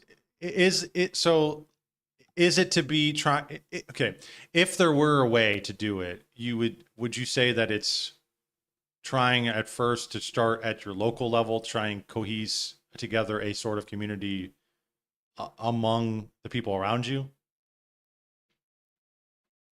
Um, well, but depends on what you mean by your local level. If you mean your local level, Let's like just your say my actual neighbors, like physical neighbors, no, because I don't think they're going to be like you. If you mean like your group, maybe. well, let's Like say if my you mean like, church, my parish. oh, well, probably, yeah, probably because they're probably all white guys, right? Like it's probably white guys with beards is No, mostly your church. No. no, there's a whole bunch of different people. Mine's in a city. I'm not going to dox where it is, but it's in the downtown Yeah. area. Oh, who else? So are there like Indians there? There was one guy, but not. No, there's blacks, there's Arabs, there's whites, there's Hispanics, there's. No, there is a guy from Nepal. I mean, honestly, it's kind of a joke because like when we go to our catechumen class multiple times, Father has said this is like the United Nations because we have a Really? variety of different people. Yeah, we have a guy from Nepal. Yeah, we have just Interesting. regular run of the mill white guys. We have blacks. We have I mean, and I I'm saying wouldn't like, have thought that. yeah, I mean, I'm saying in that context, could you start on that level and build up because Through an institution like the Orthodox Church. well, yeah, or the Catholic Church. I mean, like because one of the Right, things a lot of people. but there is something there. There's an institution uniting all these different factions, right? And that would be the religion.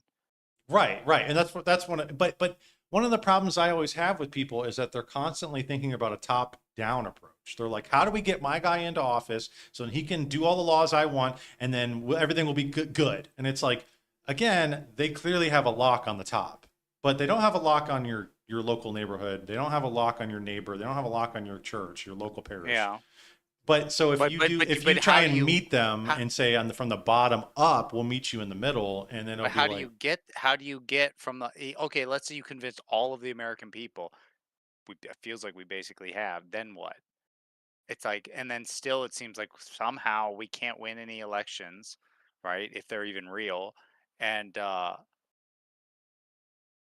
well, what? and Well, I don't know, they just outspend us or something. There's just a bunch of mind control people. I don't know what's going on, but somehow. Well, one, I would say that it's not going to happen overnight, right? Because I mean, even the situation we're in didn't happen overnight. That happened over the span of 100+ years.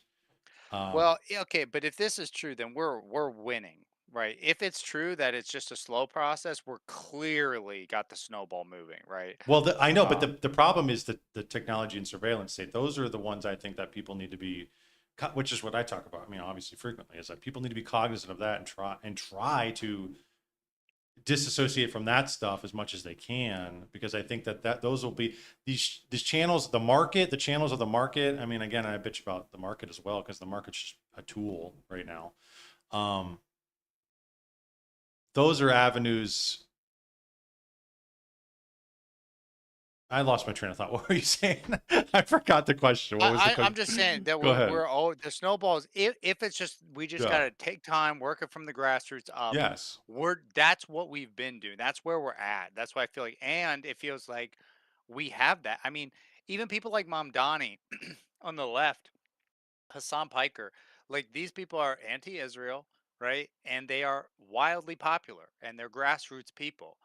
And so, and then you have on the right, you have the same thing going on, and it feels like it feels like I can go to work, and I had a bumper sticker on my car that said "Stop Israel Now," and I got people liked me for it, right? I got no flack. I could wear that into the parking lot. If I had a bumper sticker that was anti-gay or anti basically anything, it wouldn't have flown, right? But I can do that one because everyone agrees, and like almost everyone in the building likes you better if they see that. And this is just a random like there's all different races in there. There's all different kinds of people, Right. all Right. different political We're all sides of the unify on compass.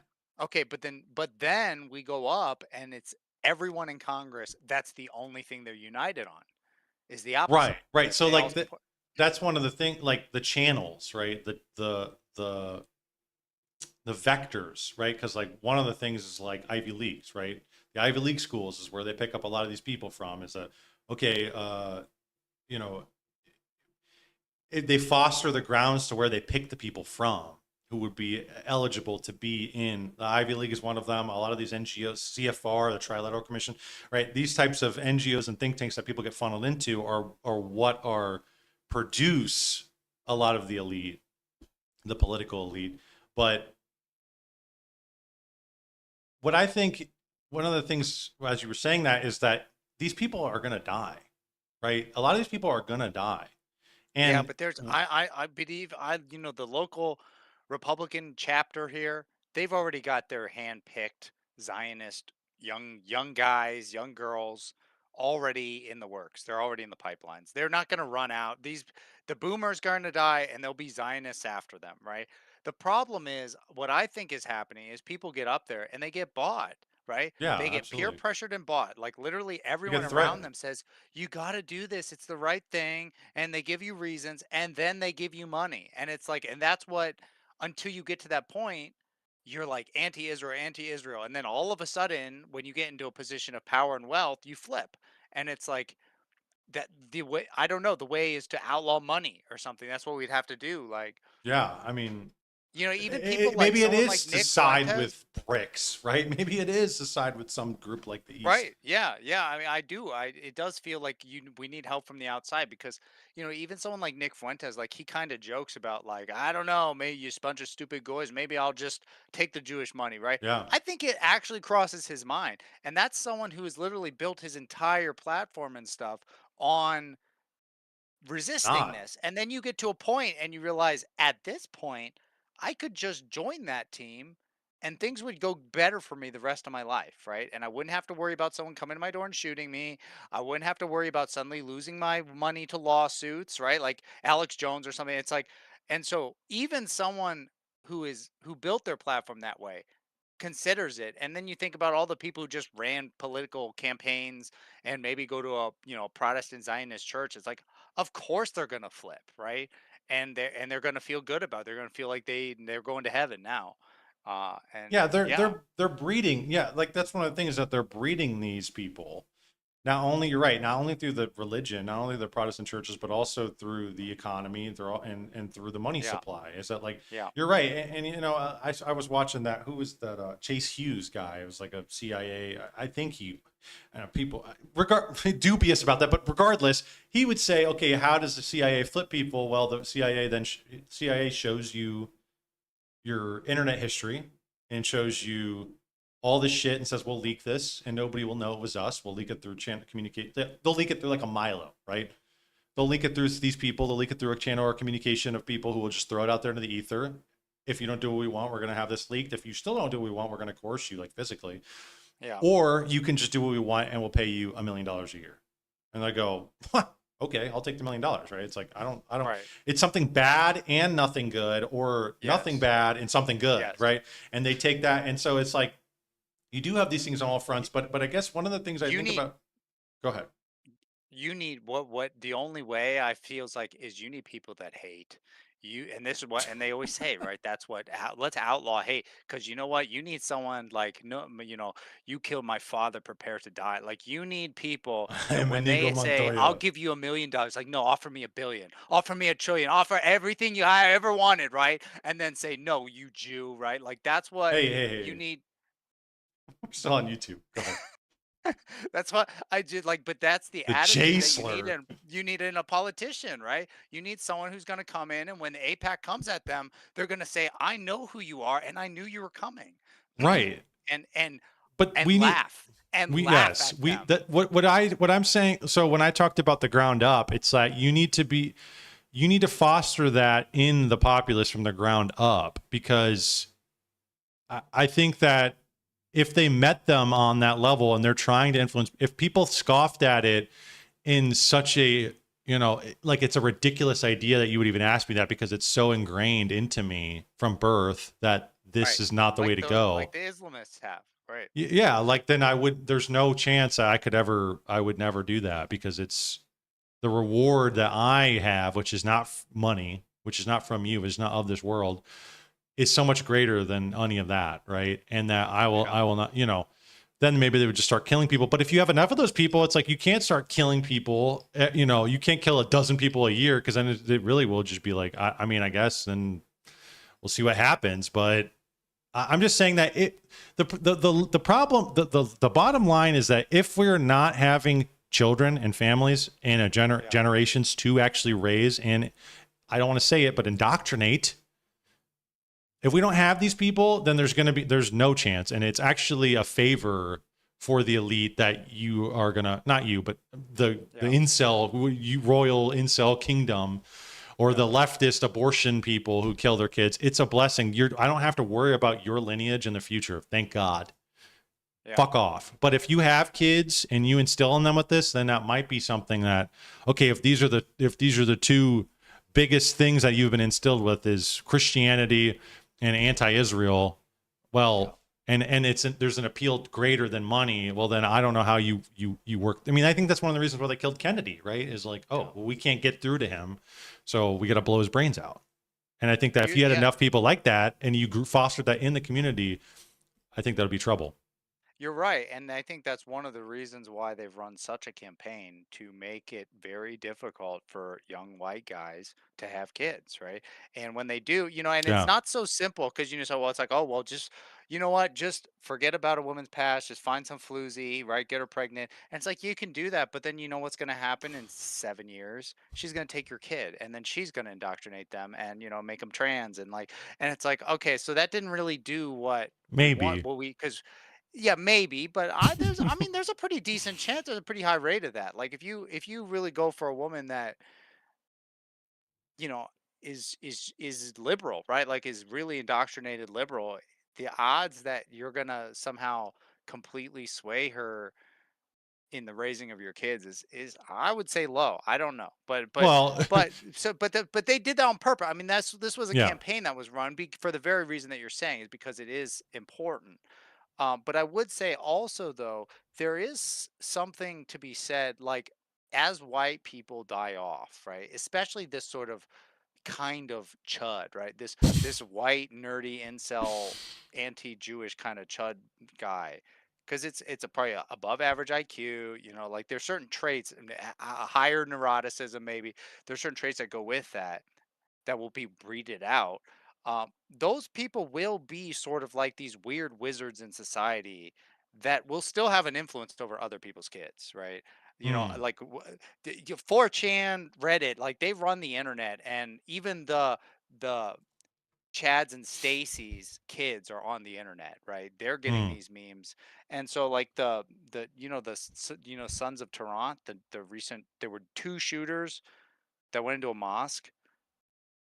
No, I'm not.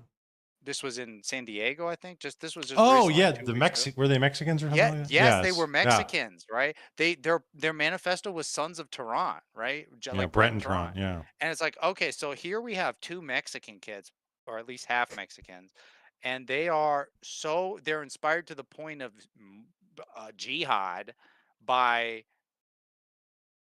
by some white chud, right? Like some, you know, I don't think Brenton had any kids. Like, uh, and so it's not a total like your influence is gone just because you don't have your own kids. It's not as simple as that. Sure. No. Yeah. I know. I don't think that that's fully the case either. But when you're talking about the projection of the birth rates, which is what you were talking about earlier, that will mean that even if you have some sort of element of influence now, I mean, eventually it's just a couple more generations, and then we're going to be like South. I mean, South Korea won't even be a country in our lifetime. Yeah. You know who needs to be talked to about this? And nobody cares. What? Girls.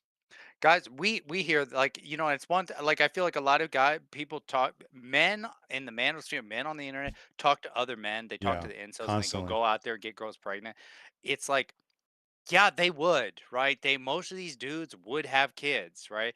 But they either can't have sex or they can't find women that they can like feel stable enough to settle down with, or maybe it's financial. I don't know, but it's like, but what I've experienced is that women are terrified of getting pregnant, right?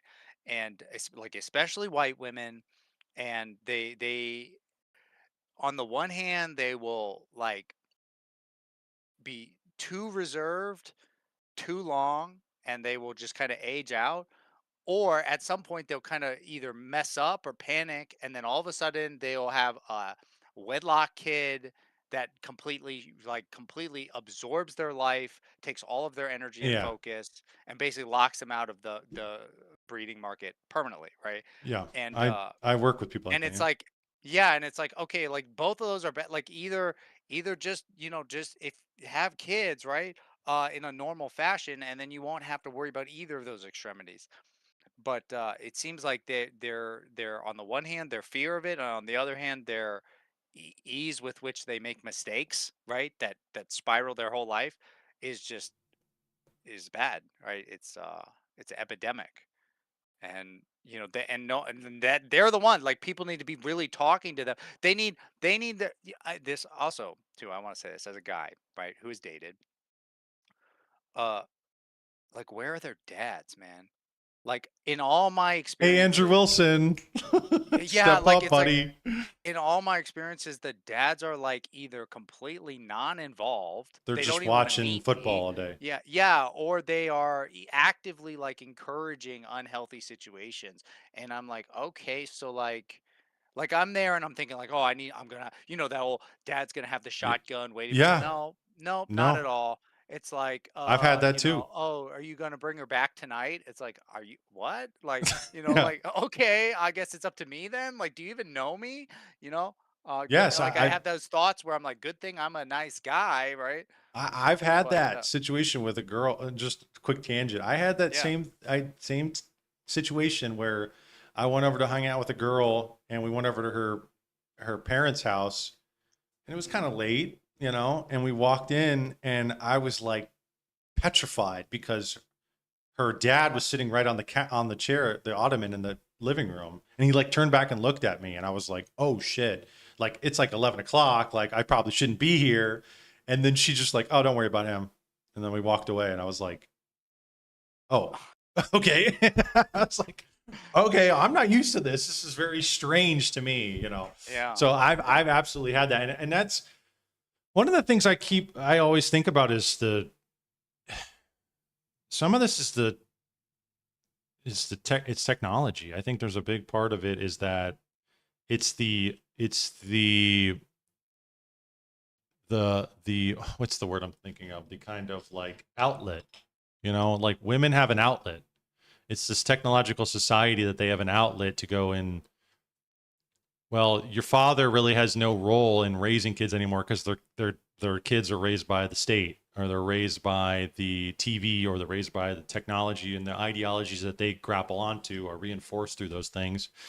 And no matter, in some sense, how much you drill into them, things about Christianity, things about virtue, they have that outlet of their phone. They have the outlet of the TV. They have the outlet of whatever that they can go to, and that programs out. I mean, so many people I know, so many girls I know were raised Christian, and it's all for naught. because they have an outlet, they have a secondary culture that they can go and grapple with that is ready at their fingertips.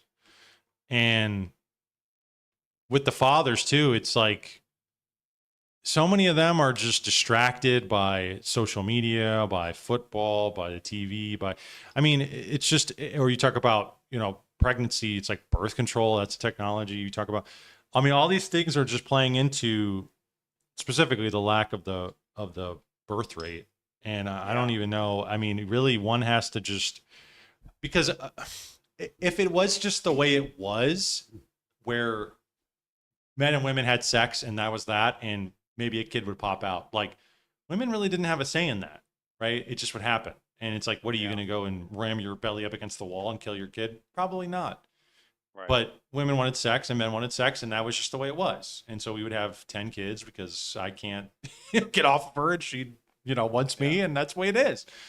But now it's like you have the means to do it, the birth control pill, but not only the means, but you have the ideology to go with it, is that women are strong, women are capable, women can go into the workforce, whatever. Women don't want kids because it's scary. It's like a, you know, some weird parasite in you, right? Like you have all these images that kind of flood their minds that were largely instilled with them through the media.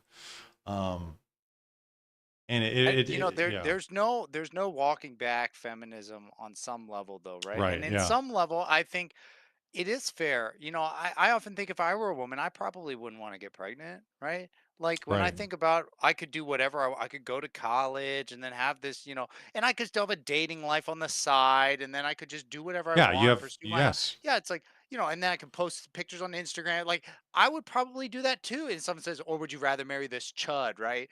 You know, and Be locked get down to pregnant, it, yeah. and then once you're pregnant, he might turn a little mean on you, right? And he might keep you at home, and like it's like, yeah, that sounds like not a good deal, nightmare. right?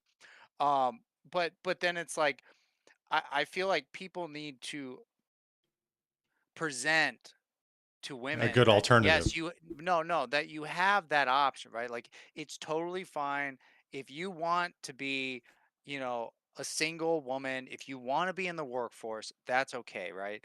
But that and the you know, sleeping around, that is not marriage. And you're not married. You're not getting married, you're not married. That's a different life, right? He has And not if you chosen you. Yeah. yeah, and if you want the married life, the one woman, one man, kids, a family, your kids, right, growing up together, raising them, bonded for life. If you want that life, you got to choose earlier, and you can't go into all that other. You can't go to college and get a career and all. That's a different life, right? And right now I think a lot of women think that they can In have both. They're between. trying to play, yeah, they're split between, and they don't really make up their mind one way or another. And so then we have all these half families, right?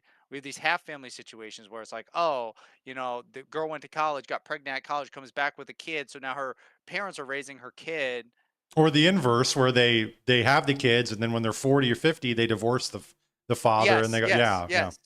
Yeah, and you know, divorce is, people don't talk so much about divorce. Divorce is a huge issue in America, and it's a Jewish value. It's not a Christian value, and you know, even if you were, you know, I know as Orthodox, I think there's some very special cases where it's like permitted or what, but like generally speaking, like divorce is not supposed to be common. It's not supposed to be like people are thinking about, Right. Yeah. oh well, this is a way out. It's like, you know, that if you're going into a marriage thinking that you have a way out, then you're not really getting married, right? Like Right. it's and society should view it as like, and I don't, if that means that what ends up happening is 90% of people do not get married and 10% of people have these big families and these married families, right?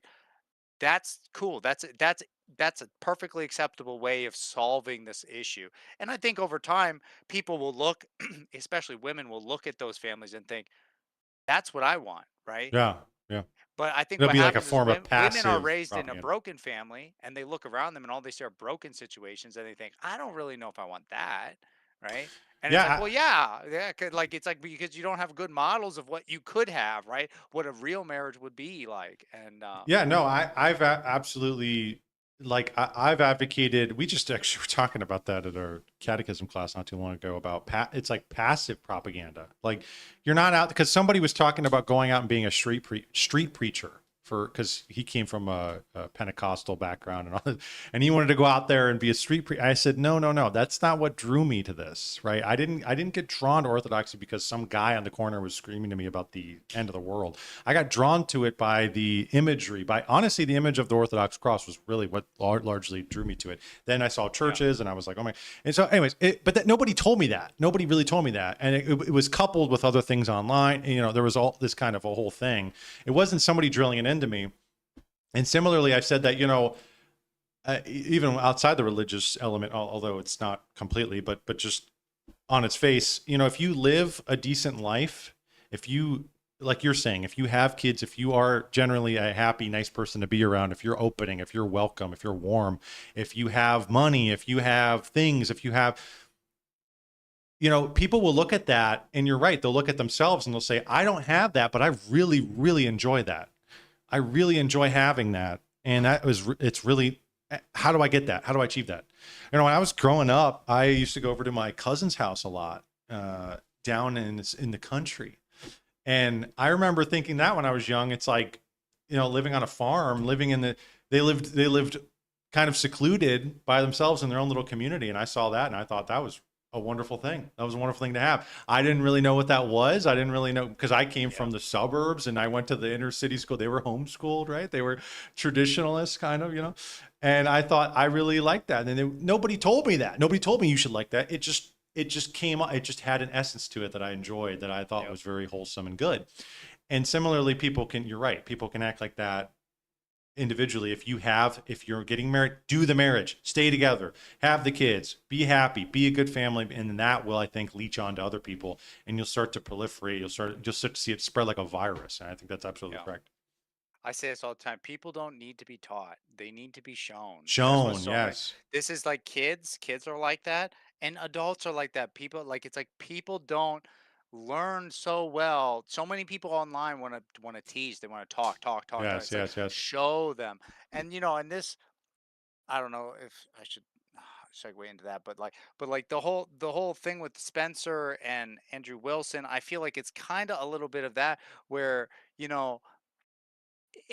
Andrew's good, right? It's good that he's teaching and instructing on the way families should be, but there is something slightly weak in his teaching, because it does look like his family is kind of a mess, or it was a mess, right? And and that's fine. Morally speaking, I think he's doing a noble thing, but I kind of understand when Spencer is attacking it, saying like, what, you're going to come on here and teach everyone how to have a good family, a solid family, and it's like your wife has kids by two different men. One of your kids died, right? There was a lawsuit about negligence, like all this stuff going on, and then you want to get on and harangue people about their sexual family dynamics. So I do understand that, but it's like, but generally though, it is like, what we really need are models. That's what I think. So we need more of these people who are Images, yeah. Yeah, in the public Icons. visibility, right? That are gonna. It would be great. It would be excellent, I think, if Nick Fuentes could find a nice girl and start a real family, and maybe even when he did, say, you know what, guys, I'm gonna take 3 years off, maybe even And just, 5. yeah. Yeah, and I'm gonna, maybe even he could like appoint 3 people, say these guys are gonna run America first for a while. I'll kind of every now and then I'll pop on, tell you how my family's doing, right? But like just gonna step away from this all, at least for a while, and focus on my family or something like that. And I think that would almost be. I saw a quote today from Darwin, and it was Charles Darwin said, "It's not the strongest creature that survives. It's not the most intelligent. It's not the most robust. It's the one that is most capable of change." And I think that like Yes. some of these people, it's like at some point it's like, okay, now's the time. Now you've done your thing. Change a little bit, right? Be open to the possibility that a new thing is coming, a new dynamic, a new movement or whatever. And maybe Nick, what people needed was you to break through the ice or whatever. And now what people need is a model, right? And some of these people, they need models of families. And I can't think of like any, right, when I think about it, from like these, so like Elijah, and we have these absolutely atrocious Goobers. examples. Yeah. Yes, they teach all the right things. Like literally, they do the worst. They are like these are the worst examples of humanity when it comes to like sexual dynamics and and families. Yeah, yeah. And that's kind of one of the things I was ragging on too. I rag on that with the internet a lot, is that everybody has the ideal. Everybody can see the ideal and they post about it and they make a Wojak about it. But how many people actually live that? How many people actually have even tried to experience that? And so often people get stuck and caught up on this image of the ideal. And with the Andrew Wilson thing, it's like, I understand what you're saying 100%, but we don't know. Maybe their life was way more chaotic before he came in. And maybe he realized this is the way to do it. This is the way to be, is that I need to be a father. I need to be the patriarch, right? He talks about patriarchy. I need to be the patriarch of this family. Maybe Rachel Wilson was a disaster before he came along. And he instantiated, some masculine, I was going to say control, but I don't know. They should do a stream. I honestly think they need. This is. I don't know if you saw. There was also a debate with Rachel Wilson and some atheist guy that just completely devolved because the guy brought up her like parental situation. Yeah.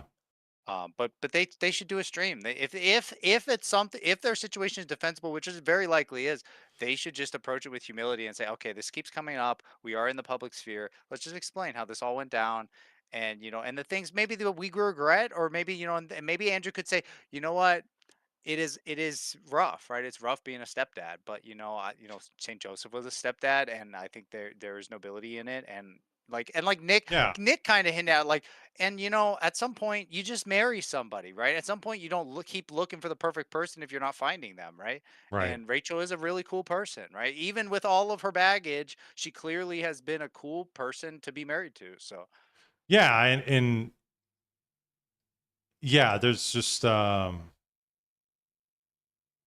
but if it's like, but you kind of, it's like, if you're not, like you're saying, willing to change, if you're not willing to be kind of form into something, and you're just focused on that, you're hardened to the ideal of the Wojak or the internet or whatever, you will miss out on a potentially wonderful experience. And I don't know. I mean, it seems like they're doing fine by me. Like, it seems like the Wilsons are doing fine by me with the situation they have, and it's not ideal, sure, but I think that he was able to make it. Okay, if they lost a kid and then had Yeah. a court case of negligence, I mean, what do you mean when you say that it sounds like they're doing fine? Like, I mean, it sounds like a what in my mind is Given a the R context. strategy mess is what I want to say. It sounds like a R strategy mess. Bunch of kids by a bunch of different guys. Then because what I understand what happened is the kid who died was not Andrew's kid, right? It was one of Rachel's kids with a different guy. Yeah. At a different person's house. She said next door neighbor. Yes. But what I'm saying is that I think that we don't know the exact situation of their family dynamic, is what I'm saying. And I'm saying if Andrew loves Rachel, and that was something that, that was spurning him to go and be with her, given the context of, okay, she's had messy relationships in the past. If you want to sit there and look at the ideal, the abstract ideal on the internet and say, well, I won't do that because of that situation. Who knows? I mean, you will never know what's going to be, how it's going to satisfy you. And you don't know necessarily, you will know you will not be with that person if you choose no. And what I'm saying is that he had the flexibility to say, okay, I will step into this role and I will be the patriarch of this family. And maybe that's what I'm saying is that maybe that's what led him to believe, okay, this is the way it's supposed to be done. And that's what I'm going to profess, is that, okay, I being able to take that humility, have that integrity to raise these kids, even though they're not mine. And in the patriarchal way of the Orthodox Church, that's what I think is to be best. And that's what he realized that's maybe where he got his ideas of patriarchy and whatnot from, is that, okay, I'm able to make that decision, and I'm able to make their lives a better life. I don't exactly know what their situation. Maybe it is worse. I don't know. No, but there's some complicated dynamic, because one of the things Rachel. Do you understand what I'm saying, though? Do you understand what I'm saying? I do. Yeah, but there's some aspects like Rachel. and I don't know this, but I think the situation is Andrew was Orthodox, right, before Rachel, or at least more Orthodox, and then he came into her situation and kind of got her to be an Orthodox wife, basically, right? Because she was living a kind of a rough and tumble, maybe promiscuous life, and then I shouldn't say promiscuous, like, or flighty or unstable. That's what I want to say, an unstable life. And because she said she broke up with him a couple of times, or tried to, because she said she thought he was too good for her, right? Mm. And so my impression is that Andrew was maybe always kind of the stable, Yeah. disciplining force there. But one of the things that creates that situation is a woman who is a little desperate, right? Mm. And so it's very likely that this woman that Andrew encountered said, "You know what? I'll be the exact Orthodox wife you want me to be."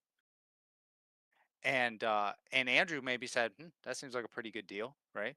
Because that's exactly the woman I'm looking for. No woman will do that, but now this woman will, right?" And it's like, and she maybe the only reason she did it is because she had those kids and she thought no one else will want me. I don't know, but it's like, but then it makes it tricky, because then they go and they tell, like, there was a debate where Rachel Wilson was telling, another woman, like, "Oh, women should be like me, basically, right? They should be subordinate to their husbands, put their trust in him, follow his lead." And the other girl's like, kind of like, "Well, easy for you to say, right? Like, you went out, had your fun, when everything crashed and burned, then you said, you know what, I'll do the disciplined traditional way." Right. And Yeah. it's like, and now you're asking women to do the disciplined traditional way without going out and doing all that, right?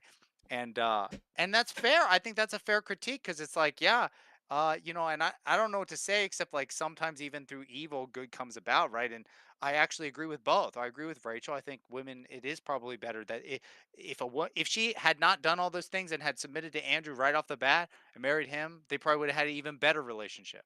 Um, Sure. No. but Yeah. maybe she Yeah. never would have. So, Well, I know, but that's what I'm saying is that maybe you could have a realization from that is that, oh, this is the correct way. Like doing what I was doing before was not the right way to do it. And I'm going to try and instruct other people not to even waste their time with that shit. Which is kind of yeah, what we do. Is like, don't waste your time with the bullshit, the frolicking, the folly, the quote this is unquote kind of the what fun. all older Although you fall generations do to into it, yeah, because you have your peer group or whatever. But like, ultimately, it's not really. Yeah, go ahead. But this is like what all older people do, right? This is why people shift from blue to red. Like, people always, they get older and then they say, "Youngsters, don't be wild, don't do drugs, don't have promiscuous sex, don't do all these things." And then you get a little older and you realize, "Oh, all my parents did those things." Everyone does those things when they're young, and then Sure. they get older and they tell the young people not to do them. And it's like, I don't know. It just feels like Would you it rather does them come. not advocate for that? We'd rather have the old people just say fuck, like the fucking fathers who are sitting on their ottoman or watching who are just I checked don't know out. Would you rather have that?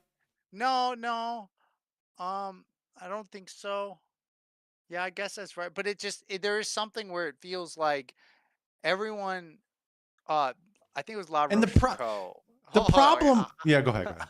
I think La Rochefoucauld once said, as I got older, I couldn't tell if I left my vices or my vices left me. And Yeah. I feel like that, where, you see a lot of people, it's like, yeah, okay, now you don't want to go to the club anymore. It's like, well, you're Your back 35. hurts. Okay? Yeah. Yeah, like you're 40, right? It's like, oh, suddenly now you think no one should go to the club. It's like, well, I don't know. Yeah, I guess maybe there is something that feels like hypocritical about that. And almost like Well, you should just shut up, right? yeah. If you went to the club when you were in the age of clubbing, maybe you shouldn't be the one, telling people not to go. Well, again, I mean, and some of this also can relate back to the technological, society. Because you got to think, if the parents had authority over their kids and their parents had authority over them, and all, kind of a more traditionalist society that we had before the Industrial Revolution. I mean, I think that the parents probably would be adhering in a lot of cases to that ethic, and they would have not been as degenerate as what you're claiming people are today. You know what I mean? Like, they would say you're not going to do XYZ, and they haven't done XYZ. And The Yeah. kids would be because the authority would be in the parents. But the thing is that the authority is not in the hands of the individual or the family anymore, or God. Yeah. It's in the hands of money and capitalism, and people are allured by that, of course. And all these things are like, yeah, my parents fucked around too, because like, you know, beer was cheap, and when the club was, what at pop it, like, yeah, but if they weren't, and they were in a more of an agricultural, like agrarian society, or like, I don't know, more of a survivalist kind of society, it's like they wouldn't have had that, and the parents wouldn't be quote unquote hypocrites because they wouldn't have had that either. They would have just been telling them for what it is. In the book called the Celestine Prophecy, Redford writes that one of the steps of like reaching enlightenment, it's kind of a new agey book, is that you have to realize where you're at in the history of humanity, Exactly. right? Yep. And in some sense, that is what you're saying is all true, and But we're at we're in that. You're the right. There is no right, going but back. there was the feminism, there was the sexual liberation, all of this, Yes. and it's been a complete disaster, right, on the societal family level, right? Yes. Marriage is basically gone. It's like I feel like, I at work, I was thinking the other day, I've been at my work for 5 years, the place I work now. In those 5 years, I think I have seen one person get pregnant. In the entire group of like everyone I know in the building, which is kind of a lot in 5 years. And I think, okay, so like there is something going on here. And I I think there's maybe one couple that's married and two gay couples that are married in the whole group. And it's like there's divorcees, there's people cohabitating, there's lesbians living together, there's all these situations, and it's like there are more gay marriages out there in my workplace than there are just marriages, and then the ones that are, there's very few kids.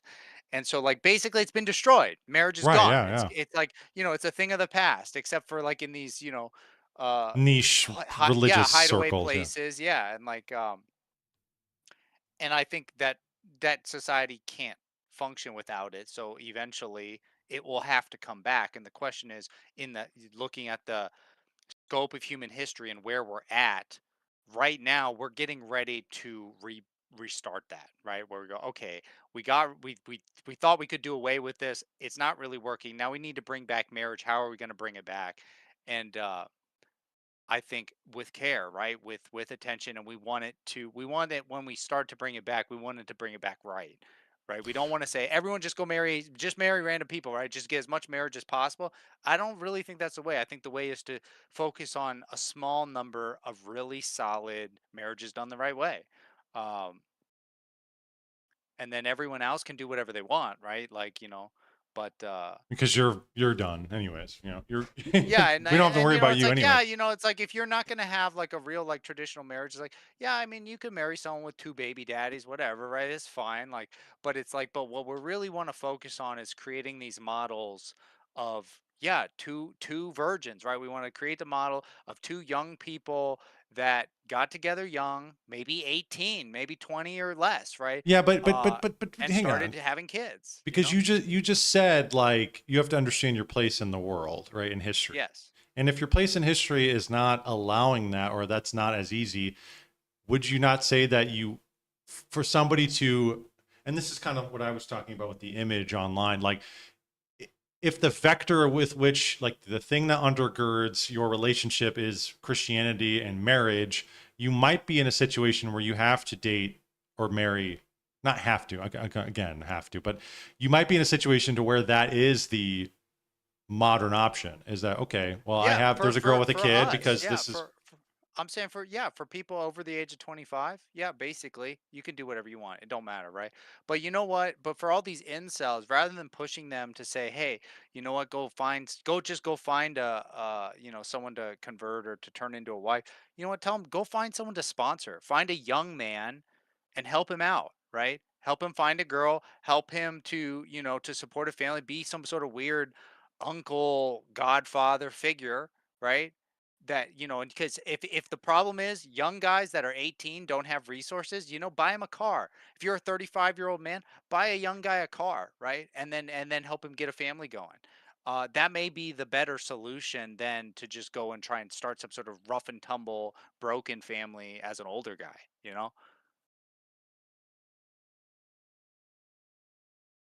Yeah, I mean, again, I mean, I can see, I see what you're saying. You're saying selective kind of precision strikes versus just a kind of general blanket, is what you're saying, right? Yeah. Well, You're and saying invest in a few rather than everybody yeah, trying. but then the rest can happen. Just it's not really worth investing that much in. It's like, do whatever, right? Like, yeah, okay, if you wanna. It's not do whatever though, because these people are still people. I mean, we still have problems. I'm 30 and I'm still like, dude, I would like to get married, but I'm supposed to just say, yeah, fuck you. Is that what you're trying to say? Well, no, but jump back to the words of Christ. What did Christ say about, some people are born incapable of marriage, some people are made so by others, and some people give it up for the kingdom of God, right? And there's something to the fact, like, I really don't know if someone slept with like 100 people, can they get married? Is that even something? Because part of marriage is the monogamy, right? It's the commitment to be uh to not cheat, basically, right? And if you're someone and you are in such a habitual kind of addiction to Hmm. multiple partners, I don't really know if you can. Can you make that vow? Like, would it be prudent to? I'm not even really sure Well, it's I think it possible for can you. happen. I think that through God's grace, it absolutely could happen. But I see what you're saying. You're saying, given the circumstances, it's like you've already kind of thrown that away. You're saying, is that even a valuable, is it even like sacramental? Anyways, what you're saying, like, is it even a valuable thing? Is what you're saying, given the No, physical I'm not, ramifications. what I actually said is that I'm not sure it's possible. I think it. You're saying that God's grace could not ever allow them to be married. Is what you're saying? I'm saying not everyone is capable of the vow of marriage. And I'm saying this because I think Christ said it, right? He said some were born that way and some were made that way by others, right? And I just think that, like the rampant promiscuity which has been normalized in, our modern age, uh I think most people are in denial about it, right? And that's why these conflicts come up between like Spencer and Andrew, and the things where it's like, I think that when push comes to shove, when people really like hone in on it, it's like it does become awkward because it's like, yeah, I guess there is always, even just like with one other partner, there is a sort of a rift there that appears. And that it's a wound in your if you even, I'm not saying you can't get married after having some sexual sins, but it's like, that it does create a wound that, if Okay, honed in so on, can be pretty powerful. so you're reeling that back a bit. You're No, saying I you still did. say You just did right there. You said some said, sexual sin is what you said. yes, but what I originally said was 100. I said 100. Oh, okay. I mean, you're right. If there's a crackhead who's absolutely blitzed out of his mind, he probably can't get married either. I understand. Right. But what I'm saying is that there is potential redemption. What I was saying is that I get what you're saying in the context of, well, maybe if that person's habitual sin is so they're so drawn to it and led by it, yeah, maybe they're not cut out for marriage because that will always be a habitual thing that they're going to be dealing with, and maybe that's actually not wise for them to get married, and they're not made for it. Like, that's just it. I get that. Yeah. But what I was saying is I think that through God's grace, anybody could potentially get married. But you're right. In certain circumstances, you're right. It might be beyond it. If you're 65 and you've been sleeping around your whole life, yeah, you're probably, I mean, I understand what you're saying. There's certain worldly circumstances that can cause that. But I also think that there is redemption. I do believe in redemption, even. Right, Yeah. but if you're 25 and have 100 partners, can you get married or find a loving relationship? Okay, let's talk about marriage here. Okay. I would say if you've got 100 partners by 25, you maybe will never be able to get married. Or you basically, I feel like you'd have to have this conversation with your spouse, your future spouse. You'd have Yeah. to basically say, here's the deal. I'll marry you, but I might cheat on you. And I don't know, is that a marriage? If that's a marriage, if they, I guess maybe if they say, okay, yeah, Why we'll would marry, you? and I'll just accept that maybe you're going to cheat on me a couple of times, and I'm just going to have to forgive you. Because okay, so the way I'm looking at it was that somebody who's had 100 partners who's made that, who's that, you know, the lust in their life has led them to be, you know, that sinful to that degree would cause them immense struggle finding a partner to settle down with, right? That's where I'm coming at it. But could you get over that sin through God's grace? Yes. And could you potentially find somebody who would be forgiving of you and understanding of you, or maybe was also in a similar situation, right?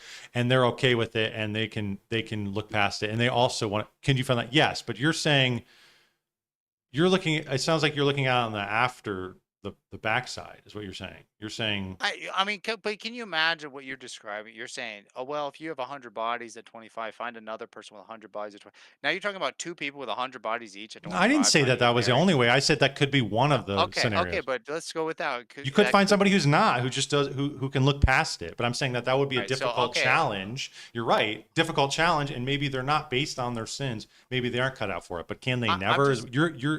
You're acting very like I don't know, like deterministic about it, and I don't necessarily believe that. I'm saying but if you actually think of like possible situations, like you have one person who's very promiscuous. Okay, either they marry another person who's very promiscuous, or they marry like a person who's very not promiscuous, right? Okay, so on the one hand, you have two very promiscuous people getting married. Like they're gonna cheat on each other. Like someone's gonna cheat. Like I mean, it would be a miracle, right? And then you say, well, what if we do the other thing, like the Sarah Stock, whoever that guy, Chud McChudster, right? It's like, okay, so Chud McChudley.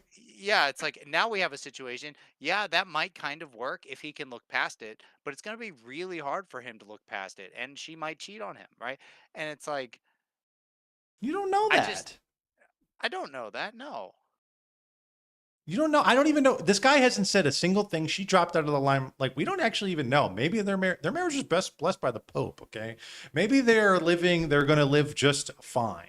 We don't know, but I understand what you're saying. But you're saying that there is this, I know here's the problem. This is why I dissent against the attitude which you have.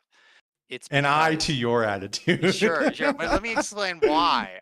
Is that if this is what we are going to call marriage, you don't want any part of it. I don't even want that, right? Like I don't want that. Doesn't even sound attractive to me. So then maybe you're not cut out for marriage. Maybe you're made out for it. That may be true, right? But it's like, but if the idea of marriage includes people like Chud, whatever, finding out Sarah Stock was sleeping with her boss while lying to him, making him wait, and then he works through it, and that's better. That's a good marriage there because he was able to work. It's like, geez, man. Dude, you're always gonna have something that you're gonna have to get over with your partner. You're always gonna have something. But that's not I mean, there's. I understand you. Yes, well, this is even there's. Can you get over anything? You're saying, can you get over anything with a partner? Or no? Tons. But okay. But cheating is one that even arguably is in scripture as a caveat. Cheating or slept with somebody ever? Or done anything sexual? Okay, you're right. The Greek word is porneo, right? But I mean, it's like sexual degeneracy or whatever. But like, it's that highly debated passage. I'm not going to actually say what it means, but I think most people agree that cheating, sleeping with somebody else is on a level of marriage breaking, right? Whereas, flirting with someone else is not. That's something you could work through. Texting someone, maybe even sexting. So like there are things where people might say, okay, you could work through that. But actually having sex with somebody is basically marriage breaking. I'm not deterministic on that. I don't actually think that that's always marriage. I think I think it's a valid grounds to break a marriage, but I don't think it's a necessary 1-to-1. Yeah. And honestly, we just talked about, it's funny because we talked about that in our catechism class too. I mean, Father was saying that he's known people at the parish who have stepped out, and he said, and they're still together. And he said, in some sense, it almost seems like the relationship's even stronger now. But I don't know. I mean, again, I'm not advising that's the ideal everybody should do. But you're just equating it as a 1-to-1. It's like, that's it. It's over. And it's like, I don't necessarily think that it has to be that way. just like if I don't necessarily think like none of these things I think have to be any problem you have with somebody. I think can be worked through given the two parties working together. Yes, I mean, I don't know. I don't know what I would do if I were actually married to somebody and they cheated on me. I think what I would probably end up doing is I would say, okay, for the kids' sake, we're gonna stay together, but you're sleeping in another room from now on. I'd probably do something like that. Yeah, I mean that's But valid. maybe I'd break down and then I don't know. And then I I'd don't just get I over don't it. know. People, It'd be you tough. know, yeah, it would be, but I don't know, man. Maybe I'm just like if she's not like if she was done and she was living with another guy, like okay, that's like GG's. But like I don't know the context and like if it was just like a mistake, like I don't know, like and she really wants to try and make it work, like I don't know, man, you can potentially make that work. Like you can potentially it could potentially make your relationship stronger in some context. I mean, didn't you just quoted something like that about what did you say? Something about evil bringing people to good or something like that. Oh. You said something But along those lines. I don't know. yeah, I have an uncle that got cheated on, and he said we're done, and that was it. And that's valid. And I'm not even saying that I'm And not saying right, and he lives a sad, lonely life, right? And she true. went on and married somebody else or whatever. But you know what? I think I respect him probably more for that. I I would actually respect think him maybe that's the either harder way. thing. Yeah, I know. Listen, I bet. I think I'm not saying that's not a valid grounds to break up with somebody if they cheat on you, but I would never make the deterministic, view that's like if it happens, it's over. Like 100%, it's over. We don't know each other anymore. Move on. Like I would never. I don't know. I would just wouldn't say that. I would say I would. I don't know. I mean, should we have I feel like because then it grace? Should feels we like have forgiveness? Should we? Is there any right. of But that? if Maybe, I'm but at it the depends on the context again. yeah, but it's like, but if we're at that point, then it's like, man, then I guess let's just have an open marriage, right? Like it would feel like that. It's like, oh, okay, so if there's like, what Let's even just is kill special each about other. the Why not? marriage? Like, Let's just well, it's kill like, the kids. what even special about the marriage? What was the point of it, right? If it wasn't for sexual isolation, like, okay, so what then? What are we saving, right? Yeah, I mean, no, I get what you're saying, but I don't know. I don't know. it's and again, like I said, you can have that. That's a valid reason to get divorced. I'm not saying or break up or whatever. Like I understand that, but like I don't think it's a 1-to-1 always. I think you could potentially work through it. I don't know because like especially it's like you know I don't want maybe I won't go there. I don't want to get too personal, but yeah. Okay. But yeah, I don't know. I'm just saying I don't think it's necessarily always the case. I'm very like case by case basis, honestly, like because people want to like there is obviously a moral law, but like there's also like there's a spirit to the law, obviously, and it's like what exactly are we like what exactly are we trying to fulfill here? What exactly are we doing here? And you can point to the law, you can point to the physical law all you want, but like there is also a spirit to it that you can, given the circumstance, you can fulfill and you can embody. And that's one of the things in a situation like that where it's like if somebody screws up, did they break a moral law? Absolutely, absolutely, and that's grounds for divorce. But given a circumstance, there could be a spirit of the law that they say, look, I want to look past this and I want to forgive you, and but you can never, that's it, and that's the one time, and they could move past it and it could be fine, and that's the spirit of marriage and staying together. I don't know. But yeah, I don't know. There's just part of me that's like I think about that, and I think I mean there's an element of forgiveness too that, given the circumstance, I don't know. Maybe there should be. I don't know. Yeah. I just feel like we need a restoration of Yes. the dignity of marriage, right? We Sure. need Yeah. people to look at it and say, I want that. That's something special. That's something the rest of us don't have. And when marriage is riddled with divorces, baby mommies, baby daddies, broken situations, Yeah, but aren't you adding to that with what you're infidelity, saying? like all these things, it makes marriage look like it's not even why would anyone want it? And that's why people talk, the people in the manosphere, they say, don't get married, dudes, right? You could sleep with girls, hook up, well, just don't get married. It's not worth it. It's a bad deal, right? Yeah. And it makes sense when you look at it like that. Like, yeah, when you add in all the bad marriages, it does look like a bum deal. Yeah, I don't know. I know I totally agree. I don't know why anybody who's not religious would get married, frankly. I say that to people. Why would you even get married if you're not doing it for religious reasons? And people don't. So I mean, I get that, but I don't know. I don't know how you're going to build stable families, stable communities without something like that. And even given the current climate and context we live, where people where men are watching porn all day, women might be sleeping around, they might be doing that, whatever. They will be sleeping around, I should say.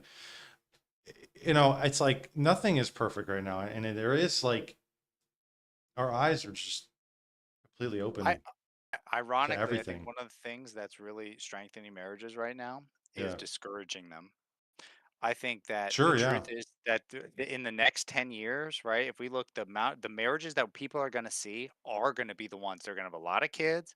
They're going to be monogamous. A lot of them are going to be from people who had very little sexual experience when they got together, right? Got together young. And it's like, and that's what people are going to see now because everything else was discouraged and broken.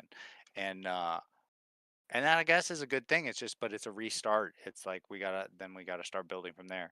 And people got to look and they got to see all these people with, you know, like me with bum ass lives, and then they got to see these people with good healthy marriages and be like, what do we want to do? Well, yeah, that is kind of what's already happening, right? Yeah, I think so. And I think this is where, one of the things that not just this pope but lots of popes say is that you look at the signs of the times, and if you want to know the signs of the times, you talk to the young and to the elderly, right? You talk to the people of the past generation and the people of the future generation, and that gives you a real good sense of the zeitgeist. And I think young people already, there's a difference where if you talk to them, you realize they're talking about cucks, right, at age 12 or younger, right? They're talking about if guy's a cuck or not, and it's like, or white knight or not. And it's like, okay, this is a new verbiage and a new mindset that was not in my generation at that age, right? And it's sad in some way, but also it's going to change the way they behave. Yeah, I agree. Yeah, I had something else, but I can't remember. Yeah. Anyways, we'll call it. It's after midnight. After hour. Thanks for having me on. Appreciate it. Everybody, round of applause for Dick Wilson on the stream. How exciting. All right, we'll have to have you on again at some point. We'll have to get you in with camera. We'll have to do the dual screen again. We'll have to figure that out because I thought that was cool. I thought that was cool back in the day. So yeah, well, I think we'll manage it. Yeah, we'll do it. We'll make it happen. But good talking with you, man. I'm going to wrap the stream up. All right. Have a good night and a good weekend. Yep. You too, buddy. All right, everybody. We had a little bit of a detour there, a little bit of a call in. Just with Dick Wilson. He was in chat. I thought I would hit him up and talk, and that was fun. That's what a spark of something new. That's kind of what the stuff I want to do. That's kind of what I want. I thought that was an interesting little conversation. I hope you all enjoyed it. But that's going to be it for me. That's going to be the end of the stream. It was a good one. I'm glad I did it. But yeah, clips will be up during the week. Make sure to follow me on X, Jake I'm on YT. Subscribe to me on YouTube. Same exact thing, Jake I'm on YT. And I will see you all next Friday, 7 p.m. Until then, you guys all have a great weekend.